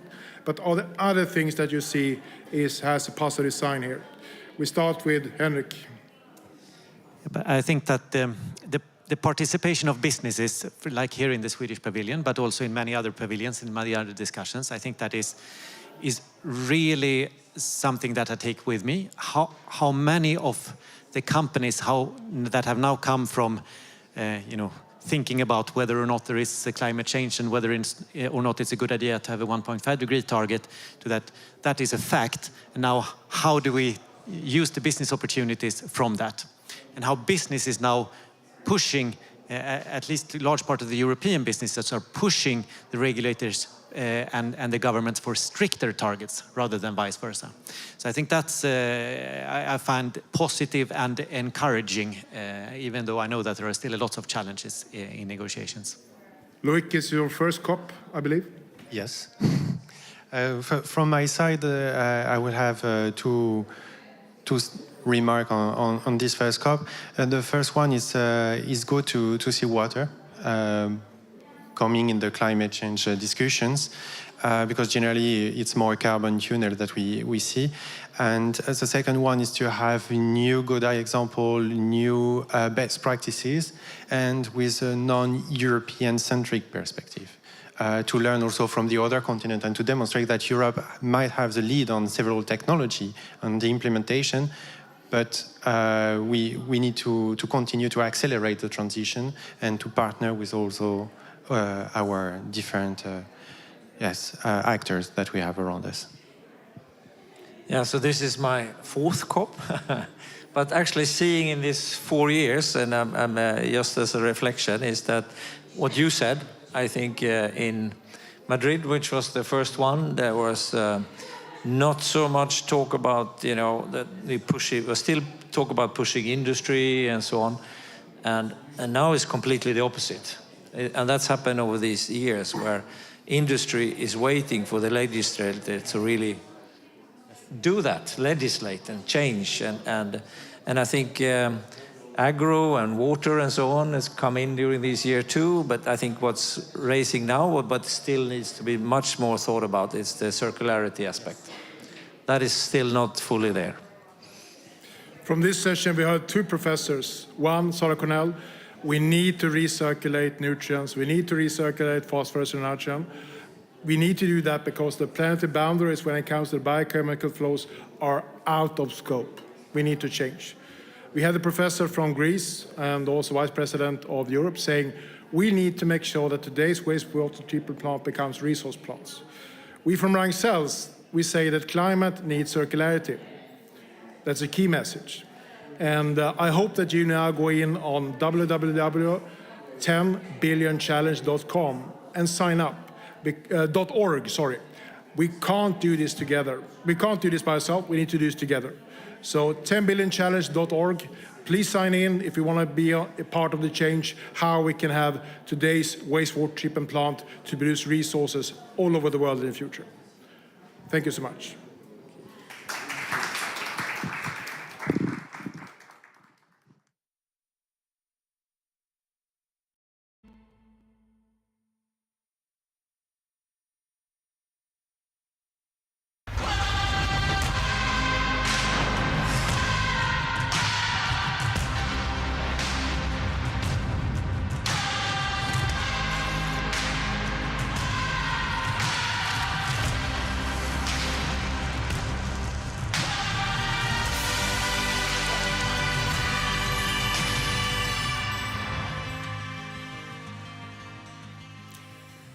Hello and welcome to the Swedish Pavilion, where we are holding a very special session today on resilient food production systems, enabling impact generators through innovation. My name is Rupali Mehra, and I'm the Chief Marketing Officer of Spoudi. And today, I'm the moderator for this session. By 2050, the global population is expected to touch nearly 10 billion, putting an unbelievable amount of stress on water, food systems, and other natural resources. The global food system is charging towards a state of crisis. We know that. We're discussing that at COP.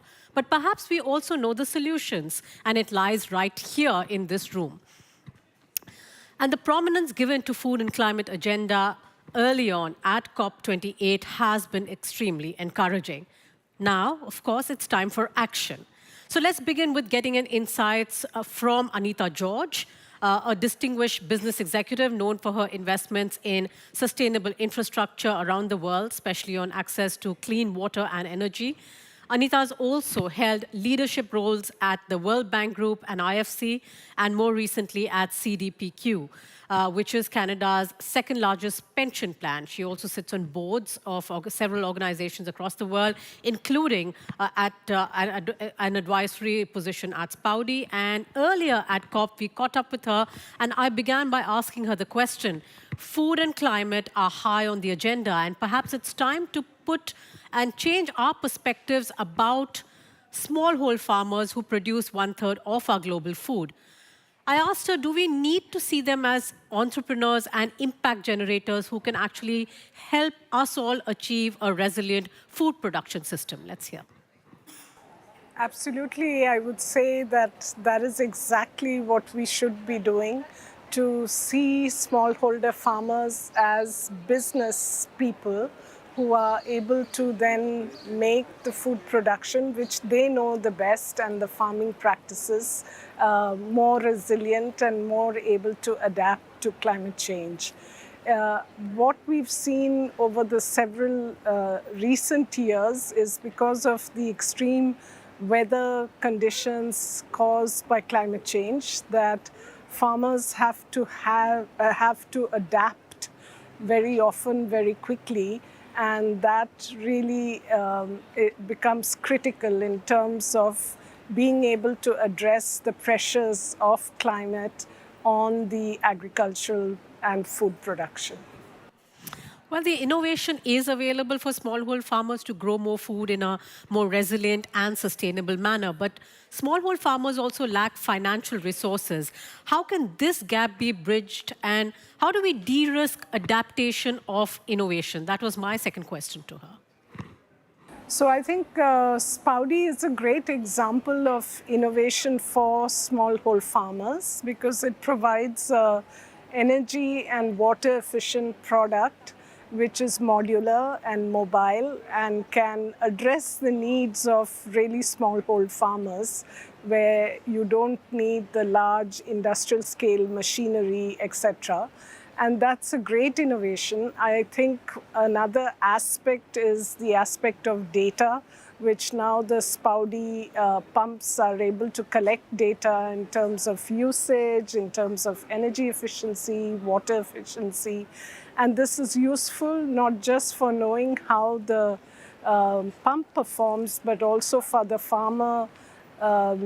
It's very valuable data. And over time, as you can collect such data, it makes you able to predict and be more analytical, which in turn makes you more resilient because you can know beforehand what to expect in terms of trends and performance of the farm production. So it's key to have this innovation. The challenge really is that smallholder farmers are disaggregated. So they are small consumers, and for any company to be able to have an impact and have scale, they need to have an aggregation platform. And I think the model that Spouty is experimenting with getting NGOs or intermediaries who can provide that aggregation platform and therefore make it easier for both food purchasers as well as financiers to be able to finance at scale, and that becomes more and more viable from a banking and finance point of view. And I put a follow-up question asking, what will it take for impact enablers, especially financing and governance organizations, to take bold bets to future-proof food production? Let's hear what she has to say. So I think it's critical that one has to address at the grassroots level what could make food production more resilient. And you have to work all the way backwards in terms of the supply chain. And by doing that, you actually build in resilience to the entire food production system. However, this is easier said than done. And this is where I think finance needs to be more innovative and take aggregated risk of smallholder farmers. This can also be done by having structures like a first loss type of approach or a contractual agreement with off-takers of production of farm products, which will then make it easier for financiers to be able to take that risk. However, I think one of the misperceptions has been that farmers would tend to be too vulnerable to the climate change impacts, weather impacts. And here, innovative products like insurance, crop insurance, etc., becomes very critical. So it has to be a holistic package approach, and we are seeing more and more models of such financing which offer multiple products tailor-made to suit the needs of the smallholder farmers. And this goes a long way in terms of building in both resilience, ability to respond quickly, agility, and innovation. So I hope that in the work that Spouty is doing, we will see financiers being able to come and use that aggregation platform that you're building across the globe in different markets, and that could become a role model for other financing models across smallholder farmers. Well, indeed, and well summarized, but very quick takeaways from this COP, and that was my final question to Anita before she left from here. So I think the good news is that the COP has recognized the big areas which really need support, and resilience of the food production is a very big one. And you've just heard billions of dollars being committed. The number was around 30 billion from the COP itself for increasing resilience and the ability to adapt to climate change as much as to mitigate the impacts of climate change. I think the challenge is, how do you take these big numbers from big institutions and actually create models that can reach the smallholder farmer, the small field agent, the smaller financiers. And this has really been an implementation challenge, and we need to therefore come up with models which can help us innovate, think creatively, provide risk mitigation, so that these large numbers that we are hearing about at COP can actually reach the impact creators and the beneficiaries who we need to empower through these type of financing schemes. Thank you. Well, Anita George there joining us and sharing her valuable insights from COP28. And now let's move on to what we have here and which are the people who can actually make it happen. If we can throw up on stage what we call the future-proofing food production wheel, which I can quickly take over before we call the speakers. What you see here is the future-proofing global food production, and perhaps one way to do that. On the orange side, you see the smallhold farmers, and we do know that there are 500 million smallhold farms that produce 1/3 of our global food. They can become impact generators, at least with the technology that Spouty has, 200 million of them can. However, they do need impact enablers, which are finance and governance organizations, technology providers, and implementing organizations for the on-ground implementing and training. I'm very happy to say that all these are here today in their own capacities to share perspectives from their vantage points on how we can create a resilient food production system. And let me start by inviting Sangeeta Ben Rathore. She's a smallhold farmer from a district called Aravalli in Gujarat, India. Welcome, Sangeeta Ben. We are so glad to have you here. Also joining me today is Mansi Ben. Mansi Ben Shah is again from Gujarat, India, and one of the key members at SEVA, which is the self-employed women's organization. Incidentally, an organization that has 2.5 million women as members. It's a big pleasure and an honor for us to have you on stage. Please come. I'd also like to invite Anup Jagwani. He is one of the key leaders as far as climate and agriculture go at IFC, and we would love to hear your perspectives as well. You have been working on innovation, various innovative investment opportunities within climate, as well as now in agriculture. So welcome on stage. And I'd also, since we are talking about technology and how innovation can impact food resilience, I'd like to call on stage Henrik Johansson. He is the innovator and the co-founder of Spouty, a green tech company which is working with smallhold farmers across the value chain in many ways through technology and helping create a more resilient food production system. But I would like to first start with you, Sangeeta Ben, and I will ask you the question. Mansi Ben, you can help translate. At the ground level, you are the one who can make the change. Tell us how innovation and technology can help you. And since you are one of the pioneers who've adopted new technologies, how has it changed the way you grow food?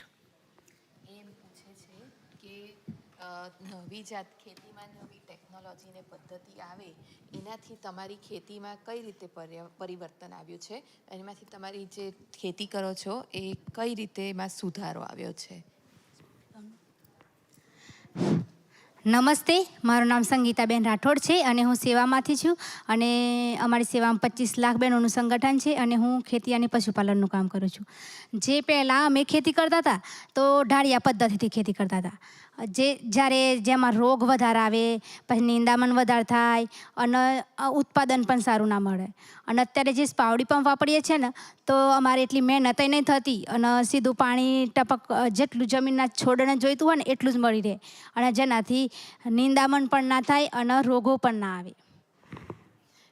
Namaste, she is Sangeeta Ben Rathod from Bayard Taluka in Aurelie district of Gujarat.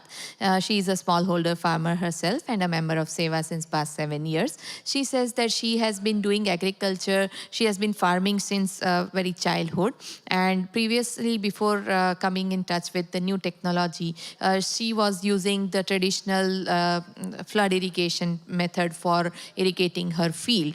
But there were a lot of challenges when she was using flood irrigation, like they would use excess water which would damage the crops. Additionally, there was also a lot of weed growth and also pests and diseases because of flood irrigation. But now they came across this new technology called the precision pump irrigation, solar pneumatic precision irrigation, the Spouty pump, and because of that now they are able to irrigate only in adequate amount, whatever is required by the plant at the base of the plant.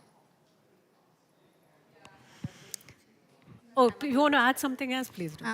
જે અમે જ્યારે ધાળિયા પદ્ધતિ ખેતી કરીએ તો ખાતરને બધું અમારા હાથેથી નાખવું પડતું હતું, દવા પણ પંપથી છાંટવી પડતી હતી. પણ અત્યારે જે અમે બાયોગેસ થકી સ્લરી જે ડાયરેક્ટ ટેન્કમાં નાખી દેવાની અને ડાયરેક્ટ નરી પર ચડાવીને એવી રીતે ખાતરના દવા આપીએ છીએ.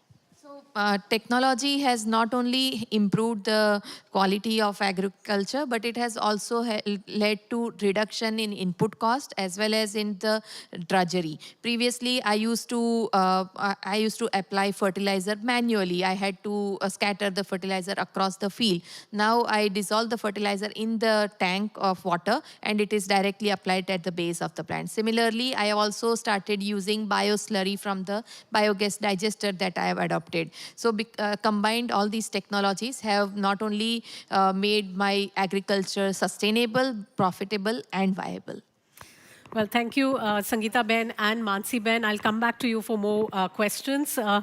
But let me go across straight first to Henrik. Henrik, what made you partner with Seva, and what is the kind of collaboration that you have seen over the last few years that the partnership has been in place?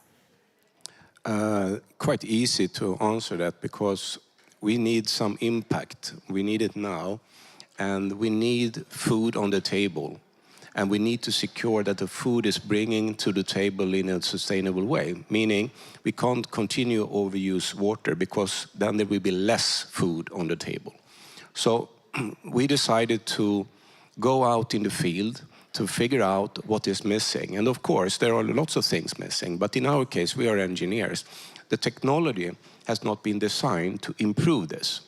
So we have put in some years of R&D and development and failures and success into technology designed for one specific purpose, to generate measurable impact. And impact could be different depending on who you address. From a financing point of view, they would like to see an impact perhaps on reduce of CO2. Someone perhaps thinks that having a better harvest is of course great, empower women to become entrepreneurs, etc., etc. But at the end, we decided that we should not come with a technology that will not deliver the most important impact, and that is for the end user, more money in their own pocket, so that they can become self-sufficient and profitable and keep on scaling their important work. So coming together with Seva, we just handed over the technology and said, do you think it will work? And they looked at the technology, no, of course not. We have not seen this before. So they just had a chance to try it out, and now we are finding a way together with SEVA. There are 2.5 million women that could become impact generators tomorrow. And it's just one harvest away, produce 3 times more food. So we have built up the distribution network that is needed. We have the technology that is needed. Now we are trying to find the wheel here to start to spin. We need to get access of the money that is needed to do the initial investment. Needs to come out the last mile. And that is the remaining challenge. And that's why we have been focusing hard on our presence here in COP, because there are lots of things happening here. So we hope that this wheel will start to spin quite soon. Well, thanks, Henrik. And let's put the question to Anup. You have held several leadership roles within IFC and especially within climate and climate financing. How can smallholder farmers really get access to newer technologies, and how can they get that access fast and quick for impact to accelerate? Thank you, and thank you for having me here. So look, IFC, as you know, finances several different businesses, whether it's renewable energy or agriculture or agribusiness. And we have a way of working with smallholder farmers that tends to be through intermediaries. One of my favorite projects in India was, without naming the company, a drip irrigation company in India that we helped expand over many years. We put in over $200 million to help them expand their reach and their sales of a drip irrigation system. They set up an NBFC to try to finance farmers. So as IFC, where we can, we work directly with the farmer. And if that's not possible, then we work through aggregators. And the aggregator may be an off-taker. So imagine a company like Olam or Ecom that buys from the smallholder farmer, and we finance them so that they can work with the smallholder farmer, provide the inputs and financing to help the smallholder farmer. We work through banks. Our largest portfolio as IFC is through financial institutions. So we work through banks that provide the financing. And then we have equity companies that we invest in. So some of the agri-technology companies, we've invested in Omnivore in India that is investing in agri-technology companies. And finally, apart from all the financing pieces, with direct and indirect, we have advisory services. So in India, for example, we worked with a number of companies to reduce their carbon footprint and water use. Producing, for example, sugarcane with drip systems that lowers the footprint, or rice, low carbon rice. We're looking at alternative wetting and drying processes. So there's a capacity element that we're working on. So smallholders, you've highlighted the importance of smallholders, and I think we continue to look for ways to scale up our financing. And the final thought on that, where we think the risk is more challenging for us, we bring in blended finance. And now, blended finance is a term that's used quite a bit, but IFC has significant experience in blended finance space. We set up the Global Agriculture Food Security Program after 2007 crisis, when we realized a number of people had become more food insecure. Just with the crisis, another 200 million people became food insecure, from 800 million to 1 billion. And that's when we went to the governments and we set up this global food security program. And that has helped us to do projects and reach farmers that we would otherwise not have been able to with our business model. Right? So we brought a number of innovations to reach smallholder farmers. Right. Very interesting thoughts there. Do you want to add something? Yeah. I just want to do a small, reflection on this. I'm very proud sitting here together with a strong voice like IFC, and at the other end of the rope, perhaps an even stronger voice, if we can let them speak, with SEVA, because this is the gap that we are trying to close. We are just a technology provider. We see ourselves as an impact facilitator, and we also see IFC that could be the voice of becoming some sort of driving force to find the right financing mechanism. Because that is what is needed, as I see, is a mechanism that could scale, that should be based on on commercial terms, because if there is no win, win, win, win, win situation, it will take time. So, yes, a small reflection. Sorry about that, Rupali. That's fine. It is meant to be a discussion, so please jump in, anyone who, whenever you would like. But Mansi-ben, I'll come to you specifically on Seva. Seva has been working with millions of women to make them more independent, entrepreneurial, improve livelihoods, because we know the ripple effects of that, right? It is better communities, better education, better food security. How have you integrated climate action into Seva's original program, and how have you brought in innovation? Thank you, Rupali-ben. And yes, so Seva has a membership of almost 3 million women today, and 60% of our members are from the rural areas, and majority of them are small and marginal farmers. Agriculture is one of the primary occupation. And as Seva started organizing these small and marginal farmers in the rural areas, we saw that these farmers who grow food for all, they were remaining hungry. Seva was faced by a burning question of why does the farmer remain hungry? And therefore we had started our agricultural campaign in 1985 that focused on treating farm as an enterprise. And so as Henrik Bhai and Anuj Bhai just said, not just treating farmers as just food producers, but treating farmers as entrepreneurs and their farms as an enterprise. And as Seva completed 50 years in 2022, we were discussing with our founder, Aban, about where do we see our organization over the next 50 years. And Aban very gently and calmly said that those 50 years are gone. We need, if you want Seva, if you want your younger generation to have a better future, we need to plan for a better future for them. What is the legacy that we want to leave for our younger generation? And that is when 2.5 million women at that point of time, Seva's members, they all came together and in one voice said that we need to create clear skies for our members. And that's where Seva started its Cleaner Skies campaign that focuses on 4 major aspects. First, we focus on awareness and education, because even today, women, poor rural women, they feel that the climate shocks are God's way of punishing them.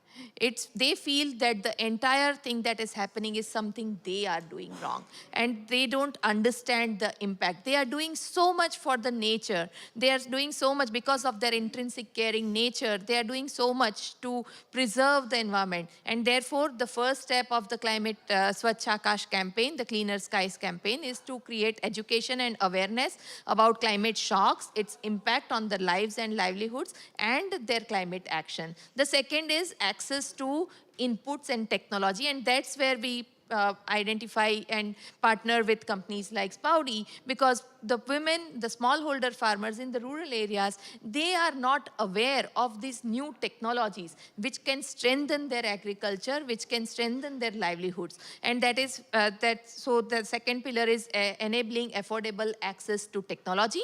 The third is how do you make the access to these technologies affordable?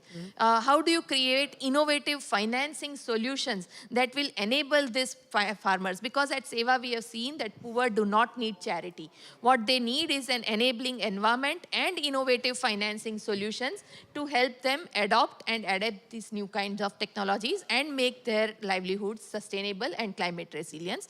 And the fourth is access to market. And for that we have organized our smallholder farmers into their own agribusiness enterprise, entire value chain, completely owned and managed by women, called the Rudi. Okay, that's very interesting, because it's a segue into my next set of questions, which is how do you build capacity? So we're talking about capacity building, and then how does one scale without it being tiresome, if I can say that candidly? How can one scale fast, scale efficiently, build capacity, enable smallholder farmers to become entrepreneurial, more confident, access technology faster, and also see the impact of that faster as well. And maybe I can start with Sangeeta Ben. Like, what is it that she would really like to, and within her community, and of course as smallholder farmers in general, what would she really like for it to move faster? Sangitaben, એમનો પ્રશ્ન એમ છે કે તમે અપનાવ્યો સ્પાઉડી pump, એનાથી તમને ફાયદો થયો, વધારે ને વધારે બહેનોને અપનાવવો હોય પંપ, તો એને માટે શું કરવું જોઈએ?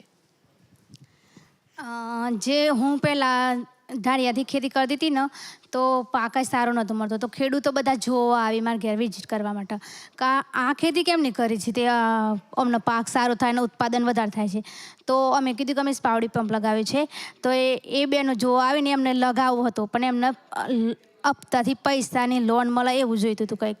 તો એમને પૈસાની જરૂર, પૈસા ઓછા હતા એટલે ના લગાવી શક્યા. અત્યારે લગાવવાની માંગ પણ આવી, પણ finance. So Sangeeta Ben says that three things are needed for small farmers to adopt these new kind of technologies and scale up and make their agriculture more resilient. First is education and awareness about these new technologies. When I was the first person in my community and my village and my district to adopt the Spoudi pump, and before me, no one had even heard about these. Not just small farmers, but even large farmers had not heard about this technology. And so when I adopted this, a lot of farmers from my village, neighboring villages, and the entire district, they came to see. And seeing is believing. When they saw the kind of technology and the kind of impact the technology had on building my climate resilience, now there is a big demand of this technology. The second challenge is about access to finance, because the technology is not always affordable, especially for the small and marginal farmers like myself.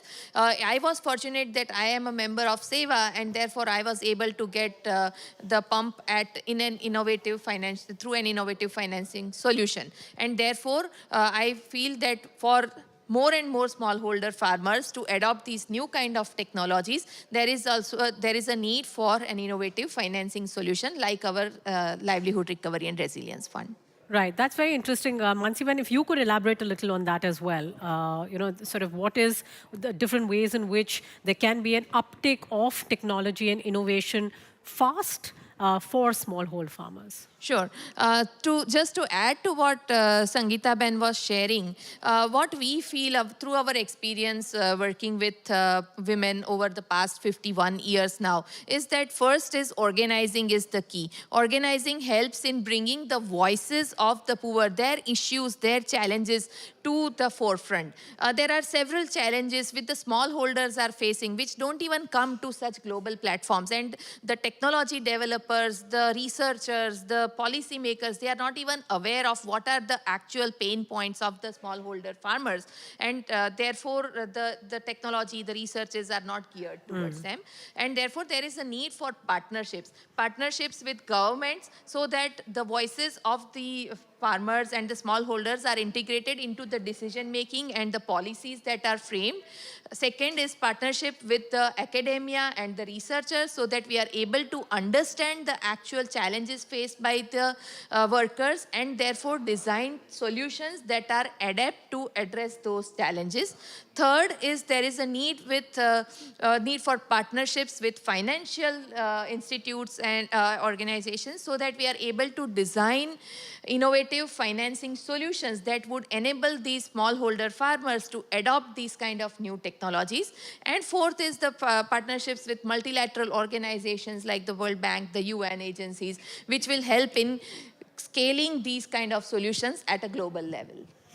Right. Anup, are you with the smallholder farmers when they are talking about what is really needed for the acceleration? And a related question is that what do you all usually look for, both in terms of what might be a challenging project, but what also might be something which is in which impact can be measured, perhaps? Thank you. And I was really happy to hear some of the things that you were talking about, and I'm thinking, how can we scale up? How can we scale up? Well, I'm always thinking in terms of urgency and scale up, and we as an institution are thinking in terms of urgency and scale up, right? So we've, I really like the aggregation model, because that's how we can reach, so 2.5 million to 3 million women farmers. Amazing. If we can work more with you and find ways to work more with you, that would be the way for us to move forward. What we're looking for is, of course, a sustainable business model, right? So a grant will only go so far, but if a loan that's repaid comes back and is redeployed, and right? So we need the feasible business models for us to do it. Now, there is different inputs coming from different people. As Machiben pointed out as well, like, you have the research institutions providing some information. There's financing coming from maybe two, three different buckets, multilateral, local, and then you have of course, the technology providers that provide the solutions. So all of this needs to come together for the farmer. And often that may be different in different contexts, different geographies, what is needed. So I think it's really having these good aggregation models that will change that. Now, what have seen is, and I was just coming from a discussion, for example, a very important input is insurance, right? Because you can try to put in all these systems, but you may still have terrible weather impacts, right? So how do you help in that? And that insurance plays a key role. Now, how do you construct an insurance program for smallholder farmers, which is most insurance companies have shied away from? So you need innovative models for that as well. So, but it goes back to who's the aggregator. Sometimes it's the off-taker. The bar of the input says, okay, sometimes it's the bank intermediary, right? Sometimes it's the input provider. It says, okay, I will bundle, as we saw, we did a project in Kenya, and one of the input providers, the fertilizer provider, bundled insurance into the inputs, right? So they said, okay, if you have a weather event index-based, we will pay out, right? So we need that innovation in the financing, and it may come from different angles. And sometimes it may be the technology provider providing a solution, right? Saying, okay, I'm giving you this, and here's the financing model. And on the back end, they work out a financing structure for them that lowers their risk in doing this. So they are saying, okay, you don't worry, I'm selling to you, but I've also got a financing package. You pay to me in X years' time, and on the back end, I take care of this. And we've seen that. We've seen irrigation companies do that. And they turn around and they take that financing and then they insure it on the back end. So there can be innovative financing. So it depends who the aggregator is, and sometimes maybe multiple, sometimes maybe one. Very interesting. And Henrik, we're talking about, what are the different ways in which access can be accelerated. From your vantage point as a technology provider, as an innovator, are there different, say, levers, or are there different ways in which this model can be worked in a more efficient manner? And a related question is then, when we're talking about efficient, we're also talking about measuring that impact. Can that be done? Yeah. First of all, I think we are all on the same page. So now we're trying to find how to risk eliminate. There is nothing without risk. We need to agree and accept that, and then agree on what type of risk we are willing to take. From my end, we are taking a huge risk, because if we are going to deliver as promised, we need to produce. And it's a big risk in production, but we need to take that risk. And the farmer out there, when they are adapting, they need to take a huge risk, because they are changing generations of doing into new things. It's a big risk. The financing that comes in needs to understand that there is a risk. But if we can agree that the upside is much, much, much bigger, then we are at a tipping point. So from our end, we are not the engineers in the financing solutions. We need to have help from IFC and others, because now we are transforming our engineering company also to be a company slightly in the engineering and financing solutions, but we are not the experts, but we can provide input. And when it comes to input, measurable data that has already been achieved, I think that has to be recognized and brought to the table in the format that is possible.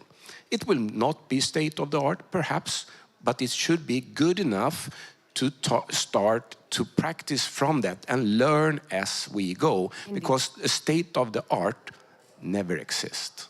Indeed. And I think measuring that impact is extremely important to move forward and to scale as well.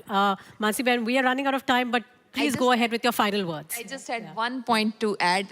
When Henrik Bhai and Anpai, you were talking about measuring and designing innovative financial products, there is also what I feel is that we also have a very big opportunity in the form of carbon market financing, especially when it comes to smallholder farmers.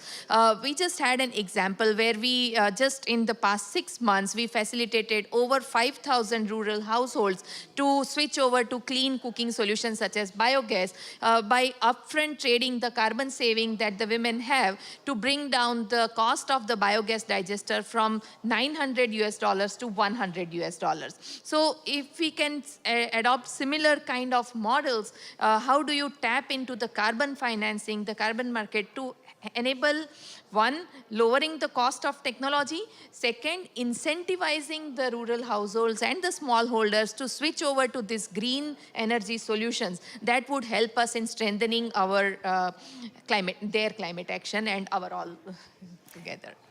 Well, thank you. Thank you, everyone. Thank you, Sangeeta Ben. Thank you, Mansi Ben. Thank you, Anup and Henrik, for this very valuable session. The key takeaways for me are, of course, innovation needs to reach smallholder farmers really fast.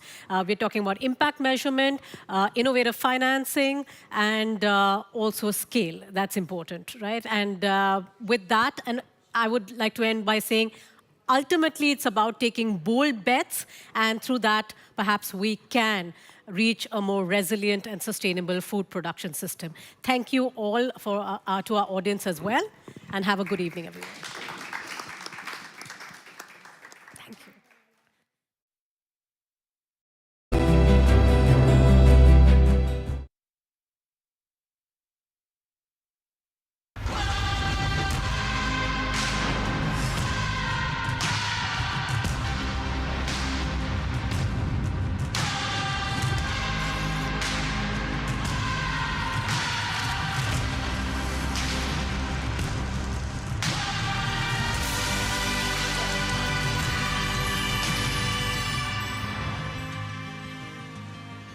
Good afternoon, ladies and gentlemen, and thank you for joining us today and attending this session on how we can feed the megacities within the planetary boundaries and what is related to the built environment. We will have a very interesting panel later on to have a good insight on the global and global perspective and how we are going to solve some of the problems we will be facing in the future. Let me start first by inviting Per Larsens.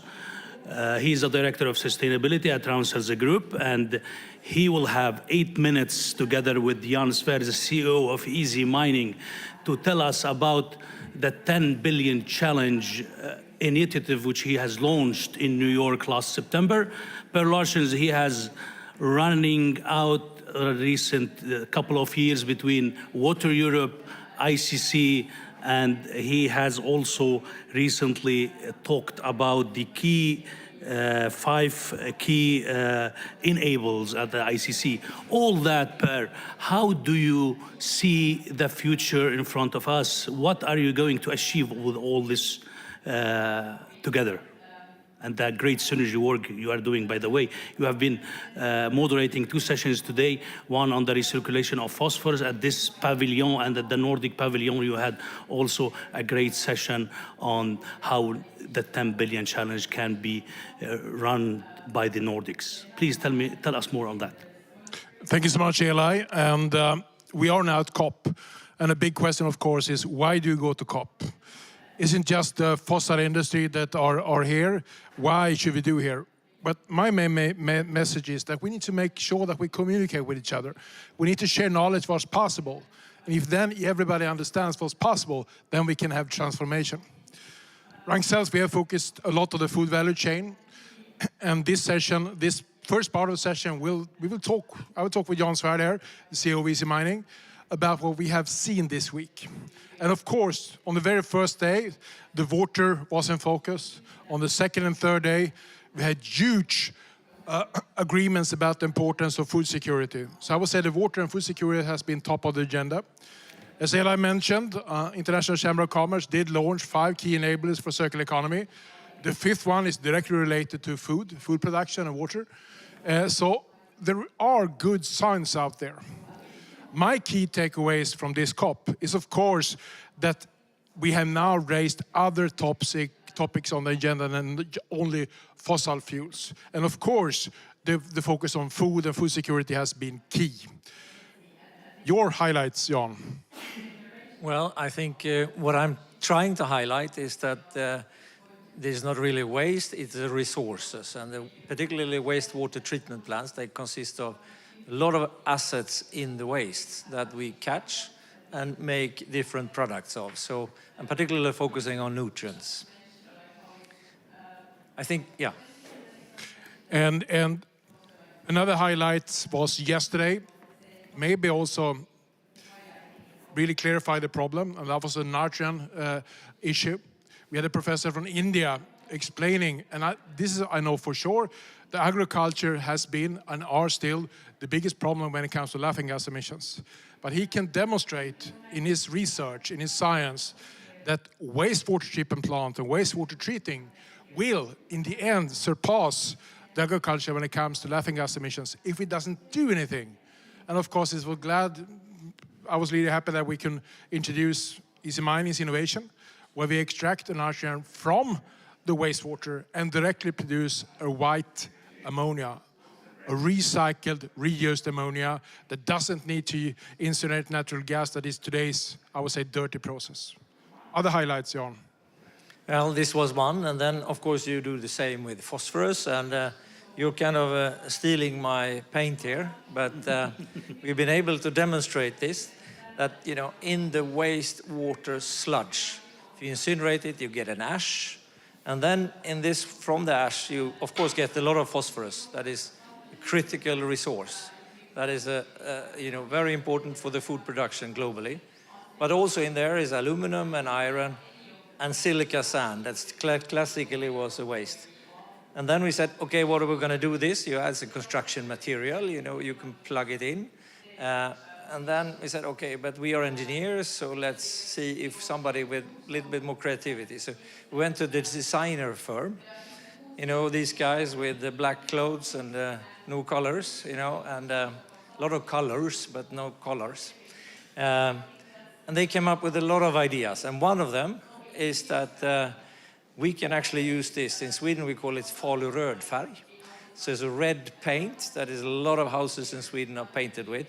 We are now painted a wall here, and it shows that you can actually create 100% circularity. I think that's really fun and amazing. We also had signs going out here and addressing the poo paint story are shown in the Swedish pavilion. And we had many poo talks. And they had not been for fun, it's been really people that are really interested in make sure that, okay, can we even use poo that has a value? And one of the sessions, of course, when it comes to phosphorus, we deep dive into the possibilities. There is a challenge. I understand you can extract the highest quality phosphorus you can find on the market, but we can't put it into production. So for me, understanding that we can export it to Canada, and even had the family-owned company from Canada saying, not just export the phosphorus, they also would like to have an astrophos factory. And this really stresses that legislation today in most countries, not in all countries, is completely linear. Nobody has thought that you need to have a circular legislation to adopt to the new realities. And that's, of course, the story that it has to be these things has to be measured on the quality and not on where they come from. It doesn't really matter for a phosphorus molecule, whether it's from a mine and be stored there together with cadmium or fluorine or uranium, or it's from a wastewater treatment facility. It doesn't matter, and it's actually, you could have the same food safety and food quality. We've proven that. So really the urge of having quality before origin, it's a great need for the legislators to catch up. They are now kicking us off the stage, Jan. And we kick off the next session because now we will talk about the built environment. 10 billion people on the planet by 2050, we will need a lot of food, but also need housing. And we need to build more houses than we built since we started building houses for thousands of years ago. So we now will see Agnes Svensson and Sara Stjernström, one from Farmers With Love and one from Easy Mining, demonstrating the potential to build building materials from sewage sludge. So take on. Sewage sludge, today a problem in society.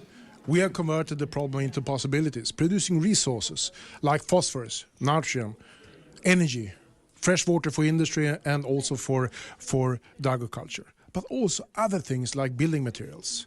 Sara Stjernström, you are our head of this project at Easy Mining, converting the leftover to building materials. Tell us more.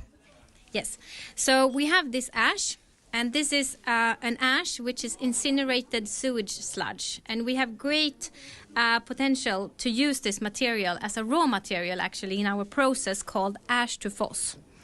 And the main product is this one. It's a phosphorus product that can be used as a fertilizer or a feed phosphate.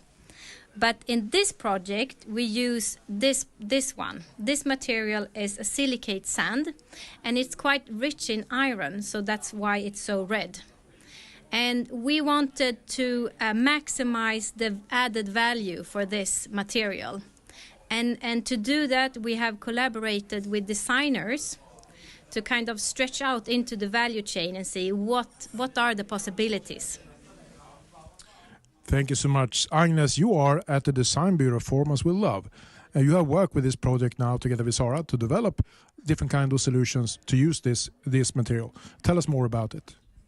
Yes, so the aim of the project is to, just like you mentioned, to find applications for the sand that increases its value and create good business in the end, as well as sustainable solutions. So what you see here on the table is different tracks that we looked into, and we collaborated with different producers to do these tests. So for example, we have a paint that is made from the sand that has this really nice brown reddish hue. And we also have tiles and concrete tiles and also acoustic material, where the sand will lower the CO2 in the material. So lowering CO2 is one of the good things, and also that we don't need to use virgin resources, good for the planet. What is your favorite then? I would have to say, I love all of them, but the paint would be my favorite. So in the future, we hope that we can build or paint the world in red from poo.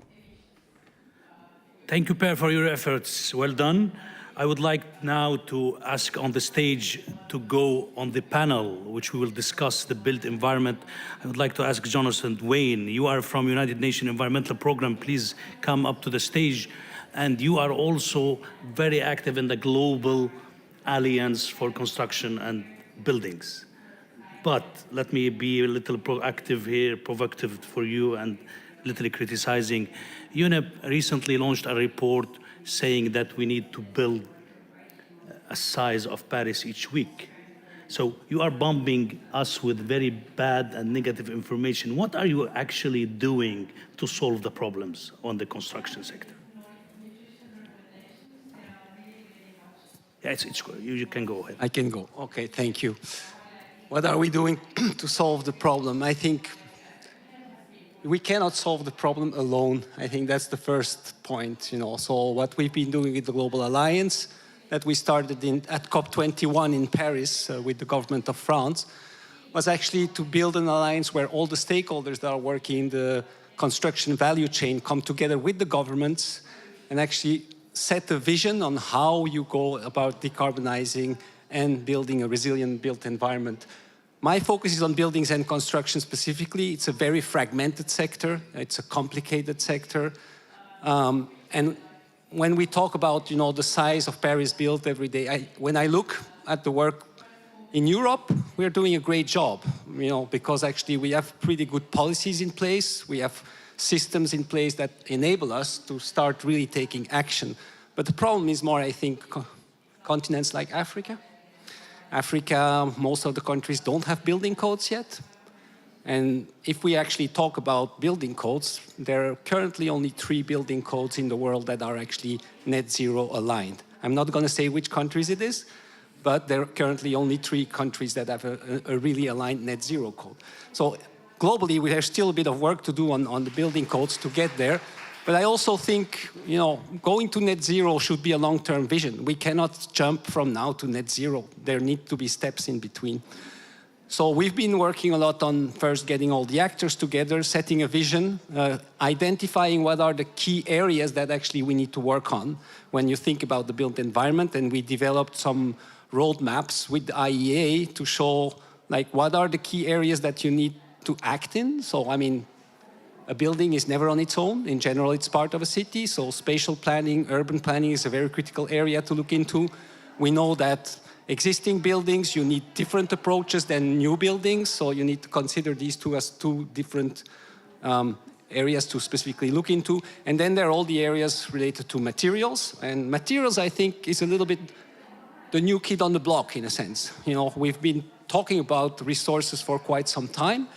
But in the climate agenda, we've been mostly talking about the operational phase of the building. Once it's constructed, how can we reduce the energy consumption of the building? And today, I would say since a few years now, there's growing interest about okay, what do we do about the supply chains and all the materials that come in?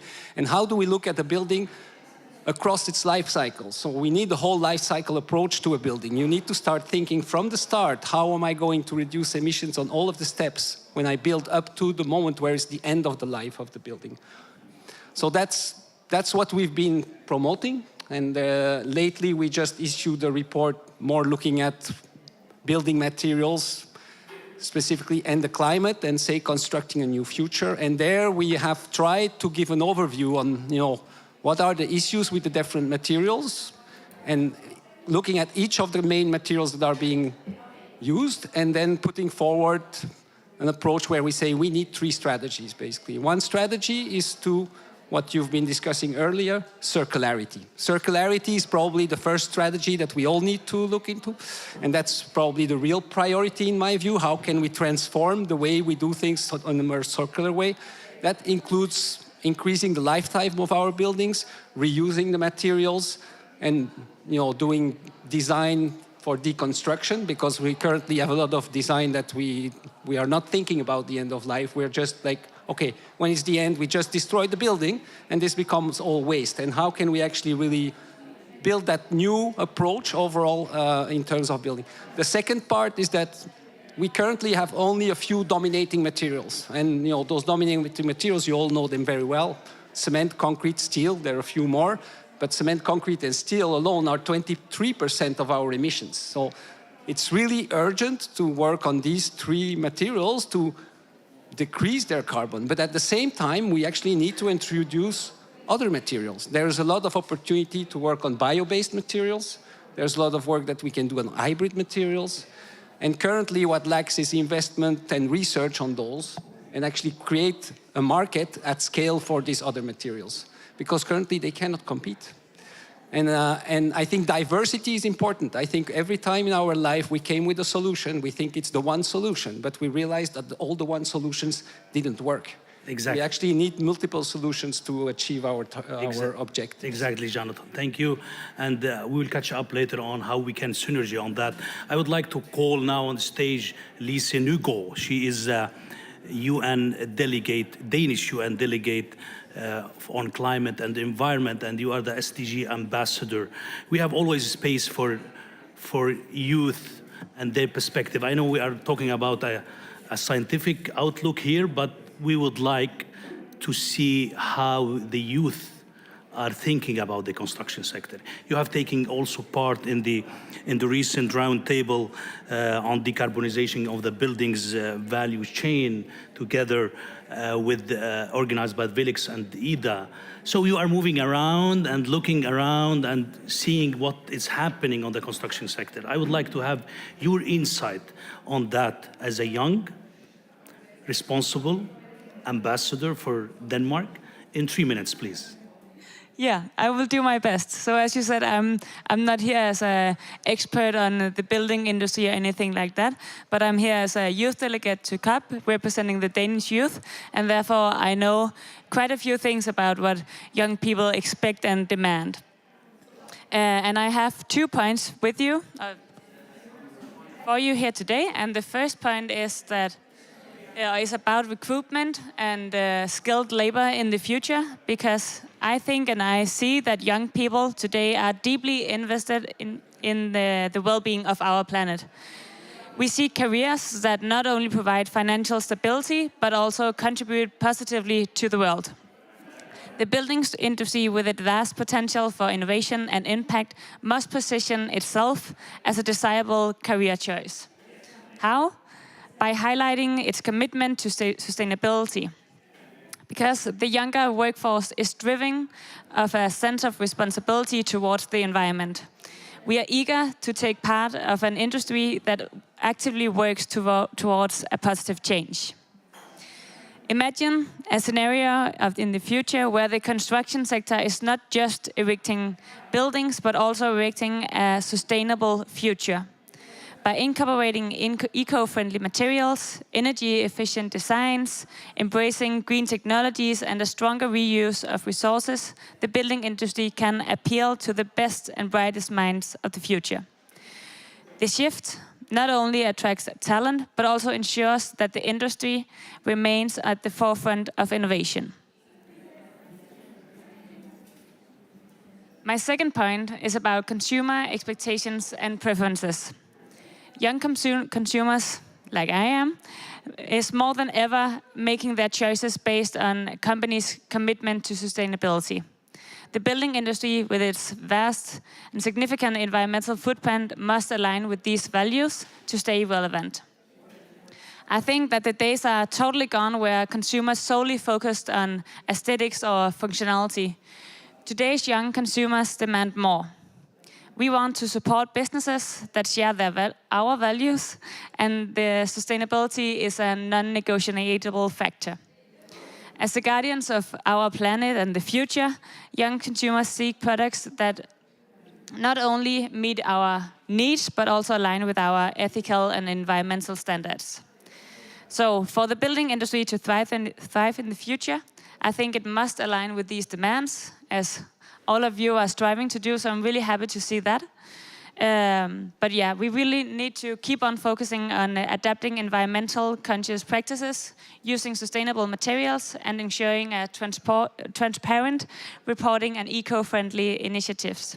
Because I really believe that the industry can take a leap forward and can be that power in the future. Thank you, Lisa. I like that you trust the future, so it's good. Let me invite Dr. Omar Daragbi. He is a senior advisor at the Global Carbon Council. Dr. Omar, I believe the construction sector is contributing around 1/3 of the global emissions. Recently, I had a reading on the McKinsey report. They said that we have to accelerate the CO2 reduction in the next 25 years, or let's say 30 years, if we take the 2020 margin compared to the last 30 years, at the double acceleration. So what are you doing in this regard at the Global Carbon Council? You have also 4 minutes. Yes, yeah, thank you very much for inviting me. I will take the first part, which is the first part of the topic here, which is the feeding and alleviating or lowering the greenhouse gas emissions. I'm coming from the Global Carbon Council. We are internationally working. We are the first in the Global South, based in Doha, in Qatar. We are really developing methodologies to promote the reduction and removal of greenhouse gases from the different projects. And as a person, I'm coming from the nature-based solutions, so my focus will be really, my reply will be from the food and agriculture and that's on. So expanding the world and growing the population, it means that expanding the land to be grown in agriculture, which accompanied definitely by the increase in the greenhouse gas emissions. Where we are now, where GCC, the Global Carbon Council, can contribute in this, we are working on finding some methodologies that promote the efficient use, for example, of food, that will definitely reduce reduce the expanding of the agriculture and at the same time lowering the greenhouse gas emissions. So we are open from the Global Carbon Council. We already developed some methodologies dealing with food, waste food management, and we are working on that. And we are open for finding some solutions for the people, for to be part of this challenge, 10 billion people 2050. So we are open for developing methodologies relevant to this topic, and by developing methodologies, we are part of the momentum to lowering the greenhouse gas emissions, and we will be part of reducing, passing or crossing the planetary boundaries, which is the climate change, the biodiversity, and the biogeochemical flows of nitrogen and phosphorus. Especially the phosphorus is an irreversible source. So our methodologies will promote the project owners to efficiently use their resources, and at the same time, when it is considered as a carbon project, a revenue will be there. And when we are talking about Global Carbon Council, as I mentioned, we are really focusing too much on the Global South, where the growing of the population will be highly significant, and at the same time, the demand of food will be high, and that will be definitely accompanied with the greenhouse gas emission. Our job, our role is enhancing, promoting projects, innovative projects that will, at the same time, increasing the production of food and lowering the greenhouse gas emissions. This is my message, really. Thank you, Dr. Omar, and thank you for keeping the time. I would like to ask now Afri, the head of strategy and sustainability, Henrik Tyner. Afri has a mandate from the Council of Ministers, or the Nordic Council of Ministers, to do let's say, a specific evaluation on the construction sector. What are you doing in this regard? What is your outputs? Yeah, thank you very much. Yeah, we were asked by the Nordic Council of Ministers to do a study on construction and demolition waste. And AFRI, we're an engineering company, so we work a lot normally with building things, helping companies do the design engineering, pre-studies, feasibility studies, and construction management of buildings. But now the question was not about building, but rather about construction and demolition. And you already mentioned here that the construction demolition waste in the EU is about 1/3 of all waste, so quite significant. We also found out that then the current recycling rates of construction and demolition waste is a little bit above 50%. The objective is to increase this to above 70%. In addition to it being quite small numbers, so much smaller than we want it, we also recycle it at a too low value. So a lot of it is incinerated, most of the time to get energy, but it's still incinerated, or it's used for landfill, different type of filling materials. So that is one finding, that is also quite poor use from a value perspective. You're deteriorating the material very quickly. Then one other finding is that in general, there are a lot of technology solutions already existing. They need to be scaled, put into use, but kind of there's not that you need to invent necessarily completely new ways of doing things. You need to scale things that we already know about. That is both more expensive in the beginning. And it also, another finding is that it requires legislative changes. Because there are lots of requirements on building and construction materials, and rightfully so, because we want buildings to be stable, and we don't want things to fall down or deteriorate too quickly. But legislation is one key topic as well. Another key topic is data. Because today we don't really, when we demolish a building, it becomes a pile of rubbish, and we don't really know what is in there, and no one knows, no one really will know what is there. So that's one finding we need to understand that. Then finally, on the topic of circularity, there are then many other aspects, because we talk about construction demolition, but instead of demolish, maybe you can extend the lifetime of a building.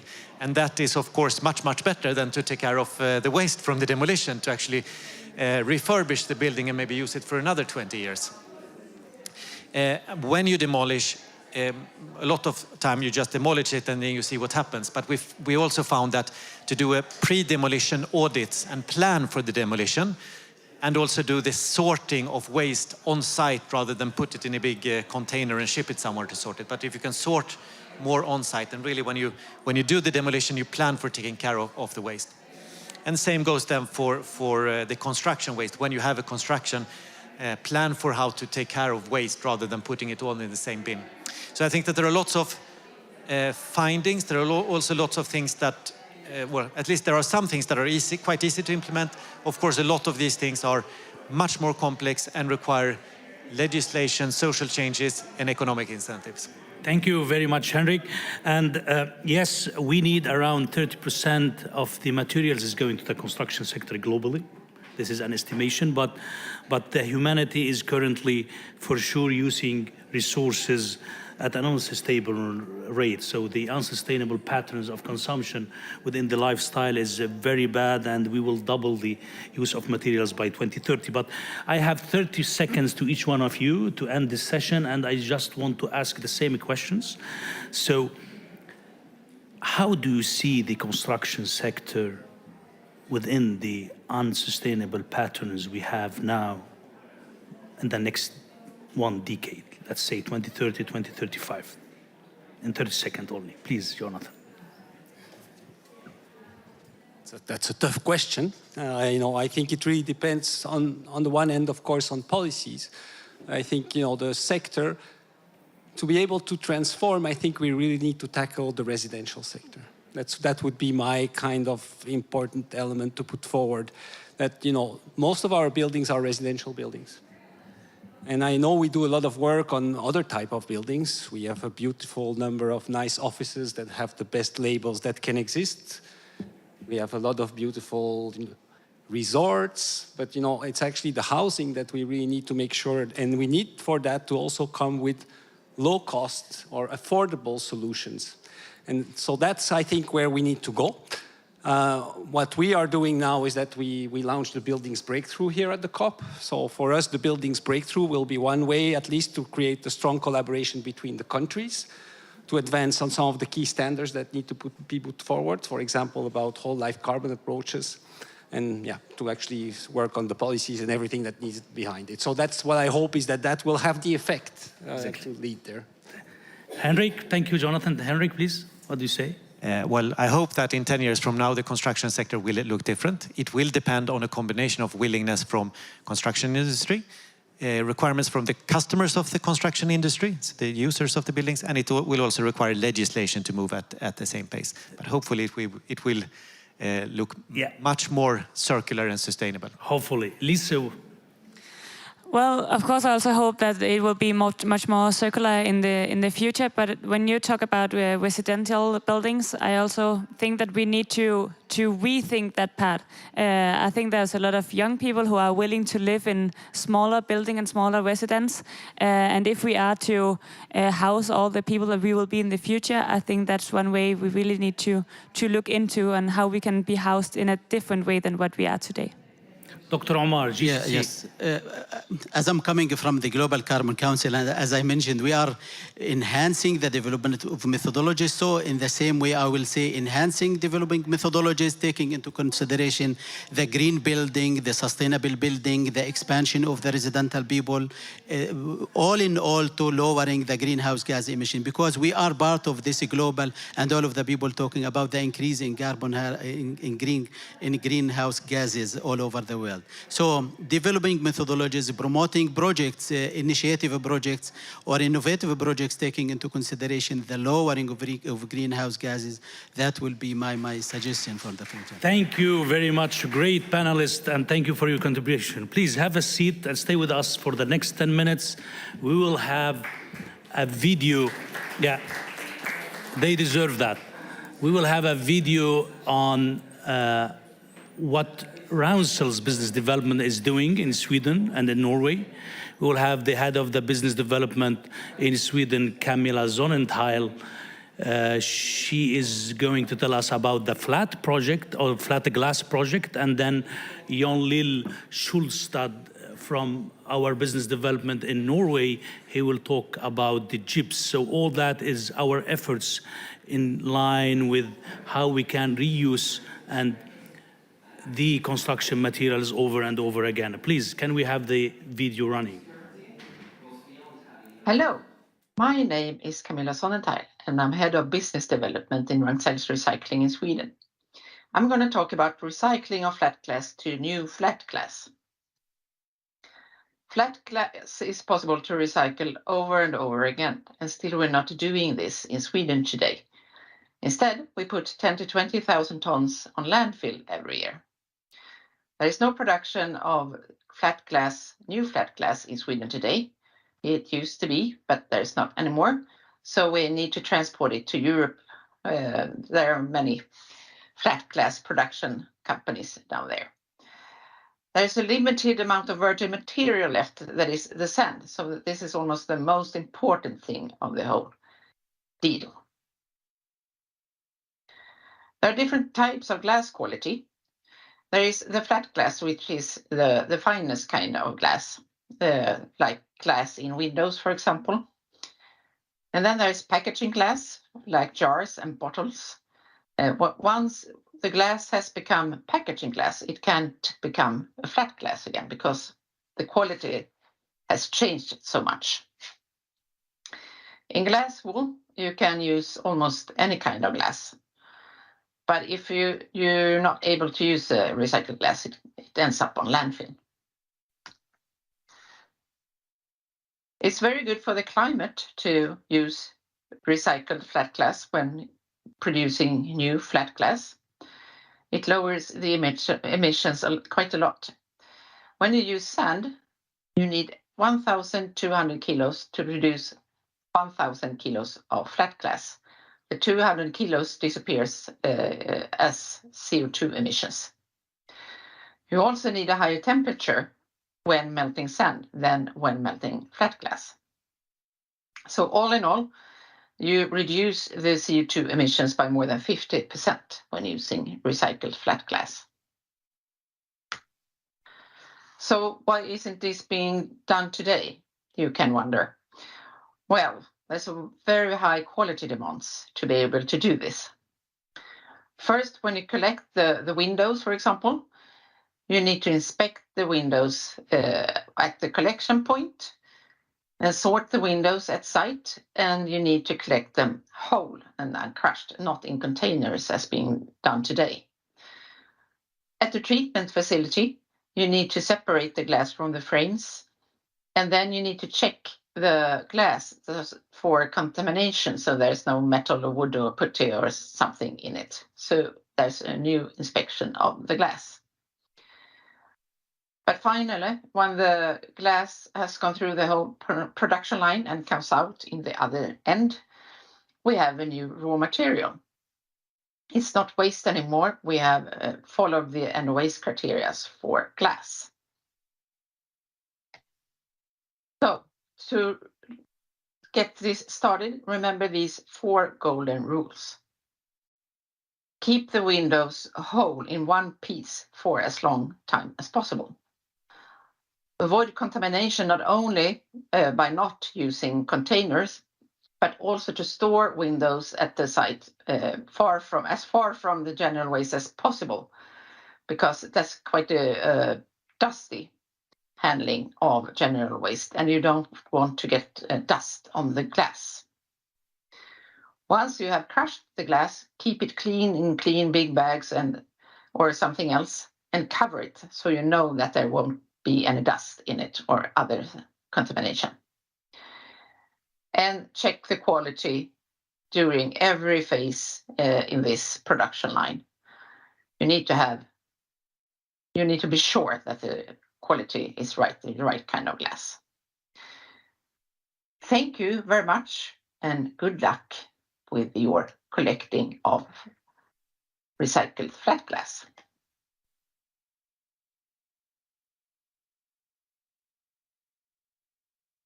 Good afternoon, everybody.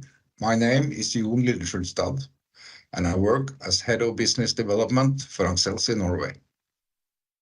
I would like to give you a short presentation of how we have turned gypsum waste into a raw material for production of new plasterboard. First, some facts about the plasterboard production in Europe, which are expected to reach 3.4 billion square meters this year. And each square meter weighs about 9.2 kilos. With the use of virgin materials only, this would require 350 million tons of gypsum powder to be mined from quarries and transported over long distances. Despite this, the major part of the product's CO2 footprint is related to the production process.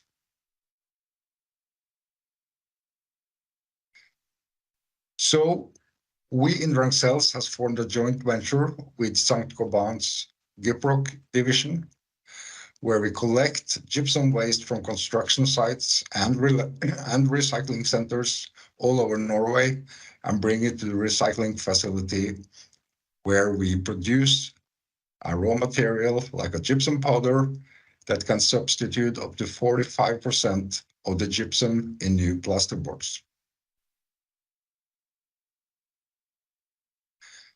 By doing this, we will reduce the use of virgin resources, and this material, the gypsum, can be recycled over and over again. We obtained substantially lower CO2 emissions compared with the use of virgin raw materials. The process itself is quite simple. It's all about crushing and screening, and of course, a strict quality control of the final product. And we can achieve a good recycling rate of about 90%, where the carton and the metals is the only materials not recycled. And because the recycling plant is integrated with the Gyproc's production site, we minimize the need of transportation. In addition to this, Gyproc's Norwegian factory has switched from LNG to hydroelectric power. By doing this, they have lowered their CO2 emissions with 23,000 tons. And combined with the use of recycled material, they now deliver the plasterboard products with the lowest carbon footprint on the market. Thank you for your attention. Yeah, this is Ragn-Sells' contribution to this construction sector. As mentioned by Jonathan, no one can solve the problem alone. So only together we can help or achieve a circular construction sector, and only together we can pave the way to a sustainable society. So I recall again to synergy together, because only together we can invent the future. Thank you very much for attending.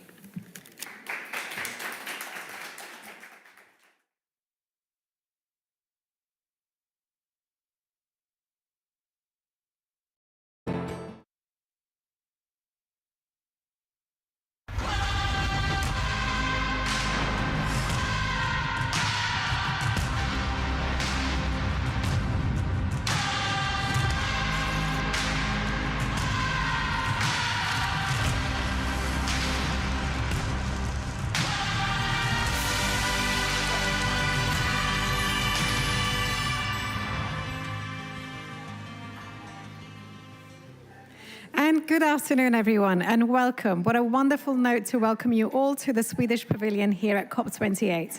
So today, of course, we're addressing the theme of the day, which is food, agriculture, and water. And delighted to invite you to this session, those of you who are joining us in person, as well as those of you who are joining us online. The theme for today's session is No climate plans are complete without a commitment on food systems, navigating the pathways for sustainable food systems transformation. We're delighted to have an extremely capable set of speakers. We have lost one, but we have the majority here with us. And I would like to invite them to take their place on the stage, please. So first of all, I'd like to welcome Alicia Motara. And Alicia is the head of international policy engagement at FOLU, which stands for the Food and Land Coalition. Next up, we have Glindis Virginia Luciano, who is the Njimngou contact point for the Food and Agriculture Working Group. We then have Brent Loken, who is the Global Food Lead Scientist for WWF. And in this role, Brent provides thought leadership through forward-looking research, and importantly, he worked previously also for EAT, where he was a lead author on the influential EAT Lancet report on food, planet, and health. And finally, we have Eya Hitafo, who is with Tetra Pak. She's been there since 2021. I think I got the pronunciation spot on. Thank you for the coaching. Where she serves as Vice President on Corporate Affairs. Now, of course, the theme for today is something which has suddenly rose in prominence on the climate agenda ever since the Food Systems Summit 2 years ago. And it's astonishing in the space of 2 years just how much tremendous impetus there's been, and of course landed with a number of landmark declarations here at COP. So to help us set the scene, I'm going to first of all call, I think, on you, Brent. And just to remind everyone, as you're getting your thoughts collected on this, just to remind everyone, what are the specific issues that we're going to be covering here? So they're fivefold. So first of all, in this session, we're going to explore the importance of food systems within these global climate discussions and the negotiations. That's why we're here. Secondly, we're going to discuss how the international agreements integrate food system considerations, both their successes as well as their shortcomings. Thirdly, we'd love to have some examples from you of best practice, countries that are successfully aligning their national policies with a more systemic thinking around food systems. Fourthly, we wish to highlight the role of actionable commitments. There's a lot of declarations at COP, and of course, the meat of the issue is in the tangible pathways and the implementation plans. And finally, we hope to examine the policies and the policy-enabling frameworks that promote sustainable food systems fit for the future. So, Brent, if I can start with the scene-setting question with you, which is, as we navigate the discussions here at COP28, there's been a very clear push to integrate food systems onto the agenda. And this, of course, reflects a great sense of urgency. So in your view, what's the most important contribution of food systems in responding to the global climate challenge? So how do food systems respond? Well, I mean, food systems, it kind of cuts both ways because food systems are responsible for most of the environmental and health degradation that we're actually seeing today, you know? So if you just take a look, food systems contribute, I think we all know this, about 30% of all global greenhouse gas emissions comes directly from food systems. Now, if you sit on that fact for a minute and you think that it's taken 27 COPs to really start talking about it, that's an astounding fact. And it has taken us this long to actually start talking about food systems, and it's fantastic that we are. But food systems are also the leading cause of land use. They're the leading cause of water use. 94% of all global mammal biomass comes from livestock. 50% of all habitable land is used for agriculture. So when you look at food systems, they're massive. Shocking that it's taken 27 years to actually talk about it, but very good that we're actually talking about it now. Now, like you said, we've had a lot of declarations that have been put on the table. I was just at the non-state actors call that we've been working on. 200 plus countries actually signed up for that, which is absolutely fantastic. But negotiations are breaking down when it comes to food systems, and that's something that we might want to talk about in terms of the difference between declarations and calls to action, and the more implementation side of things in terms of how do we get formal negotiators to addressed and start thinking about food systems given their outsized impact? Thank you so much. And you left it really hanging in terms of the negotiations, the threats of the negotiations on this agenda, which we thought that we had a consensus on. But if I can please call on you, Alyssa, so I'd like you to build on something that was mentioned. We've all been referring to this declaration that our host, the UAE government, has been promoting. I know that you've been very involved with that. So if you can speak to what it consists of, the ambition behind it, how it's come about, and the next steps. Yeah, absolutely. Thank you so much, and thank you for having me. As Brent was mentioning, we've had this sort of momentous occasion of a food declaration at this COP, and I think the ambition was really to bring all countries to the table about the importance of food systems and really getting on paper this commitment that it needs to be part of the NDCs. I think you can refer to the declaration as sort of setting the floor of what needs to happen, a sort of tangible commitment that all countries must make. Of course, then the paths to doing that will look very different. Food systems are incredibly different among different countries. And so I think it will be important to keep a laser focus on how countries are implementing this declaration in order to really make sure that we are making progress. I think it's been really thanks to the leadership of the presidency that we've been able to get to this point. And as Brent said, maybe a shame that it's taken us 27 COPs to get here, but very excited that we have gotten here eventually in the end.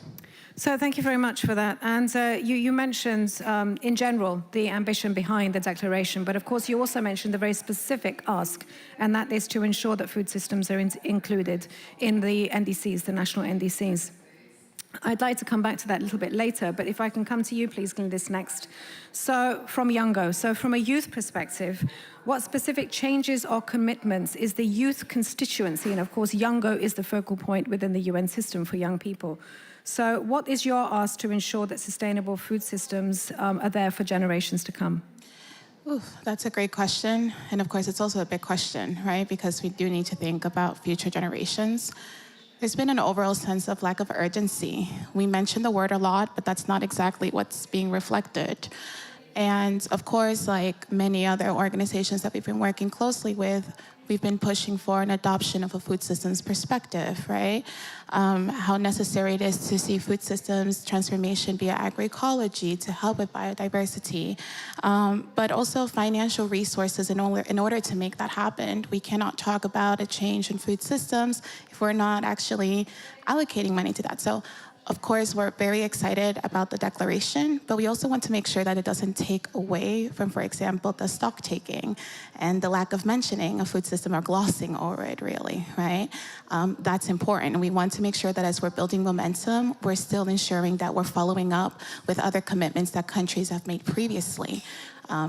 It's important to build, of course, this momentum, but we do need to keep our eyes on the ball, yeah?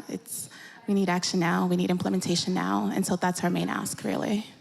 Okay, thank you. So we're getting more and more specific now. I'm going to come to you, Aya, yeah? So the call to action is generic, it's quite general. However, Tetra Pak itself has been on a journey as a company, and very recently you launched your own food ambitions and the targets for 2030, which are linked to the company's 4 pathways for change. So if you can provide some more insights into these pathways and help us begin to address this in a more tangible way from a private sector perspective. Very good, yes. And maybe just to start off with, I know that many people in the audience see Tetra Pak as very much of a packaging company only, and of course we are one of the world's largest food packaging companies, but we are also one of the world's largest food processing technology companies. And when we talk about food systems, I mean, we're really in the center of that, enabling a lot of food being, sourced, processed, and then packed. So of course we have a lot of responsibility. And we started our journey in terms of developing these targets really 2 years ago. You mentioned the UN Food System Summit. So that was still the COVID times, and private sector actually wasn't that openly invited to be part of that journey. But we issued a white paper at the time to sort of start discussions about the role of industry and the role of companies like ourselves who don't actually, we're not a food and bev company, but we're an enabler in that kind of value chain. And we got a lot of response. So we actually, we spoke to some of the people who are here as well at the time and got inspired of that. But then it's a very difficult kind of agenda to combine, and I think you touched upon that. You know, we have the environmental externalities to think about, we have the health, we have the nutrition, and we have all of this. So how to combine all of this into kind of, you know, in the scope of responsibility of a company in the middle of the chain. So what we have been doing now, and it's taken quite a while, we've had internal discussions, we've had external discussions, and we also kind of wanted to find the kind of most critical areas where we can really have an impact. And therefore, we've come up with these 4 pathways. So we have now, we have a kind of like the version 2.0 of our white paper. And we've looked into 4 areas. So the first area really is about dairy, how to bring further sustainability or you know, how to increase sustainability in the dairy value chain. And of course, we have a big role in the processing as the world's largest dairy processing technology company. But we also have a role to play because we're actually in emerging economies. We work with smallholder farmers. And so these 2 areas are where we have targets in the first pathway area. So it's decarbonizing dairy and then kind of bringing together the smallholders to empower them economically and actually bring about better and more milk for their production wherever they may be. The second area is about new food, and it really is about the new food sources, alternative or diversification of proteins. And so as a technology provider, we are working a lot with startups and companies who actually are innovating in this area. So be it precision fermentation, be it you know, plant-based new types of foods made of fungi or algae or other exciting you know, more renewable and more kind of carbon-friendly or climate-friendly ingredients. So this is our second area where we have targets. Then the third area is about food loss and waste. And again, as a packaging company specialized in this area, which is aseptic packaging, so packaging of perishable goods. So we already have a contribution towards food loss and waste by the packaging, but also in terms of technology in processing, where we can valorize some of the current waste or residues, and also increase resource efficiency in terms of waste and water or ingredient as such. And so this is our third area where we have targets. And then the last one really is about providing safe access to nutritious food and delivering that in countries where, for instance, you know, climate adaptation may pose challenges in terms of cold chains and all that. So again, so that's the fourth area of targets. And I think, you know, we spoke about the Emirates invitation in terms of the declaration. There's also an invitation or call for action for non-state actors, and we're part of that. And really, of course, look forward to working together, because alone we can't really deliver any of these targets. So thank you very much, Air. That's a really helpful summary to have in terms of which elements of the food systems you as a company are focusing on across your value chain. If I can bring it back to the Paris Agreement, and the Paris Agreement, what it requires signatories to undertake. So first of all, it's the nationally determined contributions, yeah? So we've got the NDCs, we've also got the national adaptation plans. But there is a very specific call by the presidency to ensure that the NDCs are now cognizant of food considerations. So, Brent, I know that WWF has done a considerable amount of analysis into existing NDCs. I believe that you have done a comprehensive assessment of 134 NDCs. Could you elaborate on the key findings that you've uncovered? Yeah, and then we've got the GST, which is happening here. And you know, the GST is significant because it really sets the stage for the next 5 to 7 years. And the text that gets into the GST is what signals countries in terms of what they should be focusing on. So what it's looking like, food systems and all reference to food systems and was actually taken out of the last text. I think there were a couple of mentions of food, but that was from the preamble of the Paris Agreement. So it looks like unless things change over the next 24 to 48 hours, that food systems will not be within the actual final text of like the GST. That's not surprising though, because what you mentioned, food systems are so complex, and the food system topic isn't mature enough yet within this whole process. Really when you think about 2 or 3 years ago, we weren't even talking about this stuff. Food systems weren't at COP, and in just 2 or 3 years, we've gone from 0 to 1,000, and we just want more. So it's not surprising that it hasn't made it into like the GST, right? But I don't think necessarily that's a bad thing, and I don't think necessarily that we should consider this COP a failure if it doesn't, because we've got the NDCs. And the NDCs are nationally determined, so every single country can determine what they want to put into there. So if a country wants to put food systems and reinforce their food systems more in NDCs, they can actually do that regardless of what the GST says. The GST signals, but the NDCs are completely nationally focused. Now, what we found in our analysis, and I'm gonna get my cheat sheet,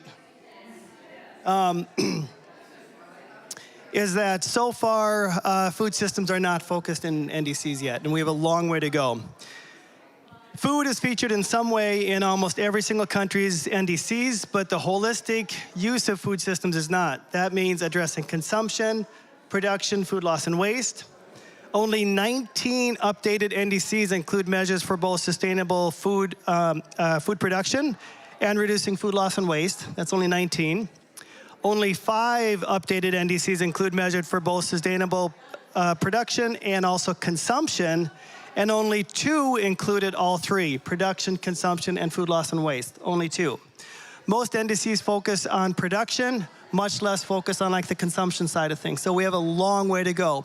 But this is our entry point here moving forward, and I don't think we should be disillusioned coming out of this COP, regardless of what happens with like the GST. Is that we can look at this and say, we can specifically work with countries on enhancing their NDCs because there's a huge room for improvement, and that's where I think the focus needs to be moving forward. And we just launched a new tool which actually aids individual countries to find individual actions that will help their country to achieve and use more of a holistic approach to food systems. And that was just launched yesterday, I believe. So thank you, thanks, Brent. And thank you for bringing your insight into actually what's happening in the negotiation rooms with regard to the text on the global stocktake. For those who are not familiar with COP jargon, the GST, the global stocktake, as you mentioned, it is actually entirely up to the parties themselves, how they choose to bring in food systems. And this has been a real process of socializing parties about the importance of food and thinking systemically about food issues. So it's not surprising at all politically that there hasn't been an immediate embrace of the issue within the GST. And because the Paris Agreement is non-sectoral.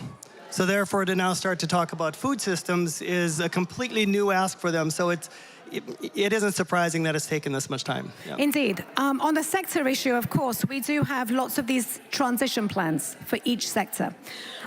If I can come to you, please, next, Alyssa, because you have been very close to the presidency. The presidency has picked on this issue to champion it.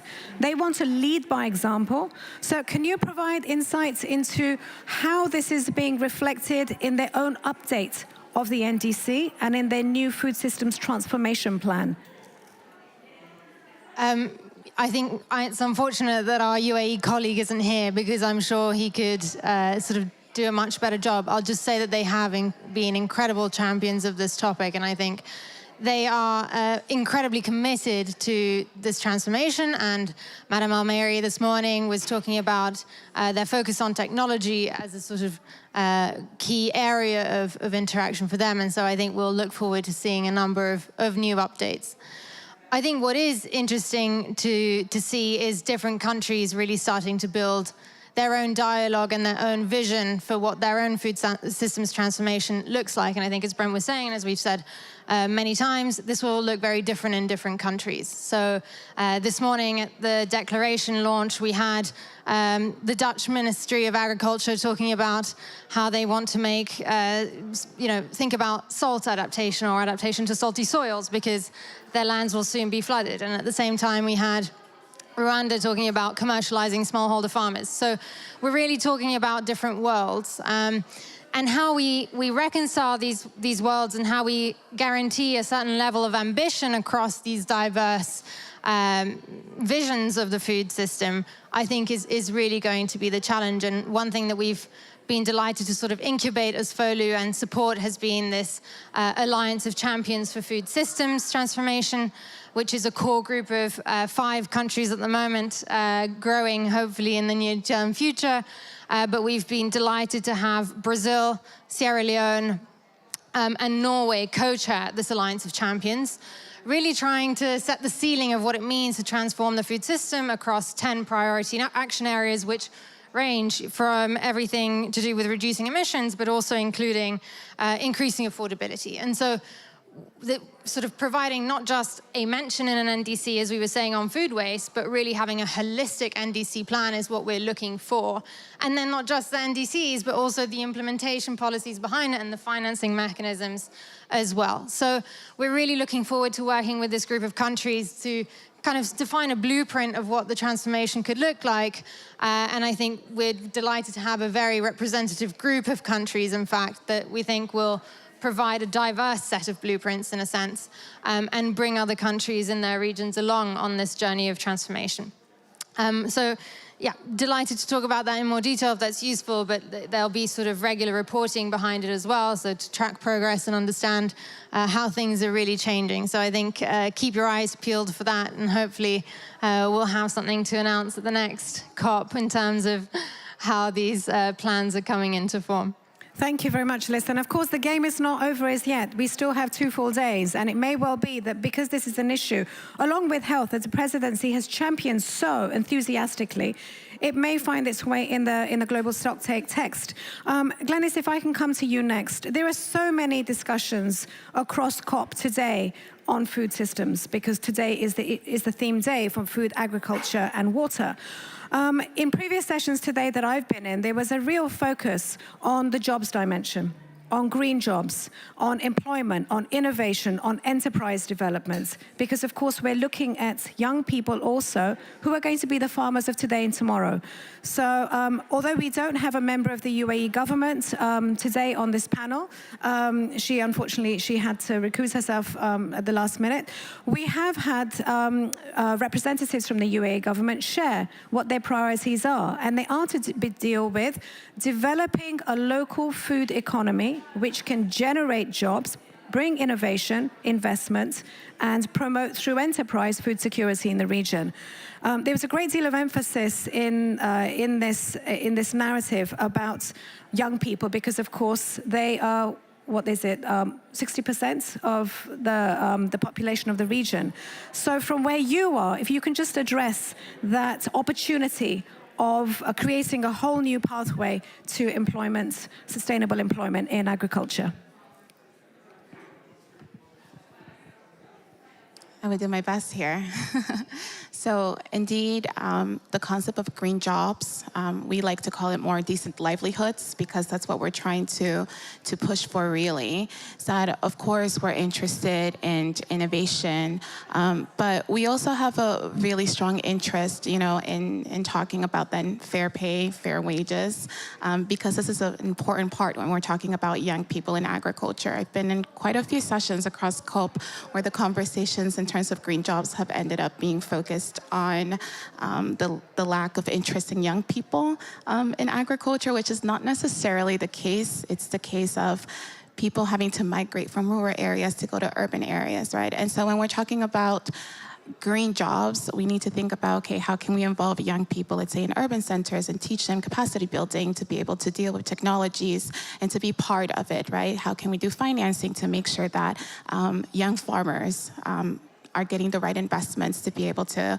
have their business, right? Because in reality, farmers are small businesses, whether we like to hear that or not. And then on top of that, how can we help young people, along with working with countries as well, create value and look at farmers as having value as well. And so that's work that we're trying to push forth within Njimngou and also youth-led organizations as well. I'm also part of YPAR, the Young Professions for Agriculture Development, and that's a lot of the work that we're doing as well, because we want to ensure that young people do stay in agriculture, stay in food systems. There's going to be fantastic opportunities that are going to be coming forth as we put more attention into that. And as we see that there's an issue with renewal of farmers, a lack of interest of displacement, for example, of people that are in rural areas. And so we really want to ensure that no one is left behind in this process of food systems transformation. So thank you for that. Aya, I'd like to come to you next, because of course you're right in the middle of all this. Yeah. So as part of your very ambitious targets that you have for this food transformation strategy, you're working with smallholder farmers. You're working with cooperatives. You're working with women's organizations. So how are you addressing that need for capacity building, training, the creation of new, more sustainable employment opportunities in the sector? Yeah, so we have, actually at Tetra Pak, we have a unit called Food for Development, which is specifically working in some of these areas. Of course, one could probably do more, but we work with the smallholder farmers in building the capacities. And of course, depending on the country, India is a good example, where of course women are a majority of that, so there's this gender element as well. I think overall, I think the role of business in supporting this, you know, a just transition also in these areas and all of that. I think it's a topic that we should probably discuss more, because it does, you know, in terms of developing these different type of knowledge pools and sharing that.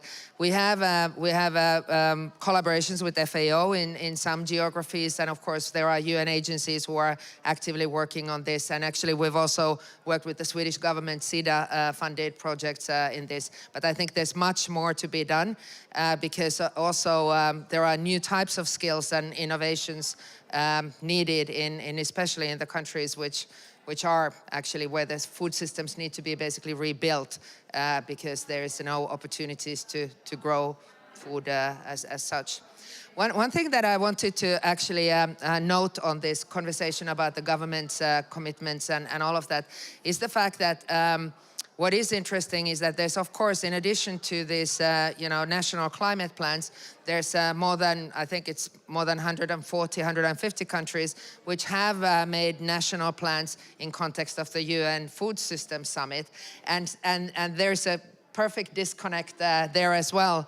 So I think when we talk about the complexity of the food systems and all that, actually, you know, you mentioned the alliance and all of those things, but I think what would help probably would be some kind of, and I don't know if that's what is going to be delivered through that initiative, guidance on how to combine this, because as we know, I mean, there's interlinkages, total interlinkages, and sometimes, you know, unintended consequences of taking certain actions while then hurting the good cause in some other areas. So I think it's super complex.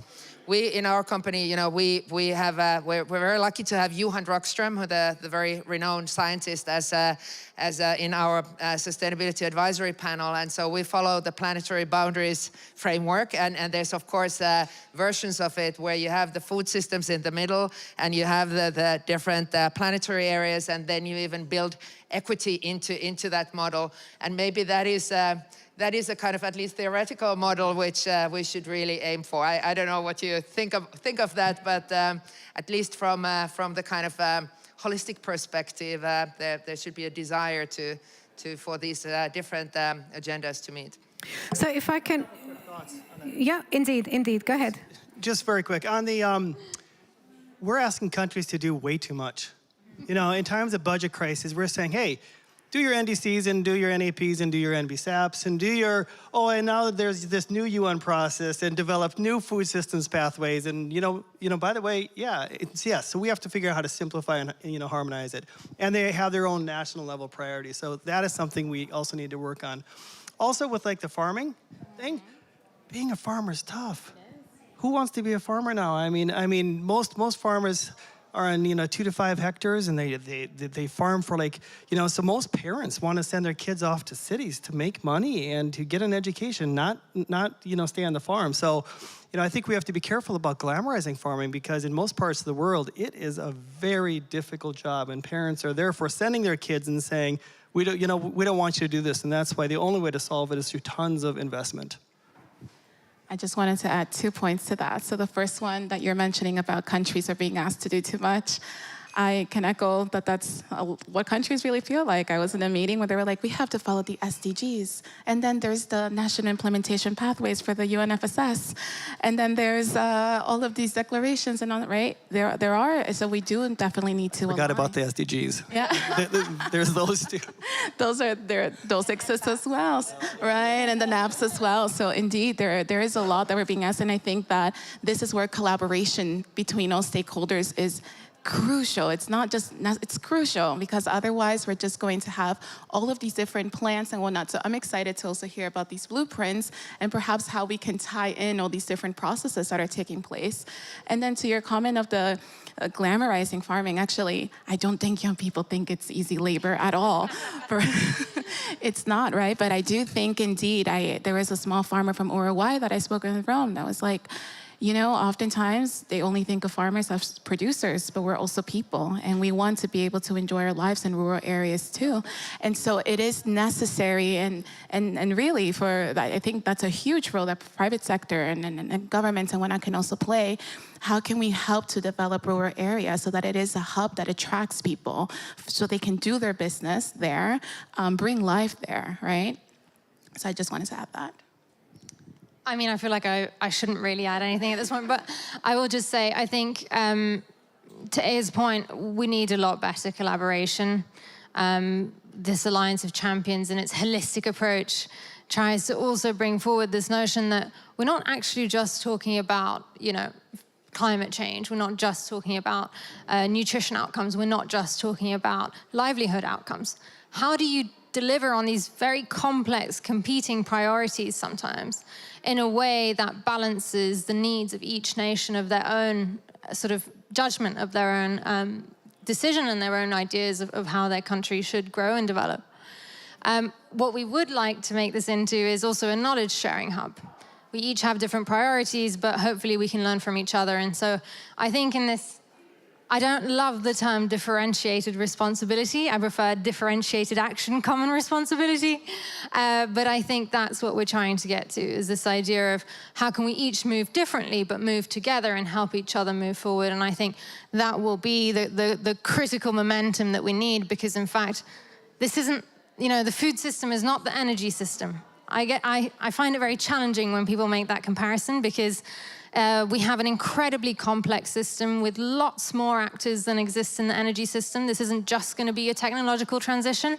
This is really fundamentally a delivery and collaboration transition. And so what will be, I think, will be really important is how do we come aligned to a vision of how a country should transform? And it's been fantastic, I think. Johan Rockström is a common thread among many of us, but not just him, many leaders in this space who have come together, the countries with the declaration led by the UAE presidency, this Alliance of Champions and non-state actor call to action, the young farmers and young people being really firm about what a food systems transition looks like. And I think that's been the strength that's come to COP27. That's what's made this conversation move forward. And so it's been exciting. As tired as I am, I still feel excited about where we've landed. It's day 11 of day 13, so it's not surprising that that's the case. But I do want to pick up on something that's not been mentioned, and it's implicit in the way that you're approaching this issue, and that is governance. So it's not tenable that you have so many different international treaties and frameworks, and they all make demands on governments. So my organization works to build coherence between what governments have committed themselves to and the actual translation into legislation, and then finally down to implementation on the ground. And of course, 2015 was such an epical year, because we had, at the beginning of the year, we had the Sendai framework. No one's mentioned that as yet, but it had to deal with disaster risk reduction. And fundamentally, what we've seen in the last couple of years with the food shocks, the energy shocks, which are interlinked, is countries struggling to address risks and the shocks. So that was the first of the 2015 agreements. The Hyogo framework was succeeded by the Sendai framework that was on DRR. And then, of course, the Sustainable Development Goals. that, you know, in all of this, of course, governments have signed up to the SDGs, companies have signed up to the SDGs, and then, of course, you had Paris. And then more recently, so the way that my organization works is we have a plan called Coherence and Convergence amongst the Rio Conventions. We've just now got the Nature, the Global Biodiversity Framework. Yes, so we've got that. We've got the desertification agenda. These are the 3 Rio Conventions. So I would love for you to reflect on what this means in terms of governance, because it's not just multi-stakeholder, you know, actors coming together. This is fundamentally a very clear political direction that the government sets itself on, like the Chinese do so astonishingly well with the 5-year plans. So if each of you can reflect on that challenge, so I think in the last closing minutes, 2 key questions to summarize your final remarks around. 1, how can you work more effectively together as stakeholders? You're all from different constituencies. And secondly, what is your key message to policymakers? Because coming out of here, we've got to have a clear message. So if I can start with, I'd like, it might be, go ahead. Go ahead. You said the cat amongst the pigeons just now. Oh my God. Okay, in terms of just one message to policymakers, I don't have one. But I have a wonderful document, and I think we shared the link to this document, and it has quite a few suggestions on what we could do. And it's around the 4 pathways, but there are others as well. And of course, the private sector has a key role to play in all of this transition. And I think I like the fact that we now have this agenda. Like you said, that it's taken years to have food systems as part of this discussion, but it's how to create the holistic agenda. It is just collaboration through the different stakeholders. I don't have the magic wand to think of anything smarter than that. So okay. We go now to the perfect answer, right? And short, Brent. We have innovative solutions bold enough to make a real difference. I'm just reading off the wall here. It's a great, it's a great message, you know, and you know, food systems are that, and that we need to push for policies that will move us from dialogue to action. I mean, right there. It's the writing is on the wall. The writing is on the wall. And we just published a response to the lack of food systems within the GST, where we were very bold in terms of calling out the fact that food systems must be in the final cover text, right? You know, so I think that is a very clear message that we need to keep on pushing forward between now and COP30, not putting too much pressure on Brazil and COP30, because I know that Brazil is already feeling the pressure, saying don't expect that much out of us. You can't put everything on our shoulders, but that has to be one of the clear messages. But final word is, let's not get disheartened, because there's a policy process which isn't mature yet, and then there's a civil society, non-state actor process which is, and this side of the equation is on fire, and we just need to keep it on fire. Glendis? To add to that, from a youth perspective, I know that our discussions have been around accountability. We see that as our role as young people, actually, to speak to governments, to speak to civil society in general, and have an accountability framework and push for that as well, so that we can actually deliver, right? We want to see implementation, and again, urgency, urgency, urgency. Thank you. And finally, Alyssa. I mean, I can just say, listen to Glendis and the young people. That's all I really have to say. But I think fundamentally, my message to governments would be push yourselves to be more holistic and comprehensive. It has taken us 27 COPs to get here because the food system is complex, and we've done a lot of thinking about how it needs to change. And so think about the issue more holistically and get help wherever you get that help, whether it's the FAO, the Alliance of Champions, a declaration, the presidency, whoever you go to in this huge complex framework of food systems governance. You know, be holistic, push yourselves, get help. I'm very proud to be Italian. I was very proud that our Prime Minister stood up on the stage and spoke about the declaration, and Italy has been a strong force of action on food systems. But we still talk about food security, and there's more we could talk about. We could have a more holistic approach. And so I really would challenge governments and challenge countries to think about how food affects your people, how your food system affects other countries, and to get help where you need it. Fantastic words to end on. So collaborate, get help, and hopefully also seek accountability, not just through the executive, but through parliaments. Because parliaments are sovereign. They are the accountability institution. You would expect me to say that. But on that note, thank you so much to all of our 4 fantastic speakers, the audience here, and those who've joined us online. Thank you. A round of applause for everyone. Thank you.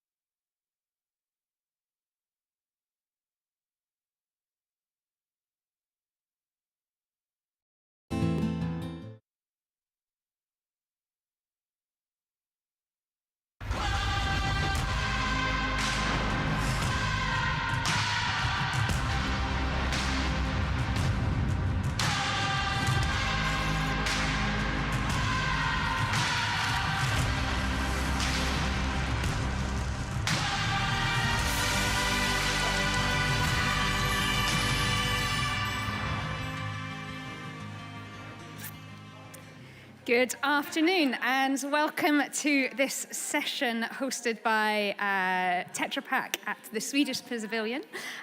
Today's session is on feeding the future, revolutionizing food systems through technology and innovation.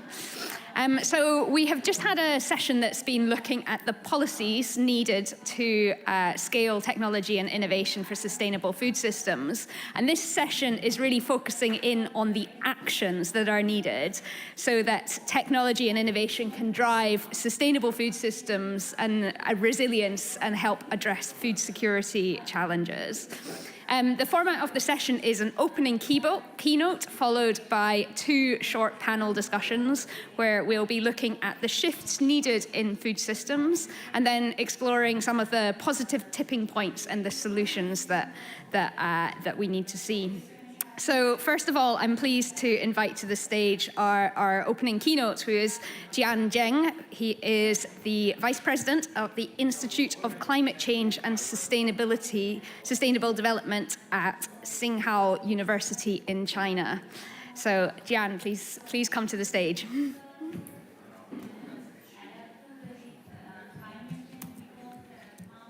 Well, thank you, Victoria, for the introduction, and thank you for having me. For the invitation from Tetra Pak. I will speak from the. Sorry, I forgot my. So I will speak from the technology and innovation perspectives of which are critical as we tackle the climate crisis.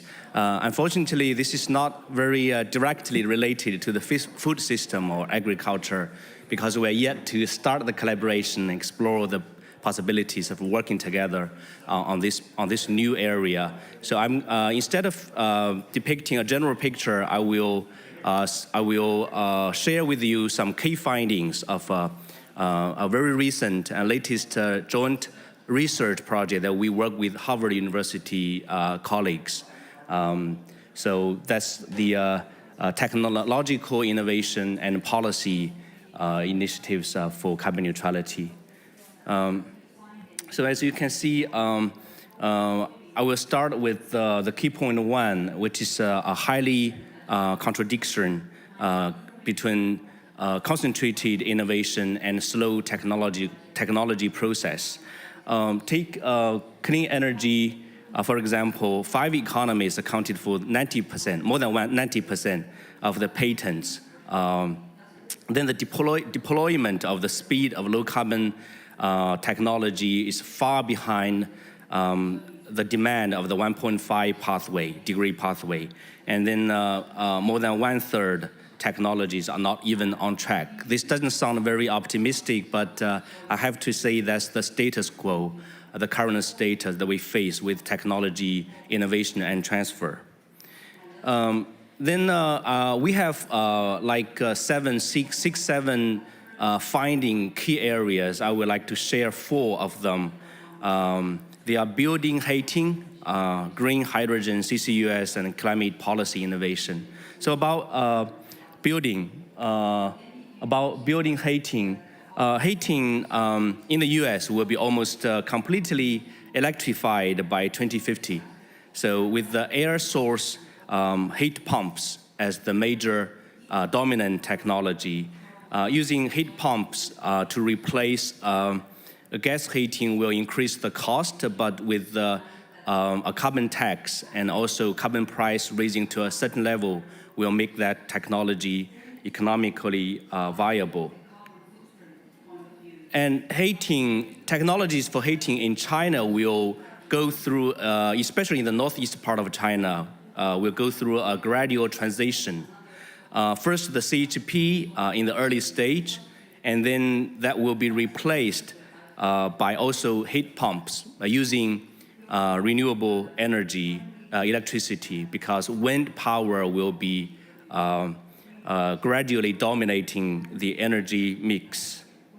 About green hydrogen, the joint research studied the geopolitical implications and also the industrial of green hydrogen production and of course the industrial applications, finding there will be front runners, upgraders, exporters and importers, and of course some bystanders as well.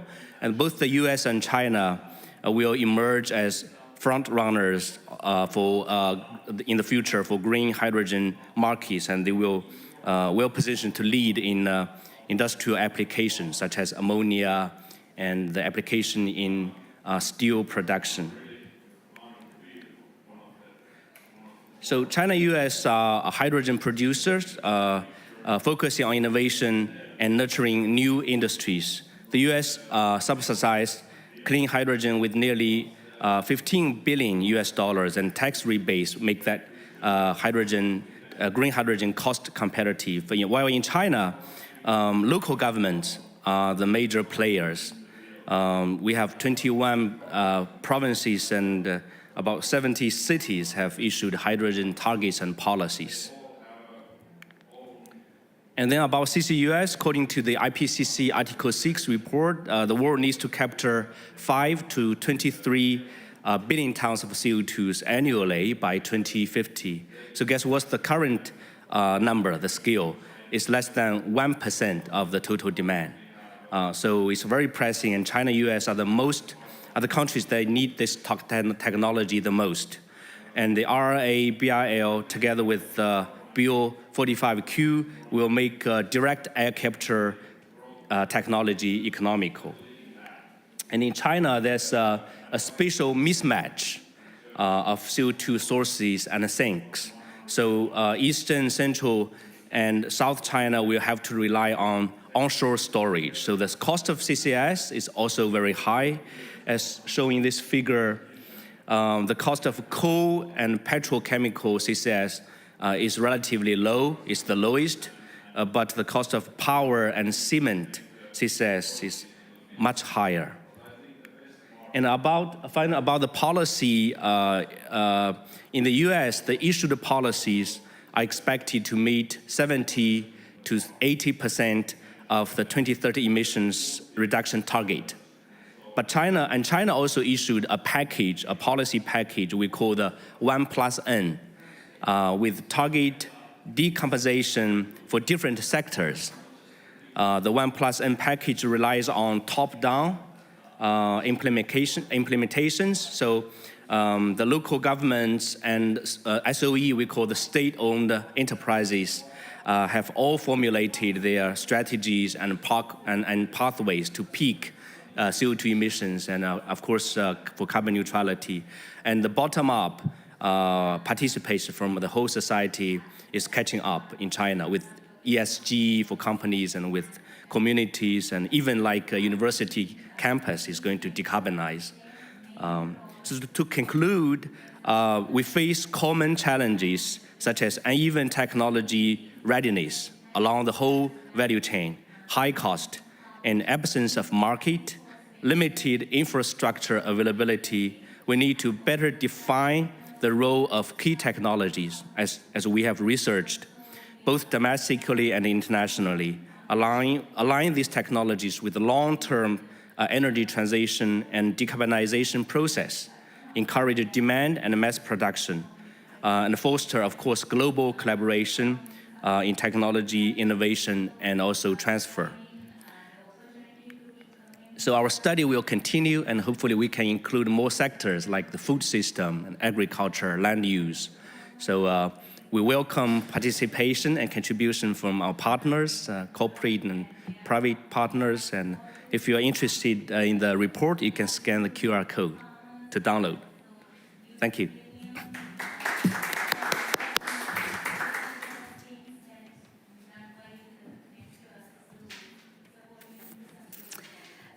Thank you, Jen, for this global overview of some of the opportunities and challenges in decarbonisation, and this call to better define the roles of different technologies and take the steps needed to scale them. We will now head to our first panel. So our first panel is looking at the shifts needed in food systems, and I'm pleased to invite to the stage Sneha Singh, who is Managing Director India for the Good Food Institute. Kaveh Zahedi, who is Director of the Office of Climate Change, Biodiversity and Environment at the UN Food and Agriculture Organization. And Hejani Souza, Senior Vice President for Global Innovation at Yara International.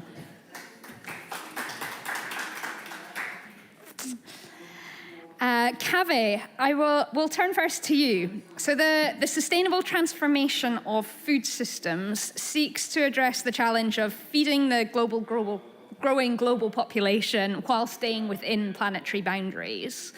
How is FAO leveraging technology and innovation to build resilient and sustainable agri-food systems?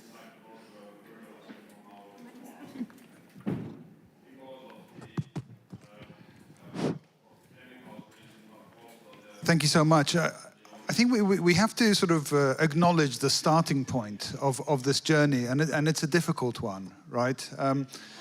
You know, as we speak, around 700 million people in the world still live in hunger. At the same time, the way we're producing our food is leading to about a third of global greenhouse gas emissions. At the same time, about a third of all the food that we produce is being lost or wasted. So in a way, we have a sort of an agri-food system that is not fit for purpose right now, and it needs to be absolutely transformed. And technology offers us the right pathway to transform. Now, what we've been looking at is the different technology pathways that can help the agri-food system transform. I have to say that all of these pathways are available to us. They're not based on, you know, untested and uneconomic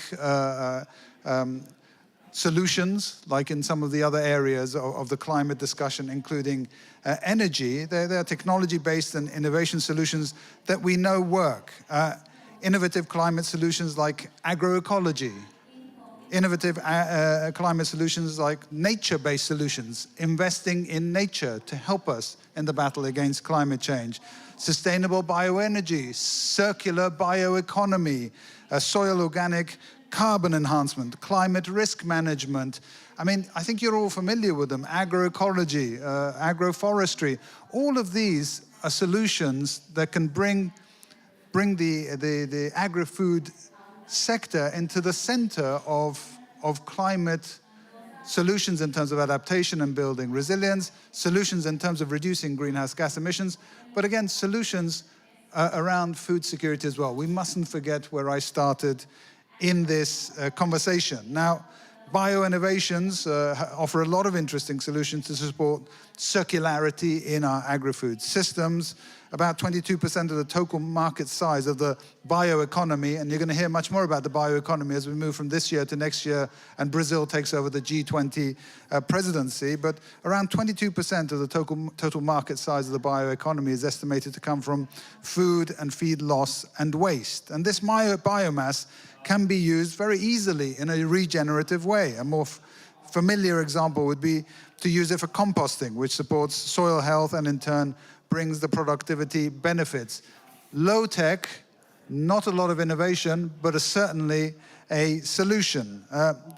Of course, we also have high tech, digital technologies, big data. All of these provide really important sort of accurate information on weather, on markets, on crop conditions, to farmers and policymakers, precision agriculture.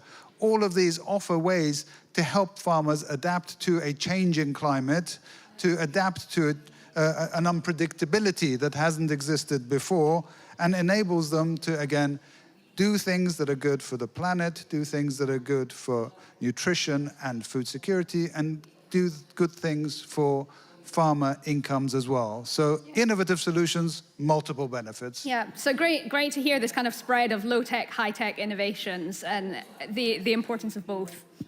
Turning to Hijani from Yara.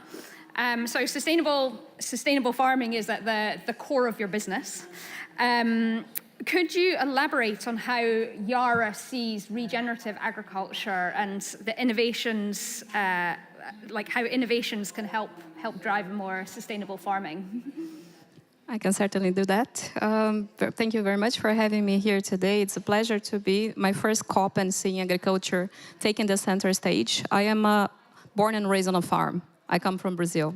So this is in my DNA, and I'm an agronomist by background. And in Yara, as you said, we have been focusing a lot on supporting farmers to transition to regenerative agriculture. Because we do believe that is not only about producing with resource use efficiency at heart, but also to regenerate what has been caused to the nature so far. And we do believe that this is actually a key lever for us to move forward, right? As you said, 25% of the whole emissions, 70% of the freshwater consumption globally goes to the agricultural sector. So we must act. And at Yara, we see regenerative agriculture as a systematic, outcome-based approach to adopt the best sustainable farming practices. And we emphasize on the systematic because, agriculture is a complex business, right? So we have to take a stepwise approach. We cannot move farmers from zero to hero in one season, but we can certainly, get started and make this move.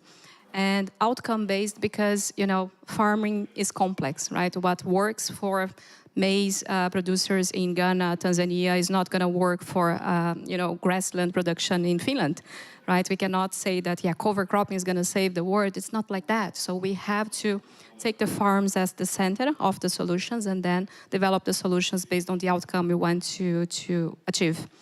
And it is quite difficult to find the definition for regenerative agriculture, right? If you ask ChatGPT right now, you're going to find very, very interesting answers for that. But we do see, at least 5 recurring themes all the time when we speak about that. One being climate, right? Ensuring that we can have the best practices to use crops as carbon sequestration methods, right? It is a very, very nice way of reducing the emissions and actually producing more food. So ensuring that we can have practices and use inputs that are going to be actually reducing and improving this carbon sequestration is key. And obviously, we have to help the crops to cope with the climate change as well. If it's difficult for us to cope with the weather conditions here, it's the same for crops. So this climate adaptation, we can use innovation for that. Second point is soil health, right? Soil is the most important asset in our globe and is the most important asset for farmers to manage, to produce food. So we cannot start talking about crop nutrition management, in my case, if I don't discuss soil health. So this is critical. Resource use efficiency. In the case of my company, we are a fertilizer company, and for us, each nutrient counts. So nutrient use efficiency is extremely important for us Because if you apply less than you should, you're going to be mining the soil. This is not good for food security, and this is not good from an environmental perspective. But if the farmers apply more than they should, this is not good for the environmental and not for the pockets of the farmers either. And if we do this, then we're going to impact biodiversity, right? Because we have to produce more with less and in the same unit of land we have today. So we have to increase the yields, and this is going to be preventing the land use change. And ultimately, the fifth topic is about farmers' prosperity, right? At the end of the day, farmers, they are very important in this equation. So we have to remember that their livelihoods has to be protected as well. So those 5 topics are, the driving forces for us, at least when we create solutions. And in terms of innovation, I love what you said, with low innovation and a high innovation. When I look at high innovation in Yara, the green fertilizer is certainly one of the biggest innovation we are betting on, which is about producing nitrogen using what nature offers to us, hydrogen coming from the water and the nitrogen coming from the air.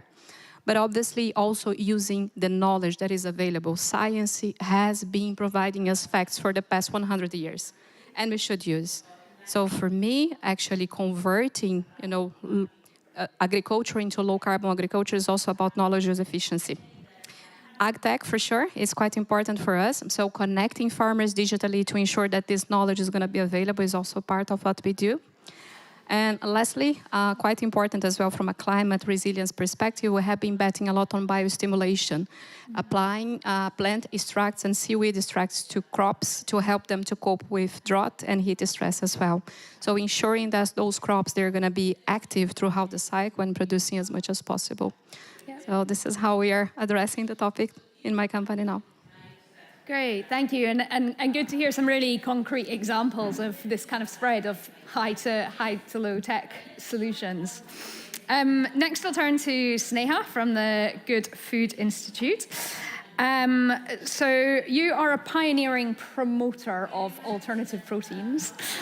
How do you see the role of innovations complementing traditional food systems? And what role does technology play in developing and scaling up sustainable and nutritious alternatives? Thank you. Can you hear me? Yes. No, thank you so much for having us here and inviting the Good Food Institute. I'm from the Good Food Institute India. I lead up all our work in India. I'll talk more specifically about food technology and food innovation. And food innovation has really played such a strong role to bridge the gap from traditional animal-sourced proteins, and now we're moving towards almost a protein transition. We're seeing plant-based protein, we're seeing cultivated meat, we're seeing fermentation-derived protein come to the forefront. And technology's played a really huge role in that process. We've seen soy around for a while, more prevalent in some geographical areas than others, but soy has been used to biomimic meat. But it's been food innovation and food technology that's got better products into the market when it comes to alternative proteins. And I think the one challenge for alternative proteins has been the scaling, which we are seeing more and more of now as governments and constituencies around the world are starting to take notice. Finally, alternative proteins has quite literally made it to the table now at COP, with there being a full food day now dedicated to the work that the role that food plays when it comes to climate change and climate mitigation. I also feel like it's very clear the role that technology has played when it comes to new tech, like cultivated meat, like fermentation-derived protein as well. The success of all proteins, however, it needs to be regionally and culturally appropriate. That's so essential. So what might work in one geography will not work in another geography. Very much like what you were saying about crops. So there are pockets of indigenous crops available in different geographies that can be leveraged. I'll give you an example from India, because that's where I'm from. And millets are a huge high source of protein. And if millets can be used to extract the protein from there and plug it into the alternative protein supply chain, that backward linkage is into farmers, though that's a strong indigenous crop that can be used. It's creating opportunities for farmers in terms of livelihoods. It's plugging into a high-value supply chain. So all of those boxes are being ticked, and it's about time that governments start to take notice of how much indigenous crops can do to plug into alternative proteins, and that's where technology plays a huge role when it comes to food innovation, when it comes to bringing it to the table quite critically.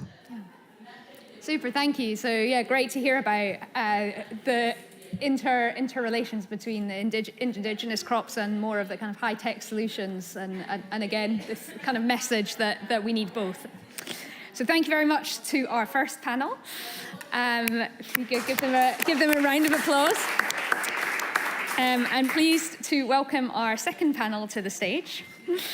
So for our next group of speakers, we have Lucy Wallace, who is Chief of Staff at EIT Foods.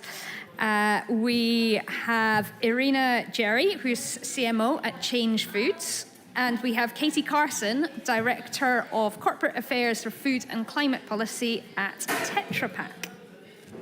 So, welcome to the stage. And for this part of the panel, we're going to be looking at positive tipping points and the solutions and ecosystems that are needed to drive sustainable food systems. So, first going to turn to Lucy.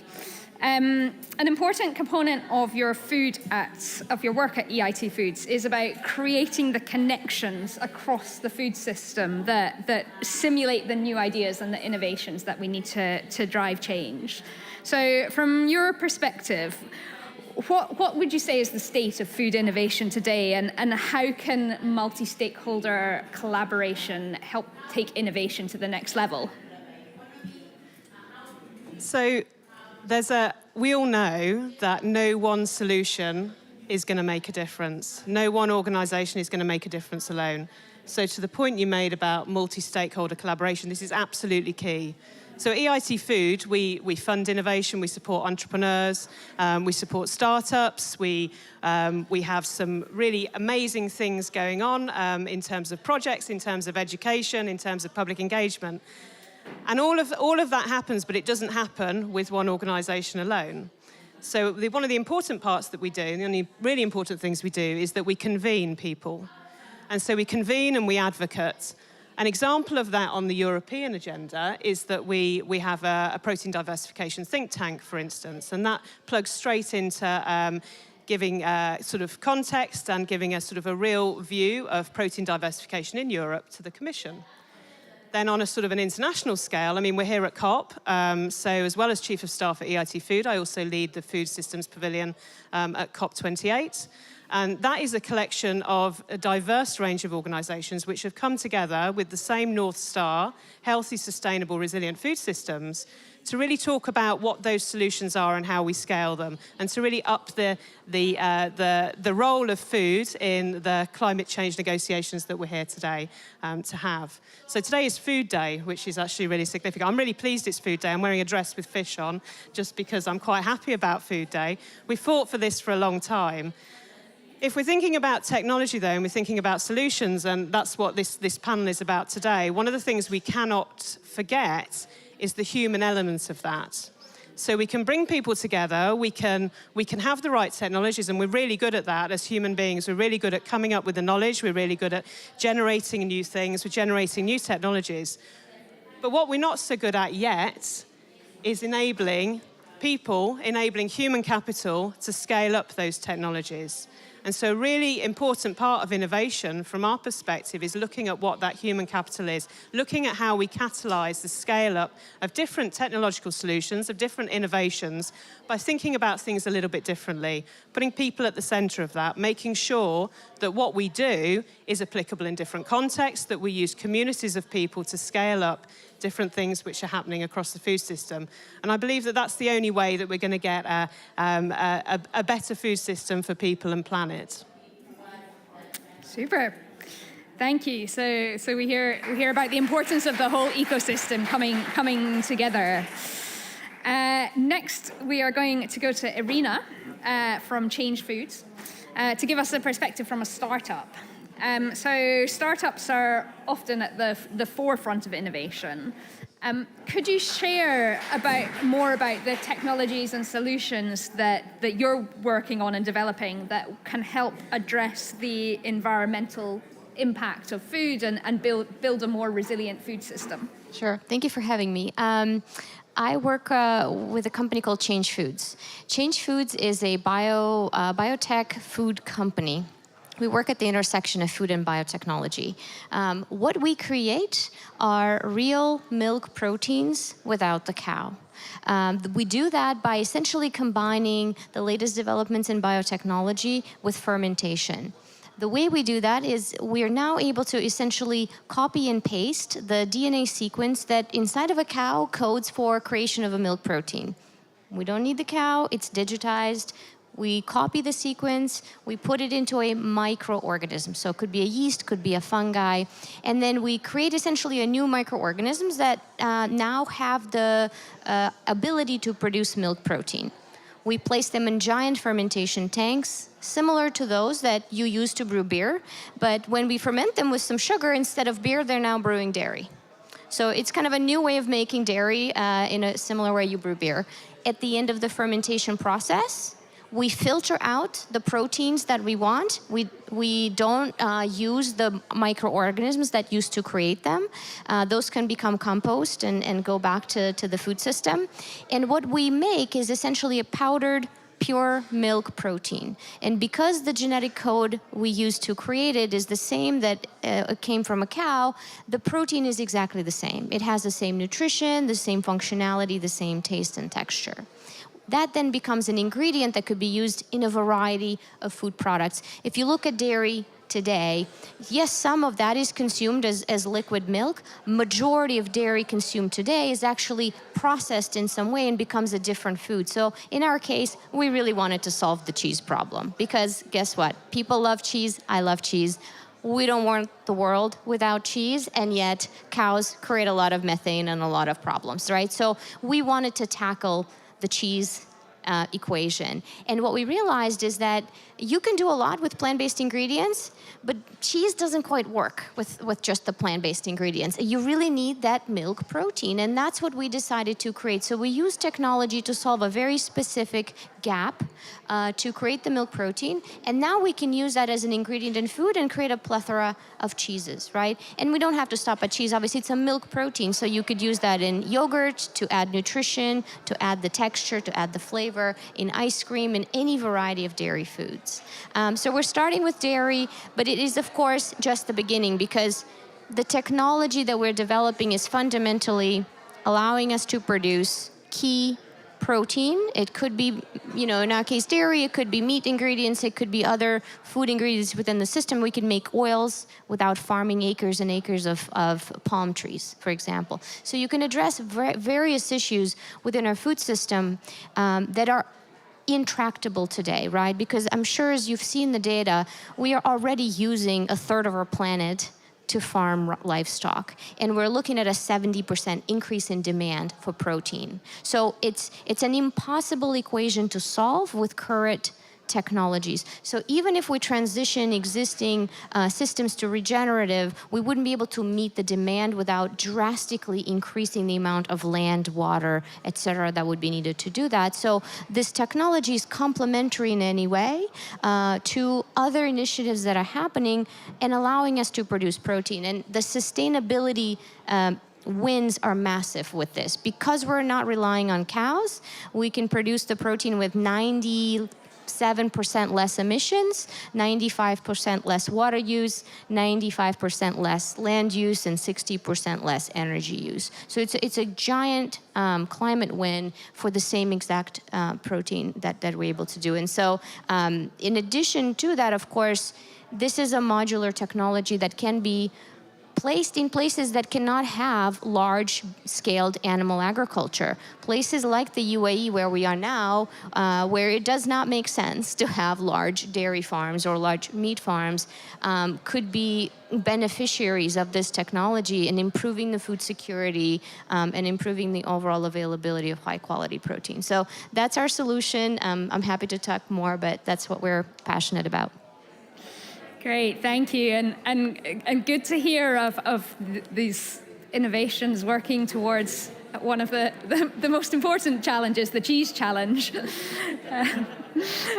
Katie, I'll turn to you next at Tetra Pak. So as a private sector representative, could you tell us what you're doing to scale up innovative food sources and share your perspectives on how industry partnerships can help drive positive change for sustainable and resilient food systems? Thank you, Victoria. And I think this has been, a great discussion today, a lot coming out of it. I think, we know that we need to decarbonize existing food systems, but we also need to look at new ways of producing food, and technology is going to have a key role to play there.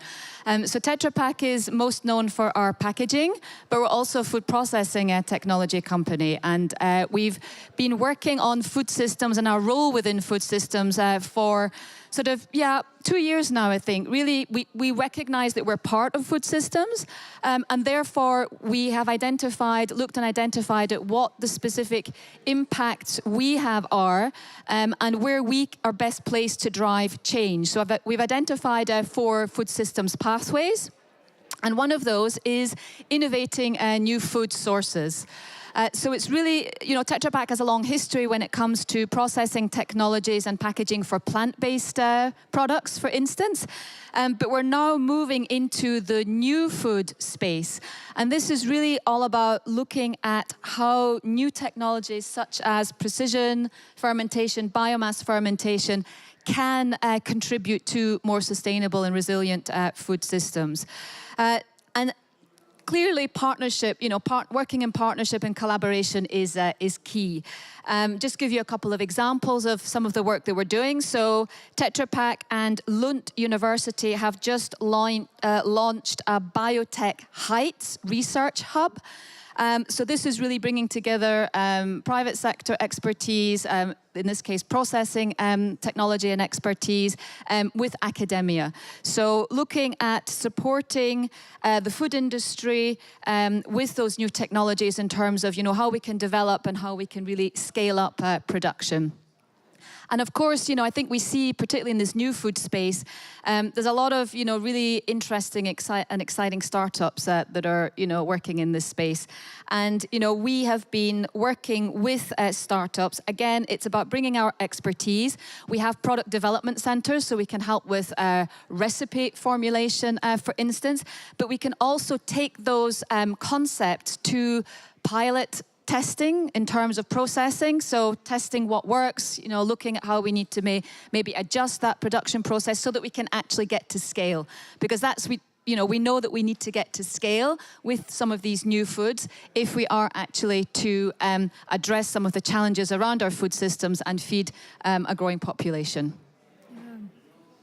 Super. So I think we've had a kind of whirlwind tour of how technology and innovation can help drive sustainable food systems, covering the low technologies, high technologies, and how we need the whole spread of these, looking at both the role of innovation and technologies in more traditional food systems, as well as building this new food system space, and really diving into the need for everyone to have a role here. So we've spoken about how different parts of the value chain can collaborate together, how the roles of small companies and large companies working together, and the need for this whole ecosystem to really come together to scale and accelerate innovation to meet sustainability goals. So just as we close, I'd like to pose a final question to our 3 panelists. If you had to use 3 words to describe the food system transformation that you want to see in the future, what would they be? So I've only got one, and that's regenerative. And I think we can apply that to every part of the food system. We shouldn't just be thinking about regenerative agriculture, we should be thinking about regenerative food systems. So this applies to business practice, it applies to financial practices, it applies to every part of the food value chain, not just what's happening on the farm. So regenerative, for me, is the future of food. Maybe I add to that resilience, which is really built in. We need to ensure that our food systems are resilient and can respond to the challenges and some of the shocks that we have already anticipated, but we know we will also see in the future. And then maybe inclusive is another word. We need to ensure that the transition is inclusive and brings all of the stakeholders along the food value chain together in the transformation. Eat fewer cows. Any which way you look at our food system, cows are by far the biggest contributor to all of the problems. So we don't have to all go vegan. We can have amazing cheese, but we do need to have a lot fewer cows. Great. So regenerative, resilient, and inclusive with fewer cows. I think that's a good place to leave it. So thank you very much to our final three panelists. Thank you very much for our earlier speakers as well.